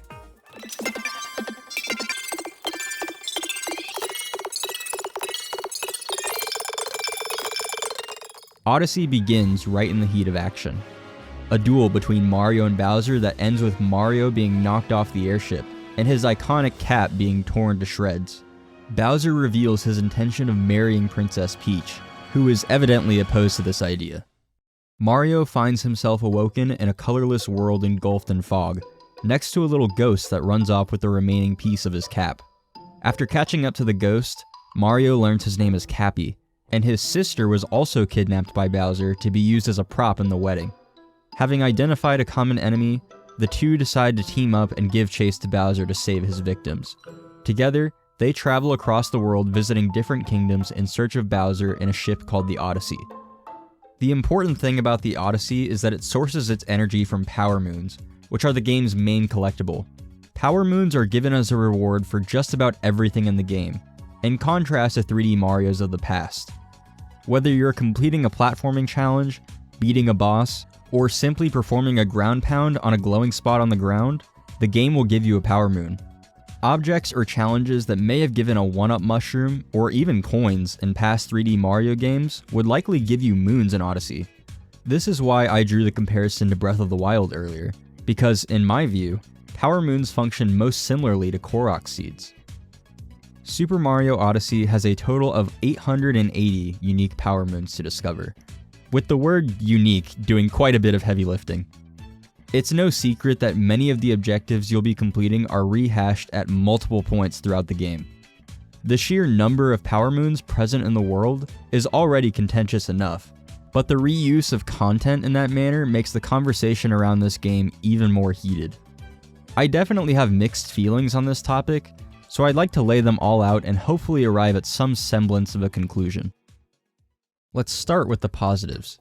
Structuring progression in this way incentivizes the player to engage with every facet of the game's world, which promotes thorough exploration. Because of how abundant these moons are, you are always making meaningful progress toward your objective, no matter what it is you're doing or where you decide to go. Aside from main story objectives in each kingdom, the tasks you'll be completing can usually be tackled within a minute or two, which gives the game a really nice sense of flow. That flow is facilitated by the game's removal of the boot-out system of past Mario titles. 64 and Sunshine would kick you out of the level you're in as soon as you obtain the main collectible, barring some exceptions. In my video on Mario 64, I played the fan-made PC port of the game with an option that disables the booting out after collecting a star. What I found was that the pace of the game was much smoother, and the only downsides were elements of the stage design that would have required fundamental changes to accommodate. Super Mario Odyssey maintains that same sense of pacing, while sidestepping issues related to level design. Collecting moons is just as rewarding as it was to collect stars in the PC port of 64, even in spite of the disproportionate numbers. There's this infectiously triumphant jingle that plays whenever you collect a moon that feels scientifically engineered to produce the highest amount of dopamine in your brain possible. I simply never get tired of hearing it. If you plan ahead, you'll be able to obtain a couple of Power Moons in a row at multiple points, and chaining like 3 or 4 of them together is indescribably satisfying. 462 of the total Power Moons in the game are obtainable before beating the game, and only 124 of those are needed to reach the final boss fight. What this means is that no two any percent runs of this game will ever look quite the same. If you really wanted to, you could bank a bunch of moons in the sand and wooded kingdoms and completely skip over the lake kingdom. No 3D Mario game since 64 has allowed for that level of flexibility. The biggest issue with the amount of moons is that the game is stretched as thin as it can possibly get. It's not very often that the game presents you with a particularly meaty or memorable challenge, and the moments where it does are mostly reserved for your first foray into a newly unlocked kingdom. What you're left with are tasks like carrying seeds over to pots, or rounding up sheep, or at worst, just walking up to a moon that's sitting there out in the open waiting for you to grab it. In fairness, finding the seeds and sheep do require a bit of exploration of the kingdom you're in, but if they weren't repeated as often as they are, they would not be the slightest bit memorable. And they're never as engaging tasks to complete as even the worst levels in something like Galaxy or 3D World. The seeds in particular can be among the most tedious objectives in the game. Finding them is the real challenge, but then you spend the next 2 minutes after doing so delivering it to its pot. And then you've got to wait 20 minutes for the sprout to grow to collect your star. There's a specific moon in the Lost Kingdom that I feel is worth mentioning here. It's called Jump Down to the Top of a Tree. You'll never believe what it asks you to do. Yep, you just have to notice the moon right out in the open and jump down from the nearby ledge. That's it. I can excuse moons like this in the first couple of kingdoms, but the Lost Kingdom is halfway through the game. I think it's fair to expect a little bit more from players by now. The Lost Kingdom only has 35 moons of its own, so ones like this that occupy those limited slots are pretty disappointing. I found the title of this moon so incredibly on the nose, and frankly, it's shocking that there weren't talks to scale things back a bit when the developers are naming objectives things like jump down to the top of a tree. Super Mario Odyssey feels like too many little tasks, and not enough substantial tasks. This point will ultimately come down to personal preference. Maybe you prefer being able to explore an enormous kingdom at your leisure, but as somebody whose favorite 3D Mario game is Galaxy, I find myself missing those more focused objectives from time to time. I touched on it a bit earlier, but repetition is the second big problem I have with this game's structure. In any given kingdom, you can expect to see variations of the same basic challenge, and sometimes not even variations, they're just lifted straight out of other kingdoms. Among those repeated objectives are chasing down bunnies, capturing binoculars and looking up at the sky, catching birds flying around, fishing with Lakitu, walking a dog around, playing slots, talking to Princess Peach, searching for and talking to Captain Toad, making Goombas fall in love, playing a certain song for Toad, searching for Bonnetons on NPCs' heads, entering paintings, stunning lurkers in the ground, throwing and holding Cappy on a glowing spot, and walking in a certain shape as accurately as possible. This is a pretty conservative list, by the way. I tried to keep it to tasks that truly differ very little across kingdoms. The thing is, I will defend almost all of these in isolation. The problem is just how often they reappear virtually unchanged. I remember on my first playthrough originally thinking the dog is just there to be cute, and then finding out that by playing catch with him, he can actually lead you to a moon was really cool. The Sphinx is always a hoot to interact with. Something about the correct answer sound effect, combined with his unserious demeanor, makes me love grabbing every single moon associated with him. The first time I saw a glowing bird flying around, realizing that it was carrying a moon, and then trying to catch it on its flight path made me look at the smaller details of the game's world in a new light. It was actually that moon that made me realize just how much there is to find in each kingdom, but that moment was diminished by every subsequent bird I found. I enjoyed talking to Peach in every kingdom. I thought it was exciting that she got to ditch her damsel in distress role for the rest of the game and explore the world on her own terms. But it's hard to not let the constant rehashing of other objectives across the game sour these moments as well. I want to stress that I believe I have a pretty good tolerance for recycled bullshit in this game. For example, I really enjoy the Koopa races in each world, even when they make you play them a second time after beating the game, with the only alteration being a slightly faster Koopa to contend with.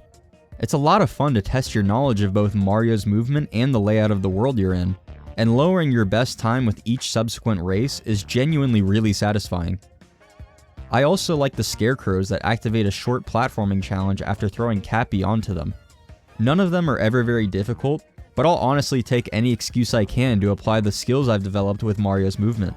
And for new players, I think they're a good way to help them practice the timing for certain jumps, and condition them into maintaining a sense of flow in their movement. Hell, I'll even defend the shopping moons. You know, those ones where you just walk up to the crazy cap shopkeeper and buy a moon for 100 coins? Some have argued that these are Odyssey's version of the 100 coin stars from past Mario games.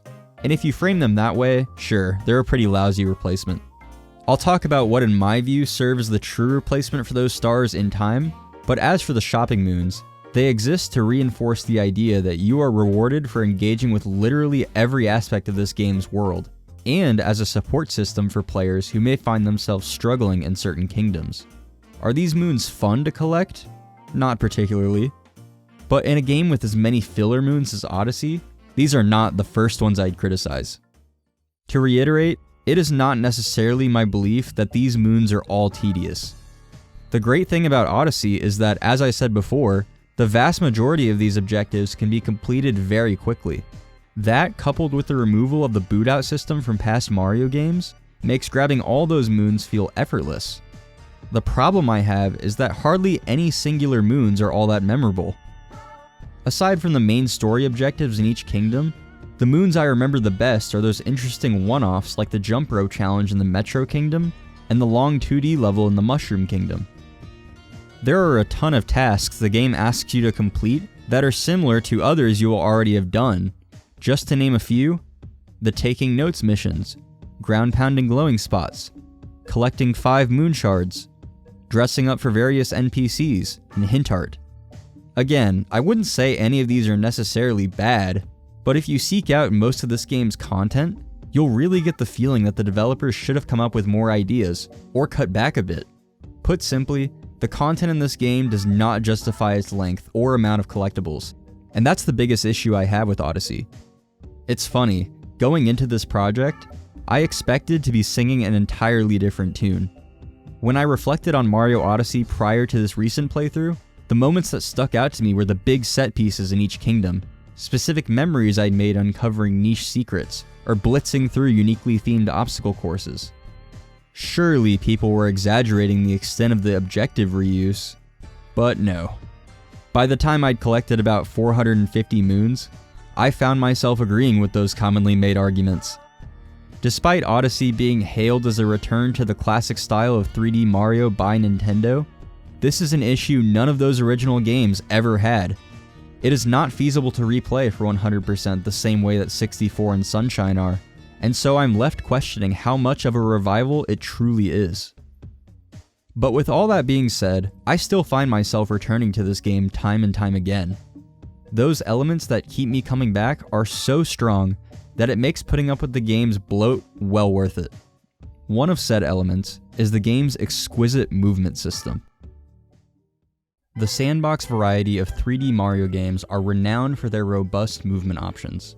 64 established a pretty impressive and enjoyable baseline. Sunshine expanded upon it and gave us the deepest moveset a Mario game has ever seen, and then every subsequent entry stripped it down to the most fundamental elements.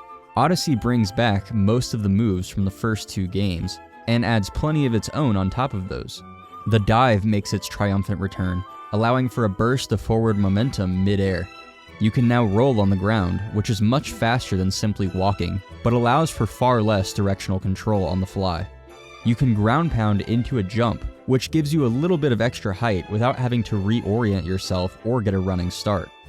Moves like the triple jump and wall jump have much larger windows for inputs, so they're easier to pull off and more reliable than ever, which feels great.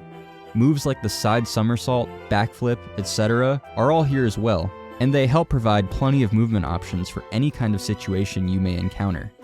Mario's hat companion, Cappy, has his own set of mechanics he brings with him. The most important utility he provides is the ability to bounce off of him. It sounds very simple, but that's the beauty of Mario Odyssey's movement tech. Once you come to understand the use cases for each move and get comfortable with performing them, you'll start thinking of ways you can chain them into other moves. The combo you'll be using the most is the triple jump into cap throw, into dive, into cap throw, into dive. This gives you a ton of height and distance and a relatively straightforward move that isn't difficult to pull off. Another one of my favorites is the spin jump into ground pound into roll. This gives you a ton of forward momentum without even needing to move very far. This is a trick speedrunners use quite a bit, and it's actually pretty easy to pull off. It feels incredibly good to do, and it has limitless use cases. Here's an example of how you might combine some of these moves together to complete a given objective. In the Sand Kingdom, there's a moon called On Top of the Stone Archway, which you're intended to capture a bullet bill from higher up on the Tostarena Ruins gauntlet and fly it over to the archway. But there's actually another way to grab this moon. The nearby icicles can be climbed up using some smart movement. And what I did was backflip up this first one, cap bounce onto the second higher one, and then long jump into cap throw, into dive, into bounce, and into another dive. Now that I've nearly mastered this game's controls, this isn't very hard to do, but in the third kingdom of the game, where you haven't been faced with many platforming challenges yet, new players may find some difficulty with that method. But the reason I highlighted this example in particular is because the icicles you would use to climb up to the archway actually have invisible coins on them, which implies the developers wanted you to get up there. It's an acknowledgement that this is an option for collecting the moon too. It doesn't exactly take any crazy speedrun tactics or glitches to make it there.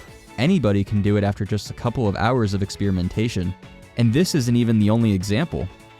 Underneath the Sand Kingdom, there's a big lead up to the region's boss fight, which sees you flying a bullet bill through various obstacles in this temple area. You may not think it at first, but with some ingenuity, you can actually get up on top of the walls here, and you're rewarded quite handsomely if you choose to do so. All across the game, there are these mini challenges you'll find that might not even reward you with a moon, but rather a couple of coins and intrinsic pride in your accomplishment.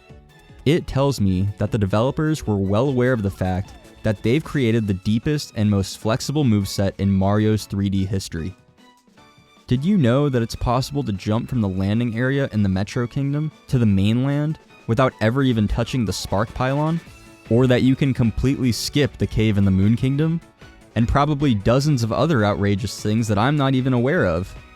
Speedrunners have figured out all kinds of ways to get the most out of Mario's movement, like roll cancels, vectoring, rainbow twirls, and more, at a level that not even Super Mario 64 speedruns can rival. I'd recommend giving some of the Any% runs a look, they're incredible. If there's one complaint I have with this moveset, it's that the long jump can feel somewhat obsolete. If you want to travel on the ground quickly, rolling is your best bet. And if you want to cross large gaps, the cap bounce dive gives you more verticality and distance.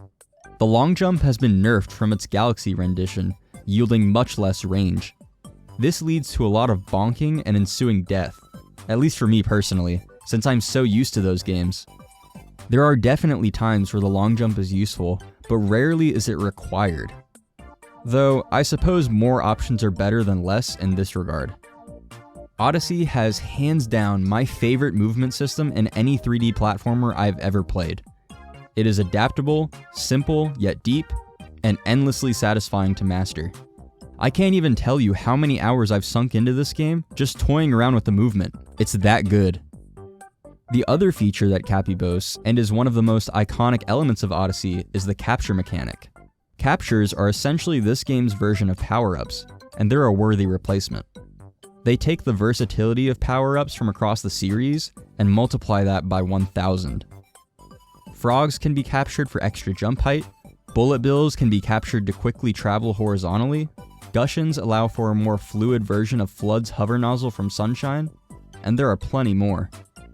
Aside from captures like trees, cacti, and letters, most of the captures give you brand new abilities that can be applied in a variety of ways. There's something very novel about embodying classic enemies that have existed in Mario games for decades and being able to utilize their unique traits. For me, a prime example are the Hammer Bros. In prior titles, they would only throw a single hammer every few seconds, but in Odyssey, while capturing them, you can spam throw them and plow through hordes of enemies. This capture just makes you feel incredibly powerful. It's an awesome way to do fan service while also creating meaningful gameplay scenarios. The final capture of the game is Yoshi, who can be used in the Mushroom Kingdom and a few select secret areas. He maintains his flutter jump that we all know and love, but his tongue has far more utility than it has ever had before. You can use it to cling to walls, or stick it on the ground and let it pull you forward to gain a speed boost. Capturing enemies doesn't ever just feel like you get one new ability tacked onto your already existing toolkit. It feels like you're playing a fundamentally different game. Some people dislike how much capturing things disrupts your base moveset, but I find it to be a great new take on Mario power-ups. Every capture has its own entirely unique moveset, and that allows for a host of different challenges to exist in the game built around these abilities. They give platforming a strong sense of variety, and these abilities are tested most frequently in the game's secret levels. In every kingdom in the game, you'll find things like secret doors, pipes, and pits. These transport you to the game's hidden rooms, which, in their totality, contain a big chunk of Odyssey's total moon count. The majority of them ask you to complete some little platforming challenge, similar to the secret stages in Sunshine. Those of you who know my thoughts on said stages in Sunshine are probably expecting me to tear the ones in Odyssey apart, but I actually feel more positively toward them here. For context, the secret stages in Sunshine are consistently the most fun I have playing that game, but what kills them for me is their lack of thematic cohesion with the rest of that game. Sunshine tries so hard to immerse you into its tropical setting, but for some strange reason, would rather send you off into a disconnected void to platform. Well, I'm happy to say that in Odyssey, they've addressed that criticism. Somewhat. Many of the hidden rooms are in fact themed around the kingdoms they're found in, and that's great. You could find yourself in the extensive sewer system of the Metro Kingdom, or the inner workings of the Wooded Kingdom's machinery. I never feel that my immersion in the world has been broken by entering one of these. The problem is that the other half of the game's hidden rooms exist up above the clouds of some nondescript kingdom that have you jumping through the same bland, neon-colored shapes. Not only does it ruin any sense of immersion you may have developed, it's just plain boring. While I remember plenty of the secret areas in places like the Wooded Kingdom or the Sand Kingdom, I have trouble recalling the goal of more than maybe 2 of those abstract ones across the entire game. Mind you, stages like that house a significant proportion of Odyssey's total moon count. That's a real disappointment. I would have preferred if the developers could have integrated some of these platforming gauntlets into the kingdoms themselves. That way, they can maintain their theming and feel like less of a pace breaker. Think the climb to the soup pot in the Luncheon Kingdom. These rooms are never as difficult as the levels in Sunshine, but they provide sufficient platforming experiences. These rooms will typically hone in on a specific mechanic or gimmick, which does help make them a bit more compelling and memorable.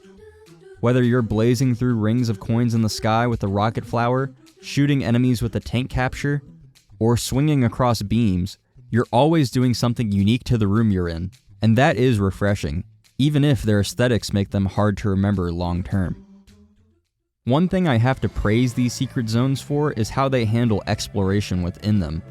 Each one contains 2 moons.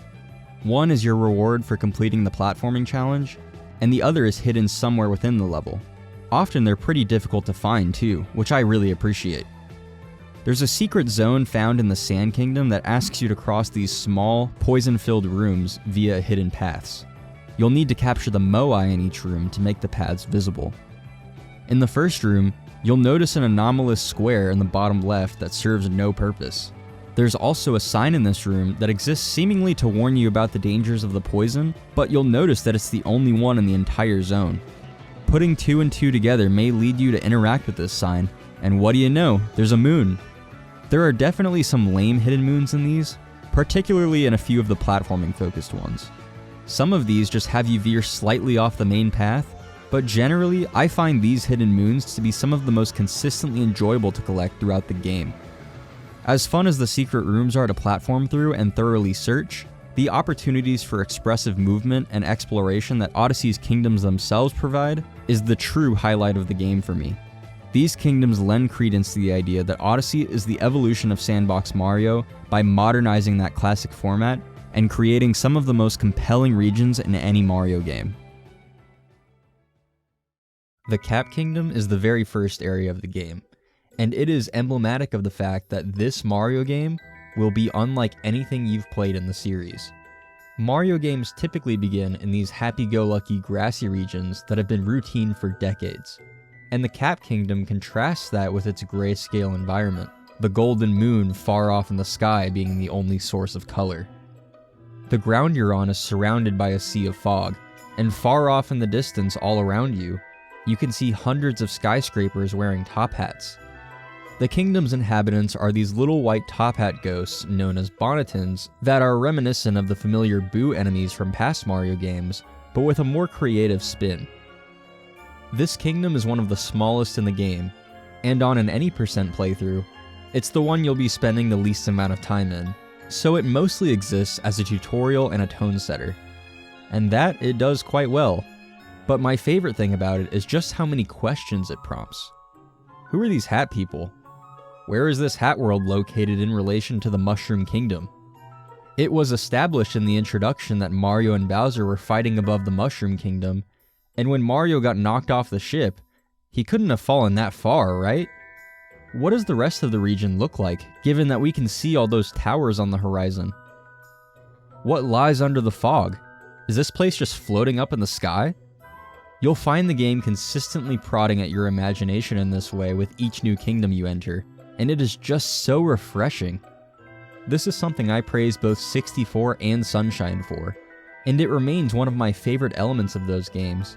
So to finally have it back after a decade and a half of linear obstacle course games is cathartic. After beating the boss on Top Hat Tower, you'll head into the Cascade Kingdom, which serves as the game's introductory grass level, but as you walk around a bit, you find that it is much more than that. Cascade has this prehistoric rainforest theme to it, a far cry from other grass-themed levels in any Mario game. The environment is vibrant, the textures are highly detailed, and in the center of the kingdom, there's a massive waterfall flowing out of a Triceratops fossil on a mountain that commands your attention. The kingdom's music is this grandiose, triumphant piece that empowers you to explore, and it makes arriving there for the first time one of the best moments in any Mario game.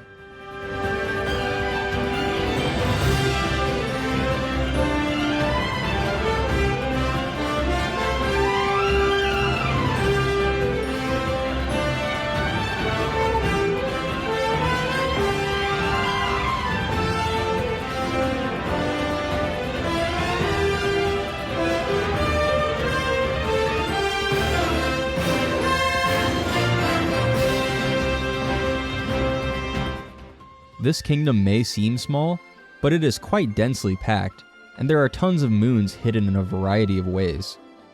This kingdom conditions you to search your surroundings thoroughly, which is a critical skill to develop for later parts of the game.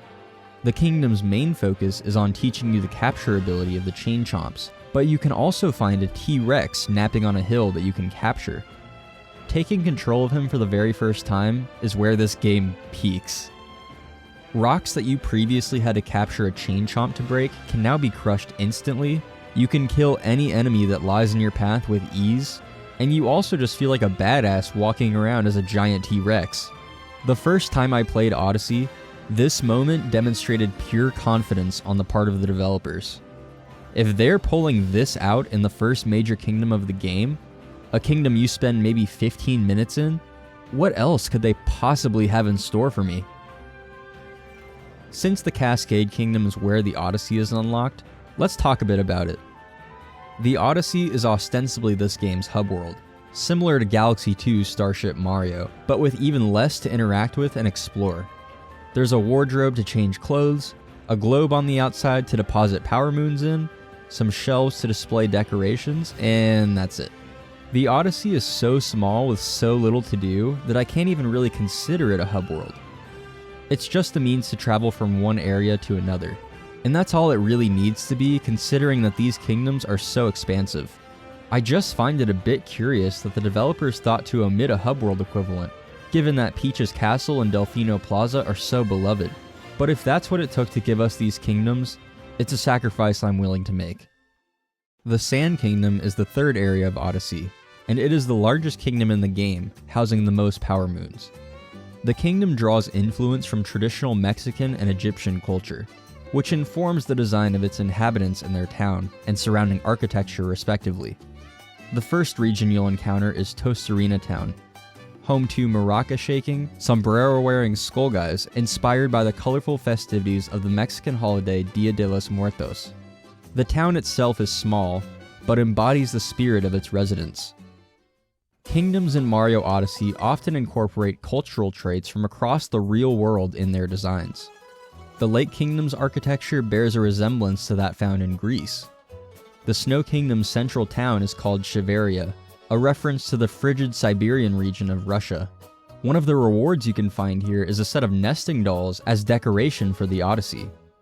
The Luncheon Kingdom fuses the fine cuisine of Italy with the volcanoes of Pompeii, and the melody of Peranza Plaza was recorded primarily with a mandolin, an instrument invented in Italy. The architecture of Bowser's Kingdom harkens back to stylings of feudal Japan, and the polychromatic clouds in the sky are evocative of some paintings of the era. The Metro Kingdom's New Donk City is not so subtly based on New York City, complete with an Empire State Building equivalent in the center. The numerous ways it specifically references the city is fascinating, and rather than list all of them out to you here, I'll direct you to the Mario Wiki, where you can read about them along with all the other kingdoms I've mentioned. Theming the kingdoms in this way is a fantastic idea, and by drawing from your knowledge of real-world cultures, it really feels like you're embarking on a global tour of the Mario universe. It feels like a more mature take on classic Mario motifs, without entirely abandoning what makes those so appealing. Your region map even includes a little travel pamphlet. How cute. I really appreciate that the developers went through the effort of dreaming up original NPCs for each kingdom, as they could have easily just stuffed these kingdoms with pre-established familiar NPCs from Mario's past. Instead of putting Piantas in the Seaside Kingdom, for example, they created these snail characters that emphasize the kingdom's parallels to French culture. Likewise, there's no Shy Guy, Koopa, or Toad Kingdom, apart from the bonus Mushroom Kingdom, of course. To return to the topic of the Sand Kingdom, you'll be informed that despite being a blazing hot desert, the land has frozen over as a result of Bowser's meddling. The town's central fountain is frozen solid, there are tons of icicles jutting out of the ground all across the kingdom, and the townspeople are in complete panic. On the northeast corner of the kingdom, there is a massive inverted pyramid stuck in the ground. You'll have to platform through its various challenges to reach the top, and bring it back to its natural state of being suspended in the air. Doing so will open up the path to the underground section of the kingdom, which consists of some forgotten structures, but mostly pure ice. This is where you'll find and conquer the source of the problem, and bring the kingdom back to its typical boiling temperatures. This is where the Sand Kingdom truly opens up. By this point, you have access to every subregion and secret room in the desert, as some were previously frozen over or otherwise blocked off. Additionally, you can now call a Jaxi whenever you want, which is a jaguar statue that you can ride at breakneck speeds. Jaxi is a lot of fun to ride around, and his speed makes the Sand Kingdom's initially intimidating size very manageable. At night, the kingdom's temperature drops, as you'd expect of a desert, but the music also changes. It becomes this contemplative, ambient piece with beautiful instrumentation throughout. It's one of my favorite tracks in the game, and even the series as a whole. I always stop in my tracks just to take it all in when I get to this part in the story.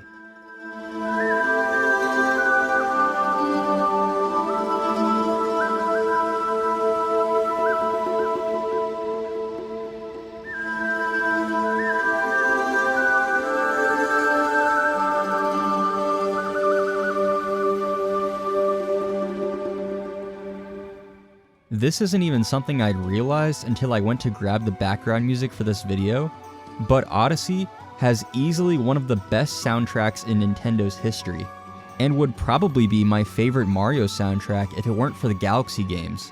What a triumph. The Sand Kingdom strikes a perfect balance of platforming challenge and exploration, scope and pacing, and familiarity and novelty. For that reason, it's one of my favorite kingdoms in the entire game, and it's always a blast to revisit on a new playthrough. Once you leave the Sand Kingdom, you'll hit a fork in the road, and you have the option to go to either the Lake Kingdom or the Wooded Kingdom. You will have to travel to both of them eventually. It's just a matter of which one you'd prefer to do first. I typically travel to the Lake Kingdom first, so let's start there. The Lake Kingdom is a pretty small kingdom, one of the smallest in the game in fact. This kingdom is populated by a race of mermaids known as Lock Ladies. The Lock Ladies are fashion connoisseurs, and Bowser came to the kingdom to extract the cherished Lock Lady wedding dress. Gameplay-wise, this kingdom is probably one of the weakest in the game, as the few challenges that are here aren't anything super memorable or compelling. But what the kingdom lacks in substance, it makes up for in style. The music in the kingdom is pure bliss. It embodies the relaxing, carefree spirit you'd feel swimming in a place like this.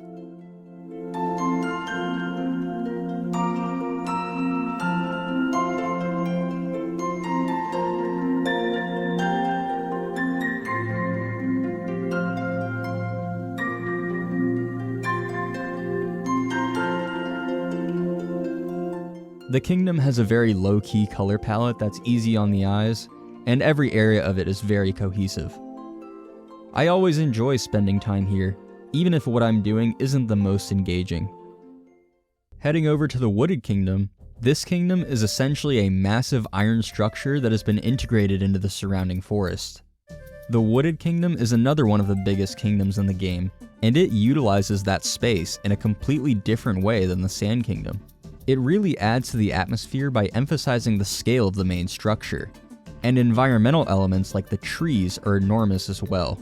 I'm a sucker for the overgrown, abandoned human structure aesthetic, so the kingdom just works for me on that level. Surrounding the kingdom is a vast mountain range, which ties this kingdom's visual theme together nicely.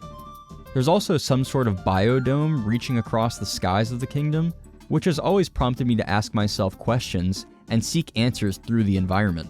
Spoiler for a later kingdom, but there are in fact regular humans in the world of Mario. Were they conducting some kind of experiment in this region? Or is there some kind of threat on the outside that demands the kingdom be protected? I've always found that aspect of the kingdom's visual design fascinating, because the only inhabitants to it are these robot guys, who seem to exist solely to maintain the plant life. Somebody had to have built them, along with the structures here, right? The other way that the kingdom's size is utilized is the directional design. The Sand Kingdom is mostly flat, with a few structures throughout it. The Wooded Kingdom, however, makes great use of its verticality. You enter the kingdom at its lowest point, and as you complete the story objectives, you make your way upward. The kingdom is littered with all kinds of platforming challenges that are naturally integrated into the environments. By doing this, the kingdom seamlessly blends the gameplay styles of open-world sandbox Mario with traditional linear platforming. This kingdom nails the variety in its objectives, and it makes it an absolute highlight of the game. There's a great moment where you emerge from a silent cave into the central area of the kingdom, and the kingdom's main theme kicks in. It's upbeat, groovy as all hell, and it just makes me want to zip through the platforming sections as fast as I can.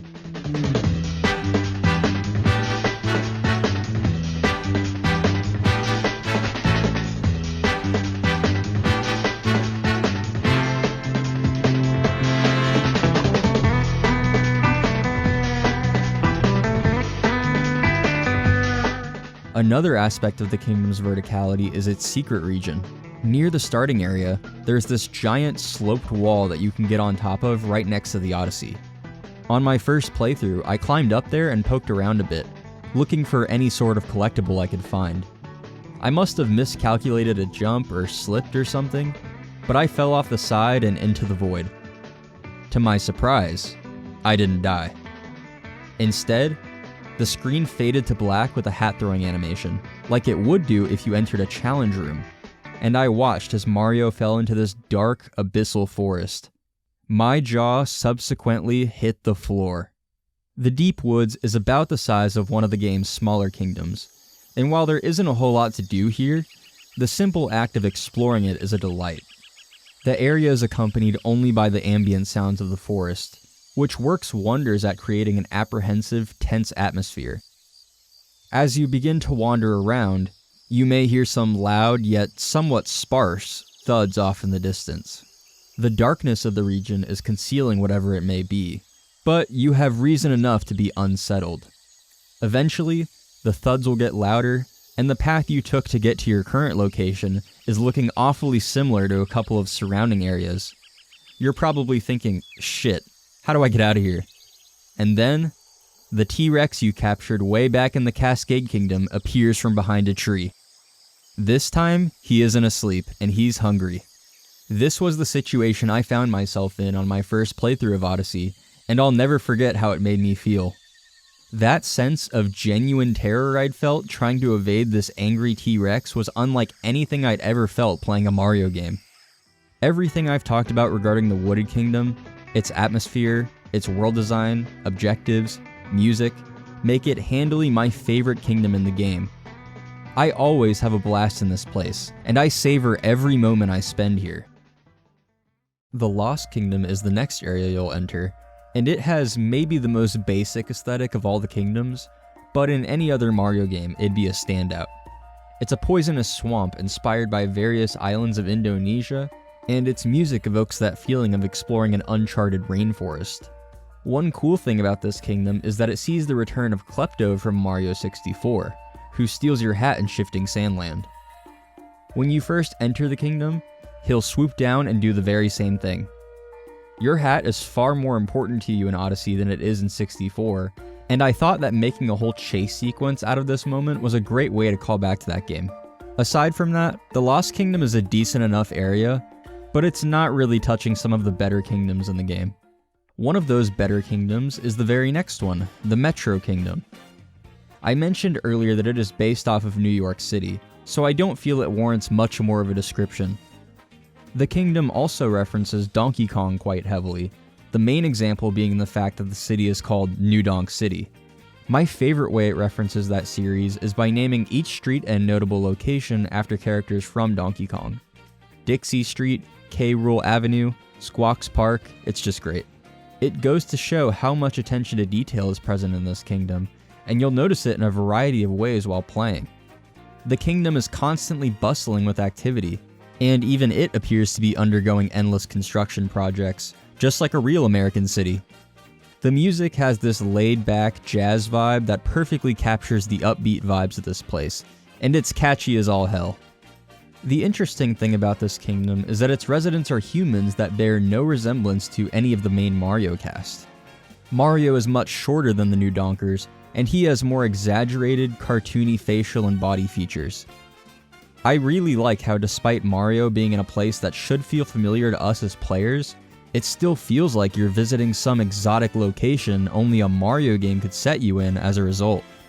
Like the Wooded Kingdom, the Metro Kingdom utilizes verticality in its level design, a natural product of a world consisting of massive skyscrapers.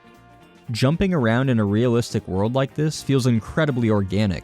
I feel like we've all imagined jumping across the tops of buildings in a big city like we're in some kind of parkour movie, and this kingdom harnesses that energy beautifully. You can bounce off the hoods of parked taxis, ride along a power line, or capture orange poles around the city to fling yourself vertically or horizontally at high speeds. There are so many tools this kingdom uses to make the platforming dynamic and novel, and it succeeds greatly. After you rid the city of its pest problem, you'll be asked by the mayor to recruit 4 musicians to play in the city festival. Upon doing so, you'll be able to enter the city's festival state, and what follows is maybe one of the most memorable sequences I've experienced in a Mario game.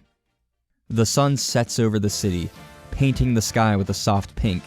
Pauline and the musicians perform the game's main theme, Jump Up Superstar, while fireworks light up the scene. Mario enters a pipe and emerges in a 2D gauntlet that makes reference to the original Donkey Kong arcade game. While making your way through this thing, there are spotlights shining on the action, and a constant flow of confetti falling down, all while crowds of New Donkers can be seen in the background cheering you on. It's a fairly lengthy, albeit not very challenging level, but it absolutely should not have been. It feels like a true celebration of your accomplishments thus far, and pumps you up to push forward. I think this sequence made me realize that I was playing something truly special, and it still hits me pretty hard all these years later. We can zoom all the way to the moon from this great wide wacky world.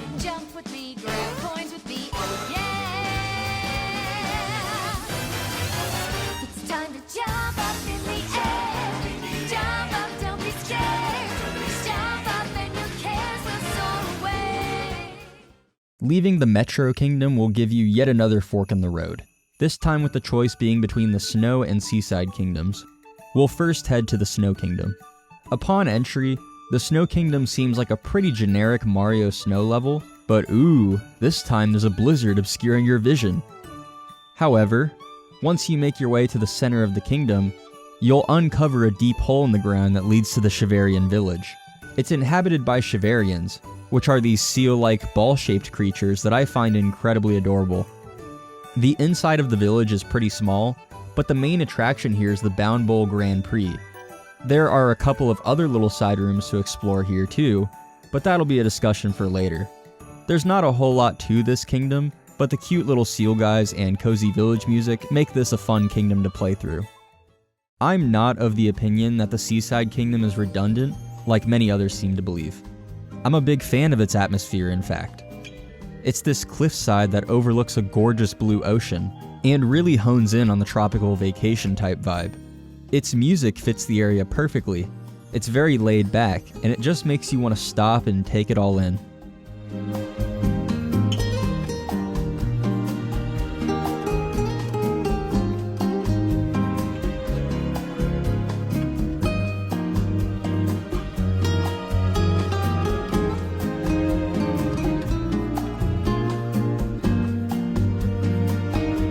But what the Seaside Kingdom does have in common with the Lake Kingdom is a lack of interesting objectives. If we're speaking purely on the amount of fun objectives in each kingdom, the Seaside Kingdom would probably be at the very bottom of my ranking. So many of the moons are either just out in the open or require very little thought from the player to collect. There isn't much to keep me interested in staying here beyond the superb atmosphere and cozy music, unfortunately. The Luncheon Kingdom is next on the itinerary, and this is a region themed around food. The locals are all these forks with chef hats, and they take great pride in their stupendous stew, which Bowser stole for use at his wedding. The kingdom has a very striking appearance, with the environment mostly consisting of neon blues, purples, and greens, and the surrounding lava a vibrant bubblegum-like pink.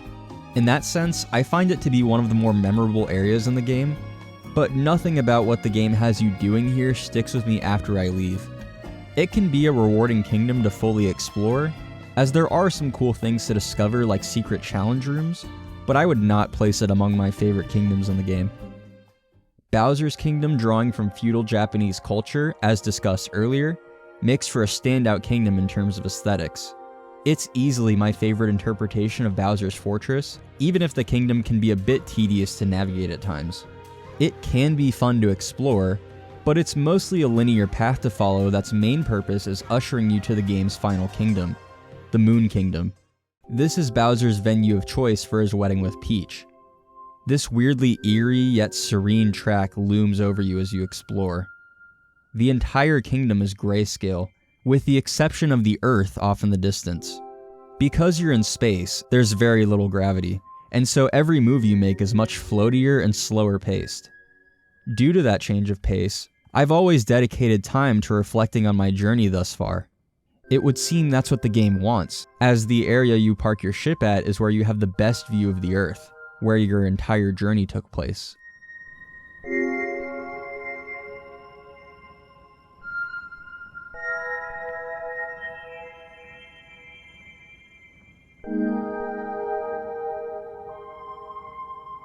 Eventually, the ringing church bells will beckon you toward them, and you'll need to venture through the game's final test.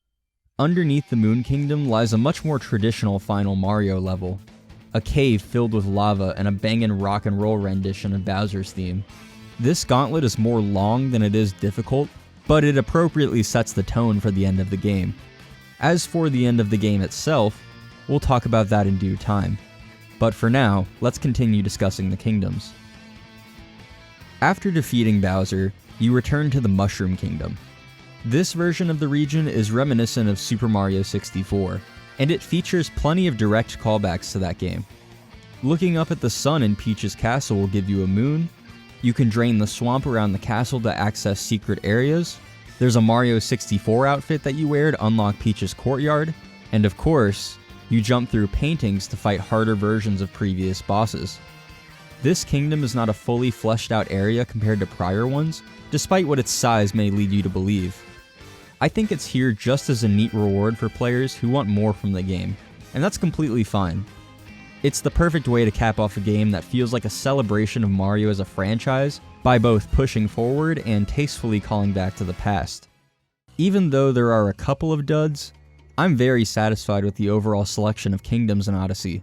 They are the biggest, most elaborate sandboxes the series has ever seen, and they progress the ideas pioneered in 64 to the modern era beautifully. Each kingdom's design does a great job at establishing an atmosphere and motivating you to fully explore it. One of the ways the kingdom does so is the introduction of purple coins. In every kingdom, there are exclusive purple coins to collect, with there either being 50 or 100 in total. Typically in groups of 3 or 4, you find these coins all throughout their respective kingdoms. If you're looking to obtain a specific reward, you can usually get by just searching the main regions of the kingdom, but if you want to find all the coins, you'll need to explore every nook and cranny. Some of these coins are hidden exceptionally well, which I love. I'll take any excuse I can to roam these kingdoms. Searching for purple coins evokes the same feelings as some of the good blue coins from Sunshine, or the comet medals from Galaxy 2. These purple coins can be traded in at the Crazy Cap shop in the kingdom, in which you can purchase outfits for Mario or decorations for the Odyssey. Most kingdoms contain a moon that can only be acquired by changing into a region-specific outfit and completing a task. In a sense, I view these moons as the game's substitute for 100 coin stars from past titles. Not because you need 100 coins to obtain them, but because their gameplay styles are functionally the same. Collecting, say, 25 purple coins, which is the cost of purchasing a typical outfit in a kingdom, takes roughly the same amount of effort as collecting 100 coins in any level in 64 or Sunshine. They're just executed a bit differently. Some players lament the moons you get by dancing with NPCs in a specific outfit or being gated out of a secret room due to being inadequately dressed, but viewing these moons this way, I enjoy them a lot. I hear a lot of complaints that write these moons off as simply changing outfits and talking to an NPC, but that disregards all the work it took to collect the purple coins used to purchase the outfit. Hunting for purple coins is one of my favorite things to do in Odyssey, so any task associated with them is bound to be completed when I play. They're a great addition that gives purpose to the openness of the kingdoms. You may have noticed that I left out 2 of the game's kingdoms in my discussion of them all, and that's because I've decided to save them for last, for reasons you are probably aware of if you know which ones I'm talking about. Those 2 kingdoms are the Cloud Kingdom and the Ruin Kingdom. What distinguishes these kingdoms from the others is that they exist solely as boss arenas. On your way to the Metro Kingdom, Bowser will interrupt, and you'll stop at a nearby cloud platform to fight. The odd thing is that this platform is all this kingdom amounts to, and you can return to it to collect a couple of moons after you've beaten the main story.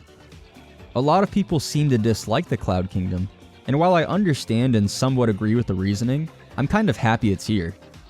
I think it's quite novel to have an entire kingdom dedicated to a major boss fight, and I like that you can return to it later on just to knock out a couple of quick objectives, and fully explore all the kingdom has to offer, even if it is pretty tiny and not all that interesting.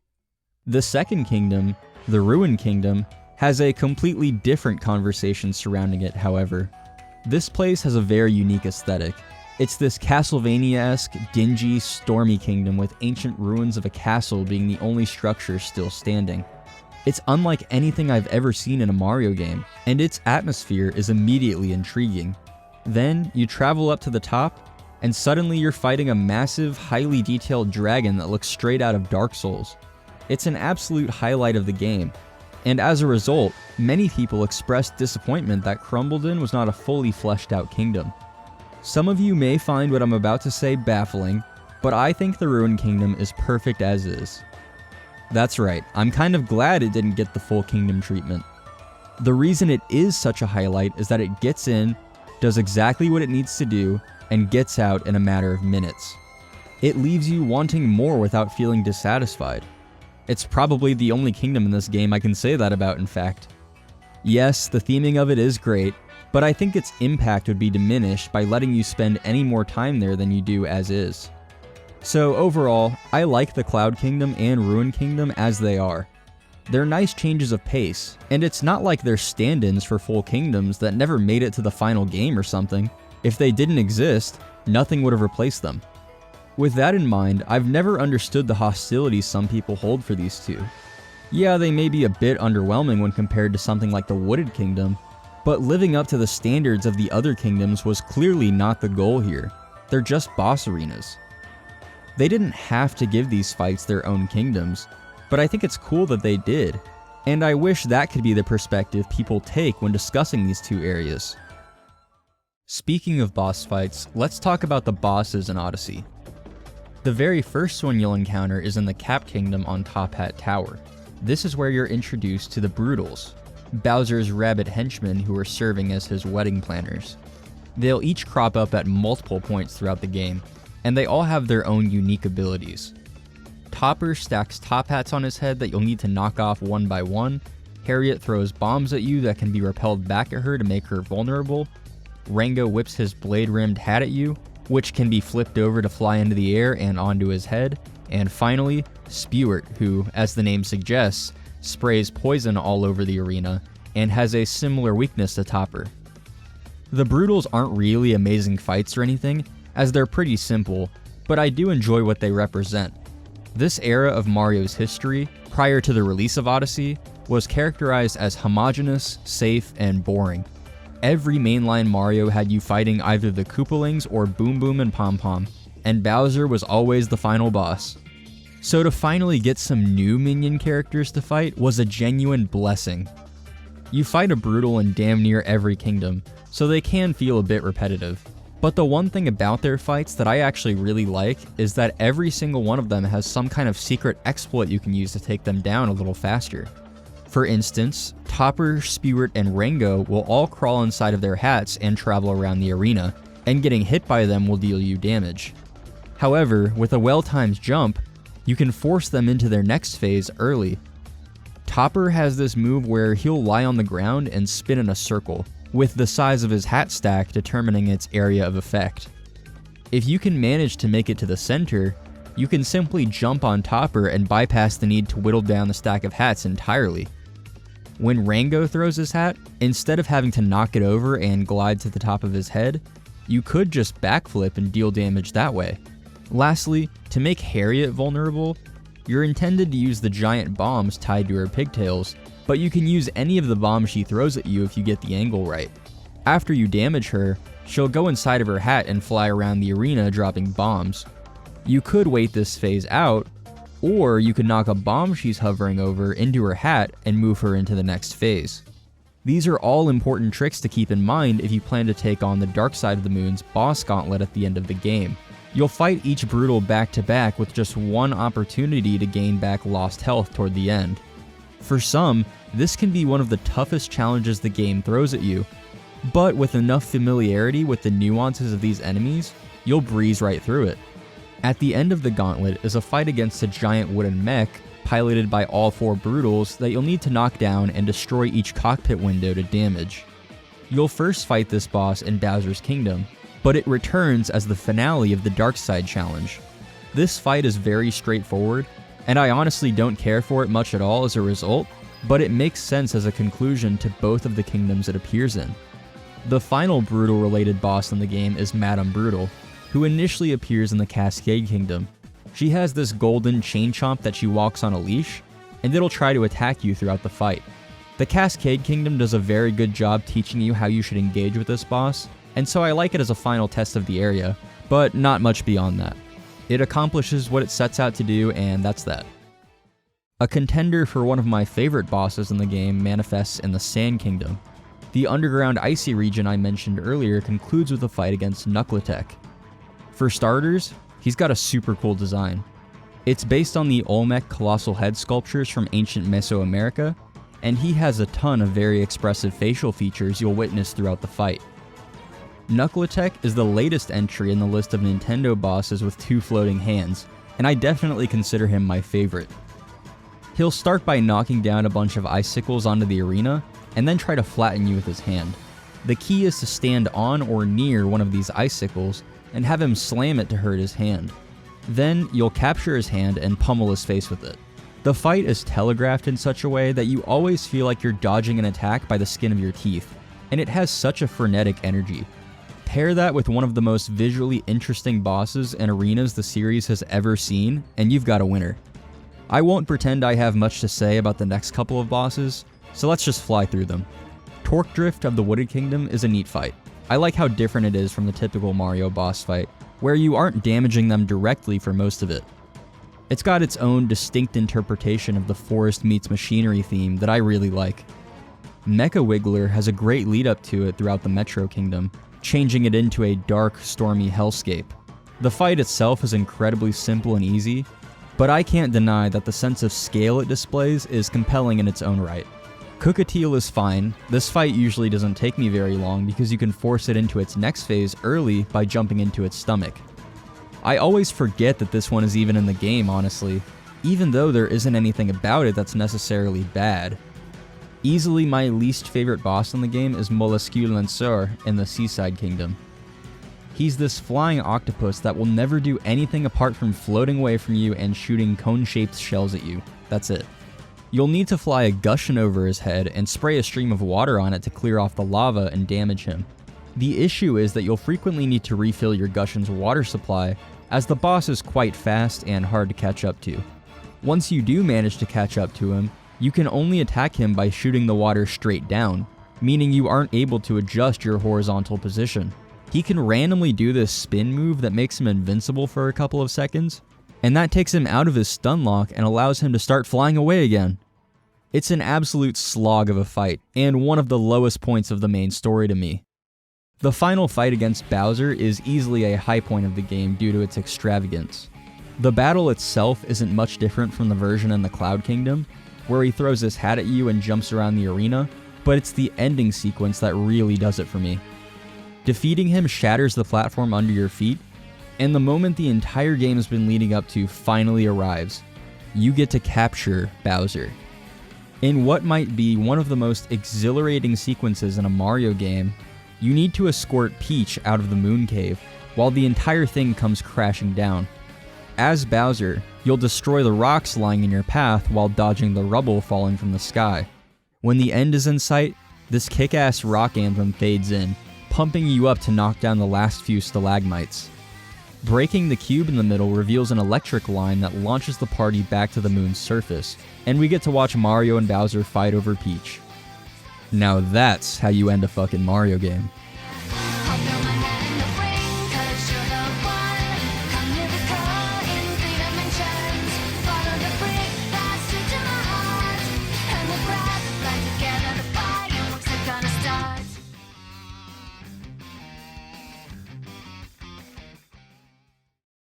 As I said before, there are 880 moons in Odyssey, and of those, you only need about an eighth of them to roll credits. After beating the game, you can return to previously visited kingdoms, and Cappy will point out an oddly shaped silver rock. These are moon rocks, and smacking them with your hat will make all new moons available to find. Here's a take you've never heard before. I'm not a big fan of these. Since you can only unlock these after completing the main story, it would have made for the perfect opportunity to add some more difficult challenges to each kingdom. But alas, the vast majority of these moons are indistinguishable from those found in the main game in terms of difficulty. Let's take a look at the Cascade Kingdom, for example. The first moon made available by the kingdom's moon rock is Bottom of the Waterfall Basin, in which you ground pound a glowing spot under the bridge. There's also Next to the Stone Arch, where you notice a moon floating by the side of the boss arena walkway, and just have to fall to collect it. There's Treasure Under the Cliff, which requires you to throw Cappy at 2 cloud platforms to reach the moon. This all sounds pretty simple, right? I managed to grab like 4 moons in the span of a minute or two, in the post-game. One of the secret rooms that becomes accessible via the moon rock revolves around bridges and gusts of wind. The hidden moon for this one is practically not even hidden. About halfway through the level, you find this lever along your path, but the camera points you directly at another switch behind it. There's a breeze blowing straight at it, and so naturally you toss your hat at it. The game asks you to throw your hat at it once more, and that's all it takes to find the hidden moon. This would have been acceptable if it were not unlocked in the post-game. The entire point of these hidden moons is to make you think about the secret rooms in a new way and experiment. I don't think I'm asking for Ninja Gaiden here, I just would have expected at least a little more challenge in the post-game. You would think the point of the moon rocks is to keep new players from entering more difficult levels on accident instead of ones that try to teach the fundamentals of the game, but it's actually the complete opposite. The moon rocks are here to keep players from collecting a ton of easy moons and bypassing the story content in each kingdom. In practice, they make you re-explore the entire level again with virtually no engaging alterations. The game just stays the course for the most part. It contributes to the mindlessness of collecting moons in this game, and it ensures that very little of them stand out in your memory. In theory, I like the moon rocks and what they could have been, but their execution leaves a lot to be desired. Some greater challenge in the post-game would have helped their objectives stand out a bit more and cut down on the monotony. Luckily, the game is not completely devoid of challenging missions.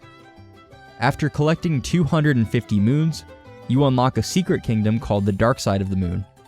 It may appear small, but it is densely packed with some of the toughest levels you've yet faced. What I love about these moons is that they're remixed versions of previous levels, each with its own unique twists and challenges. One of my favorites is Vanishing Road Rush, which is the exact same secret level from the Metro Kingdom, where you have to ride across sections of platforms on a motor scooter under the gun of a timer. Only this time, you don't have a motor scooter or Cappy. That's right, you're left with Mario's base movement to cross these platforms, and the timing is strict. As I've said, I cherish any opportunity I get to demonstrate my mastery over Mario's movement, and this level does that phenomenally well. There's also Breakdown Road, which is originally found in the Wooded Kingdom. Basically, you're meant to capture these bonsai bills at the end of the stage and use them to break the blocks concealing the moon. The Dark Side version doesn't allow you to bring Cappy with you, meaning you can't capture anything. To accommodate this change, there are new blocks at the bottom of the level, with gaps between them just small enough to long jump across. You have to perform 8 perfect long jumps in succession with a bonsai bill pursuing you to clear this stage. I know a lot of people struggle with this one, but I've gotten pretty consistent with it, so I rarely die. Regardless, the threat of bonking is very real, and I find this level exhilarating to play through every time. Dark Side also contains loads of hint art, another category of moon. These images depict abstract representations of certain areas and kingdoms, hinting at locations of hidden moons, hence the name. These are some of the most enjoyable moons to hunt down, since many of them require some deliberation. A few of them pretty blatantly spell out where you need to go and what you need to do, but these are the exception rather than the rule. The one that leads you to the Cap Kingdom is one of my favorites, since the Top Hat Tower immediately clues you in on where you should go, but perfectly lining up the moon to match the image is tricky. It's one of the simpler ones, but I have fun with it nonetheless. The Lost Kingdom moon is another favorite of mine because of how obtuse it appears. It just shows an extremely up-close shot of dirt with a shadow cast over it, and it gives you little to go off of. Finally finding that moon is intensely gratifying. Hint art is one of the few types of moons I wouldn't mind being endlessly recycled. I just really enjoy that sort of detective work. I always look forward to visiting the Dark Side in my replays of this game. Like some of the more recent 3D titles, Odyssey features a difficult endgame level, the Darker Side of the Moon. It is definitely one of the easiest final stages in the series, but it does a great job at feeling conclusive. Most of the mechanics you've encountered throughout your adventure are present here, contributing to the feeling that you're being tested on everything you've learned. One interesting thing about this level is that it's fairly easy to skip big chunks of it with some cheeky tricks. Hitting these tornadoes at a certain angle with Glide On will launch you high into the air, allowing you to land on a nearby platform that brings you to one of the final sections. In addition to that, there are ample opportunities to replenish lost health, so the level provides plenty of options for those who may be struggling. Truthfully, I don't care to discuss the gimmicks this level throws at you, or the ways in which it is designed to test you, or any of that. No, I love it for a reason that not even the game itself could have facilitated. The first time I completed the darker side of the moon was on my 18th birthday. After clearing the level, there's this massive tower that you have to climb to the top of. While you're doing that, Cappy will comment on how far you've come together, and reflect on your journey thus far. I've talked about it on this channel before, but some of the earliest memories I've made were playing Mario games. Galaxy 1 and 2 were the games that solidified my love of video games, and when I wasn't replaying those for the 100th time, I was playing New Super Mario Bros., Mario Kart, Luigi's Mansion, or some variety of Mario sports. So hearing Cappy's musings on how much he enjoyed taking this adventure with me on my very first day of adulthood, after overcoming such a demanding challenge, prompted me to reflect on not only my adventure, but my entire life. This moment made me feel like I was saying goodbye to my childhood in a way. Odyssey felt like the Mario games I played as a kid all grown up, and this level marked the end of my first time playing through it. On a personal level, I owe a lot to this game. It was arguably the game that reinvigorated my interest in single-player games, and without that stepping stone, I wouldn't be here making these videos. I wouldn't have connected with some friends I really cherish, and it might sound a bit melodramatic, but my life would look totally different. Games are far and away my #1 hobby. I'm always thinking about them, discussing them, writing about them, and playing them. Odyssey helped mold that love as a teenager, and no matter what I say about it, I can't help but cherish it. Super Mario Odyssey might be the 3D Mario with the most going for it, and also the most going against it. It allows for more freedom than any other Mario game, but that comes at the cost of watering down every possible objective.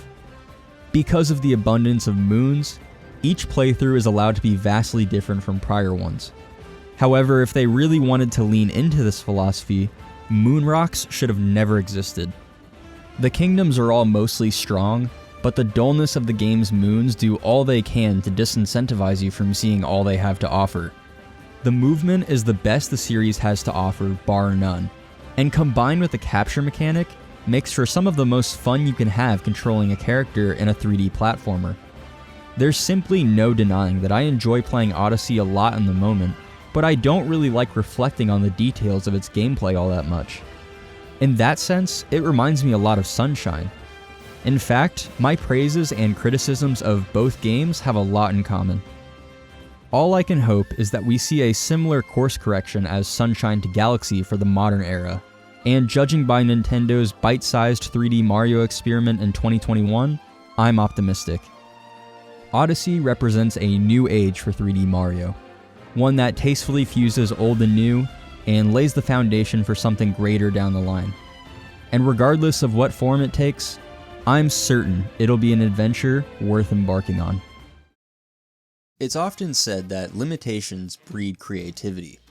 Being confined by a strict set of rules grounds you, narrowing the field of potential ideas or concepts, while paradoxically sparking greater innovation. Nintendo is known as one of the most innovative developers in the gaming industry, a reputation they've upheld for decades. They're constantly pushing the boundaries within genres, combining ideas to make something wholly unique, or finding new ways to allow players to interact with games. Ironically, I've always felt that Nintendo is at their most ambitious when they're allowed to cut corners. Many of their most cherished titles reuse assets from prior entries in their respective series. The Legend of Zelda Majora's Mask, released just a year and a half after its predecessor, while completely transforming the gameplay of the series. Super Mario Galaxy 2 pushes the mind-bending gravity mechanic to its absolute limit through ingenious level design, and Pikmin 2 refines what made the first entry great and expands the explorable world to the underground dungeons. By pulling from material from older games, the developers are limited by the original art direction, physics systems, and certain mechanics, and yet, each of these games do more than enough to stand on their own as excellent works with original ideas. In 2020, a port of Super Mario 3D World was revealed for Switch. Such an announcement had been the subject of endless speculation for years, and it felt like people had impossibly high hopes for what a new version would bring to the table. I remember hearing rumblings of a new playable character or two, and maybe even a whole new special world? No. Nintendo would never, I confidently thought. So you can imagine my surprise when that reveal trailer capped off with a glimpse into a brand new campaign with a much darker, sinister atmosphere that seemed far more open than anything in the base game.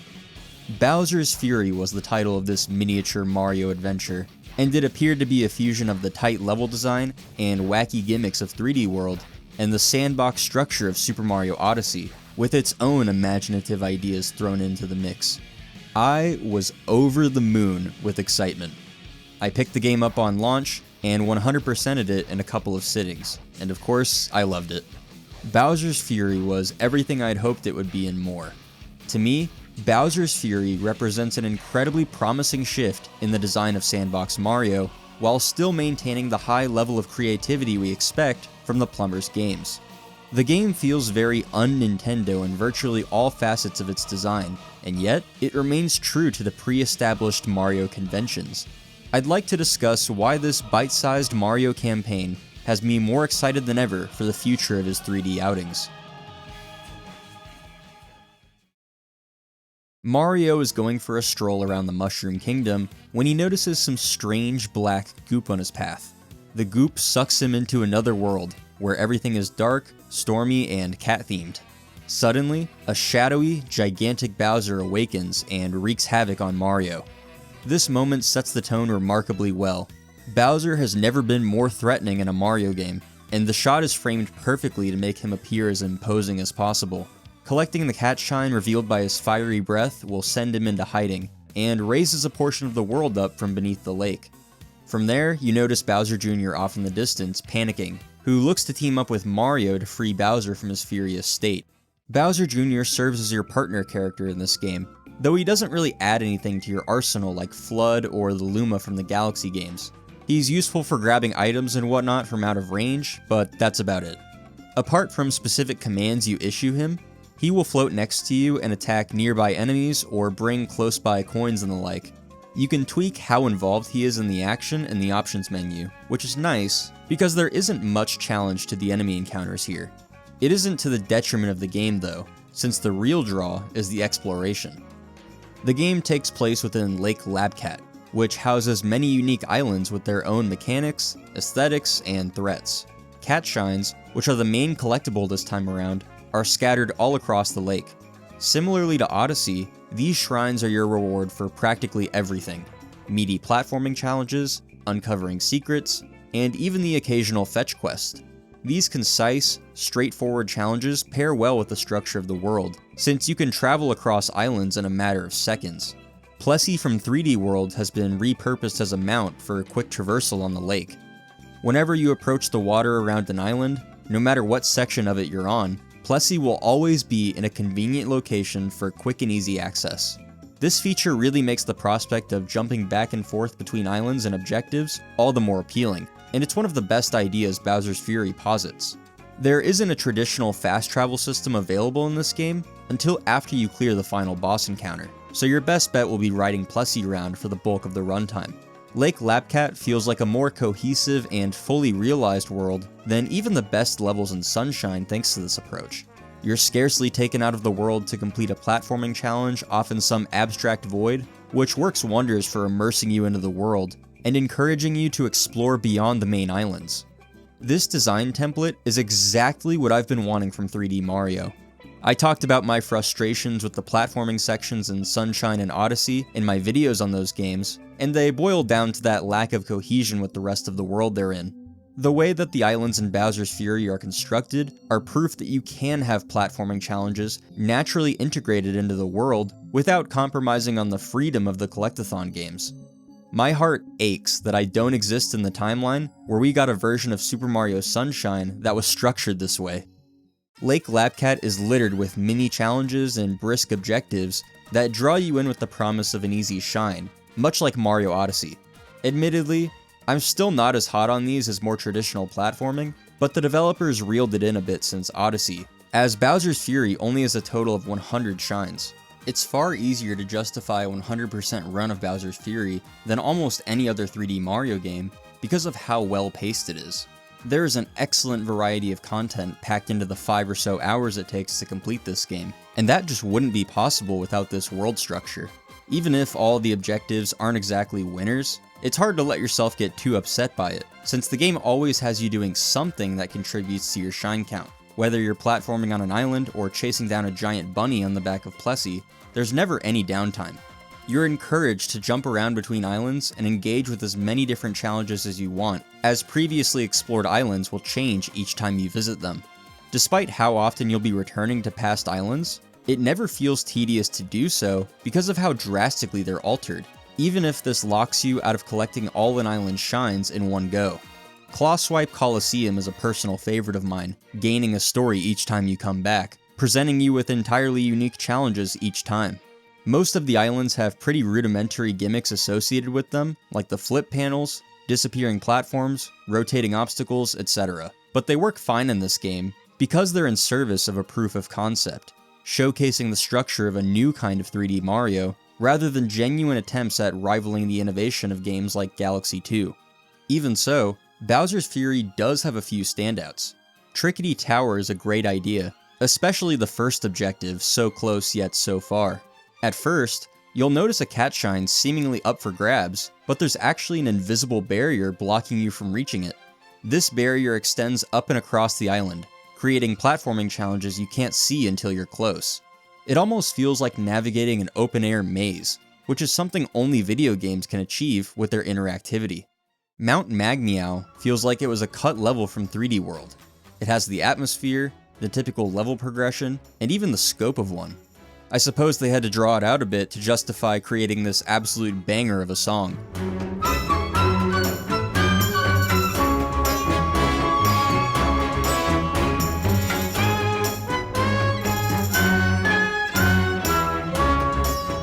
Musically, Bowser's Fury sounds like the next major 3D Mario game. Every piece of music is a banger of the highest caliber. You've got the elegant Crisp Climb Castle,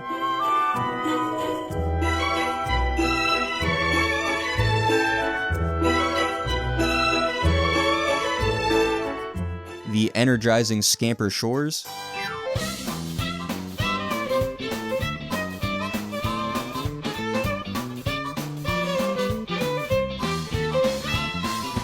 and the soothing Lake Lapcat.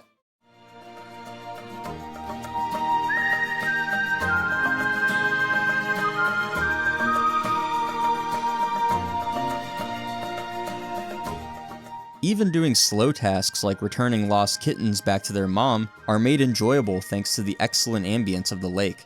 The team did not skimp out on the presentation of this game at all, and you feel their efforts present all across the game. Virtually everything in the game is cat-themed, a step beyond even 3D World. The attention to detail needed to make that concept interesting is here in spades though. Crouching as Cat Mario will make him do a little wiggle like real cats do when they're about to pounce on prey. Kittens will nuzzle against him when he approaches. You can surely find a million other examples of the care put into this world and making it as engaging to mess around in as possible. The one issue I do have with the gameplay of Bowser's Fury is that power-ups don't feel like a great fit here. You can bank 5 of each power-up and access them anytime you'd like, which is handy for certain challenges, but that leaves the others going unused. Most levels utilize a certain power-up, meaning others won't be as useful. I feel like something like Mario Odyssey's capture system might have worked a bit better here as a result, where the abilities you need are readily available at the start of a challenge. I understand where the designers are likely coming from though. A solution like that might feel too reminiscent of the previous game, and too restrictive for a setting like Lake Lapcat. Not a big issue, just something that always stood out to me. The gameplay loop of conquering islands is further broken up by the game's main hook, Fury Bowser. Every 10 or so minutes, Bowser will awaken from his slumber to torment you, just like he did in the intro. You'll need to either outlast his assault, or find a cat shine to force him back into his shell. Once you've gathered enough shines, you can use a Gigabell to fight him and unlock more islands to explore. Certain shines in the world are only accessible during the Fury segments, which transforms this hook from a constant source of anxiety to a tool you can utilize in the right situations. If you happen upon some impenetrable blocks, you can use Bowser and his goop-fueled fugue to destroy them for you and discover a shine. Whenever I play these collectathon type Mario games, I enjoy trying to get as many shines in a single area as I can before moving on. Bowser's Fury throws a wrench in that habit in more ways than one, as I discussed previously, but the Fury mechanic is definitely the most compelling. I'll routinely map out a plan for which shines I'll collect in the time I have between Fury segments, so I can make it to a bunch of Bowser blocks in time to break them. What makes this tricky is that the time between Fury segments is never consistent. The longer it's been since you've last fought Bowser, the less of a break you get. The only reliable indicator you have is Bowser's shell in the center of the lake, a subtle yet ominous timer.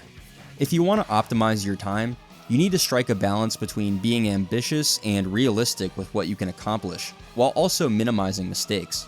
Despite the praise I've heaped on Mario Odyssey for its deep movement system, Bowser's Fury is the closest I've come to speedrunning a Mario game because I'm so in love with this push and pull dynamic. Unfortunately, once you get comfortable with the world layout and challenges, it gets difficult to evenly slot the Bowser shines into your routes. Bowser hides after you collect a shine, which means you can only break one set of blocks or claim one lucky isle shine each cycle. Every island has Fury blocks on it, so there are quite a few, and you'll find yourself wishing Bowser appears more frequently than he does. You could just have him break the blocks and come back for the shine later, but that just isn't as fun. On the contrary, the fights against Bowser in this state are very enjoyable, if a bit clunky. These battles feel more like an action game set piece than what we come to expect from Mario, but I appreciate what they add. They feel like clashes between two titans, thanks to the deliberate weight behind each attack and the hyper-dramatic music and backdrop. What I like most about these fights is how active of a participant you're allowed to be. You have multiple ways to damage Bowser: ground pounding or diving onto his stomach after he slams the ground, throwing his falling spikes back at him, or kicking the spiky bombs toward him. You can often stun him into a vulnerable phase earlier by utilizing these methods, which helps makes the encounters a breeze while still feeling climactic. As much as I love the Fury Bowser concept, there are some pretty major issues with it in this game. For starters, the very beginning of the game has kind of odd pacing. You're allowed to have your first confrontation with Bowser after obtaining just 5 cat shines, which feels a bit low to me. There are plenty of shines to collect on the initial islands, and I think it would have been beneficial to let the player encounter an additional Fury Bowser state or two to let the first battle have a greater payoff. As it is now, it's very easy to collect the necessary shines in the first cycle. However, you are incentivized to procrastinate the fights, since collecting cat shines during the Fury state slightly reduces his health, making fighting him easier later. Alternatively, if you own a Bowser amiibo, you can scan it into the game to either start or end a Fury segment, which is an insanely overpowered and very helpful feature, especially in the post-game. Most of my problems with the Fury Bowser mechanic really rear their head in the post-game. If you fight Fury Bowser at all after rolling credits, you must play through the entire final sequence, watch the ending, credits, all that fun stuff. Therefore, it is often far more efficient to simply die than deal with Bowser, which will make him go away. Being incentivized to refrain from engaging in the main mechanic of a game should always raise a red flag to developers, so I'm not sure what happened. Perhaps they just really want you to get one of those amiibos. If you're looking to clean up all your remaining shines after clearing the game, Fury Bowser will only make that more difficult for you. Since you likely won't want to redo that final sequence every time he pops up, you're left with either collecting shines, dying, or just evading him. As mentioned before, the longer you wait to fight him, the more frequently he'll pop up, and if you don't fight him at all in the post-game, there is practically no wait between cycles. This can be really frustrating, and can make 100% a slog if you're unaware of this quirk. If I want to go for 100% these days, I get all the shines in the world that I can before I'm forced to unlock the post-game exclusive ones. Hopefully this is something the team considers should they revisit a similar concept in the future, because I really don't want to shell out more money on an amiibo figure. The final boss encounter I'm sadly kind of mixed on. It's a great spectacle, but it lacks that agency of the other fights. You have to wait until you're given specific windows to deal damage, and with such a repetitive pattern, it can drag on a bit. At least the ending of the game is pretty cute and funny.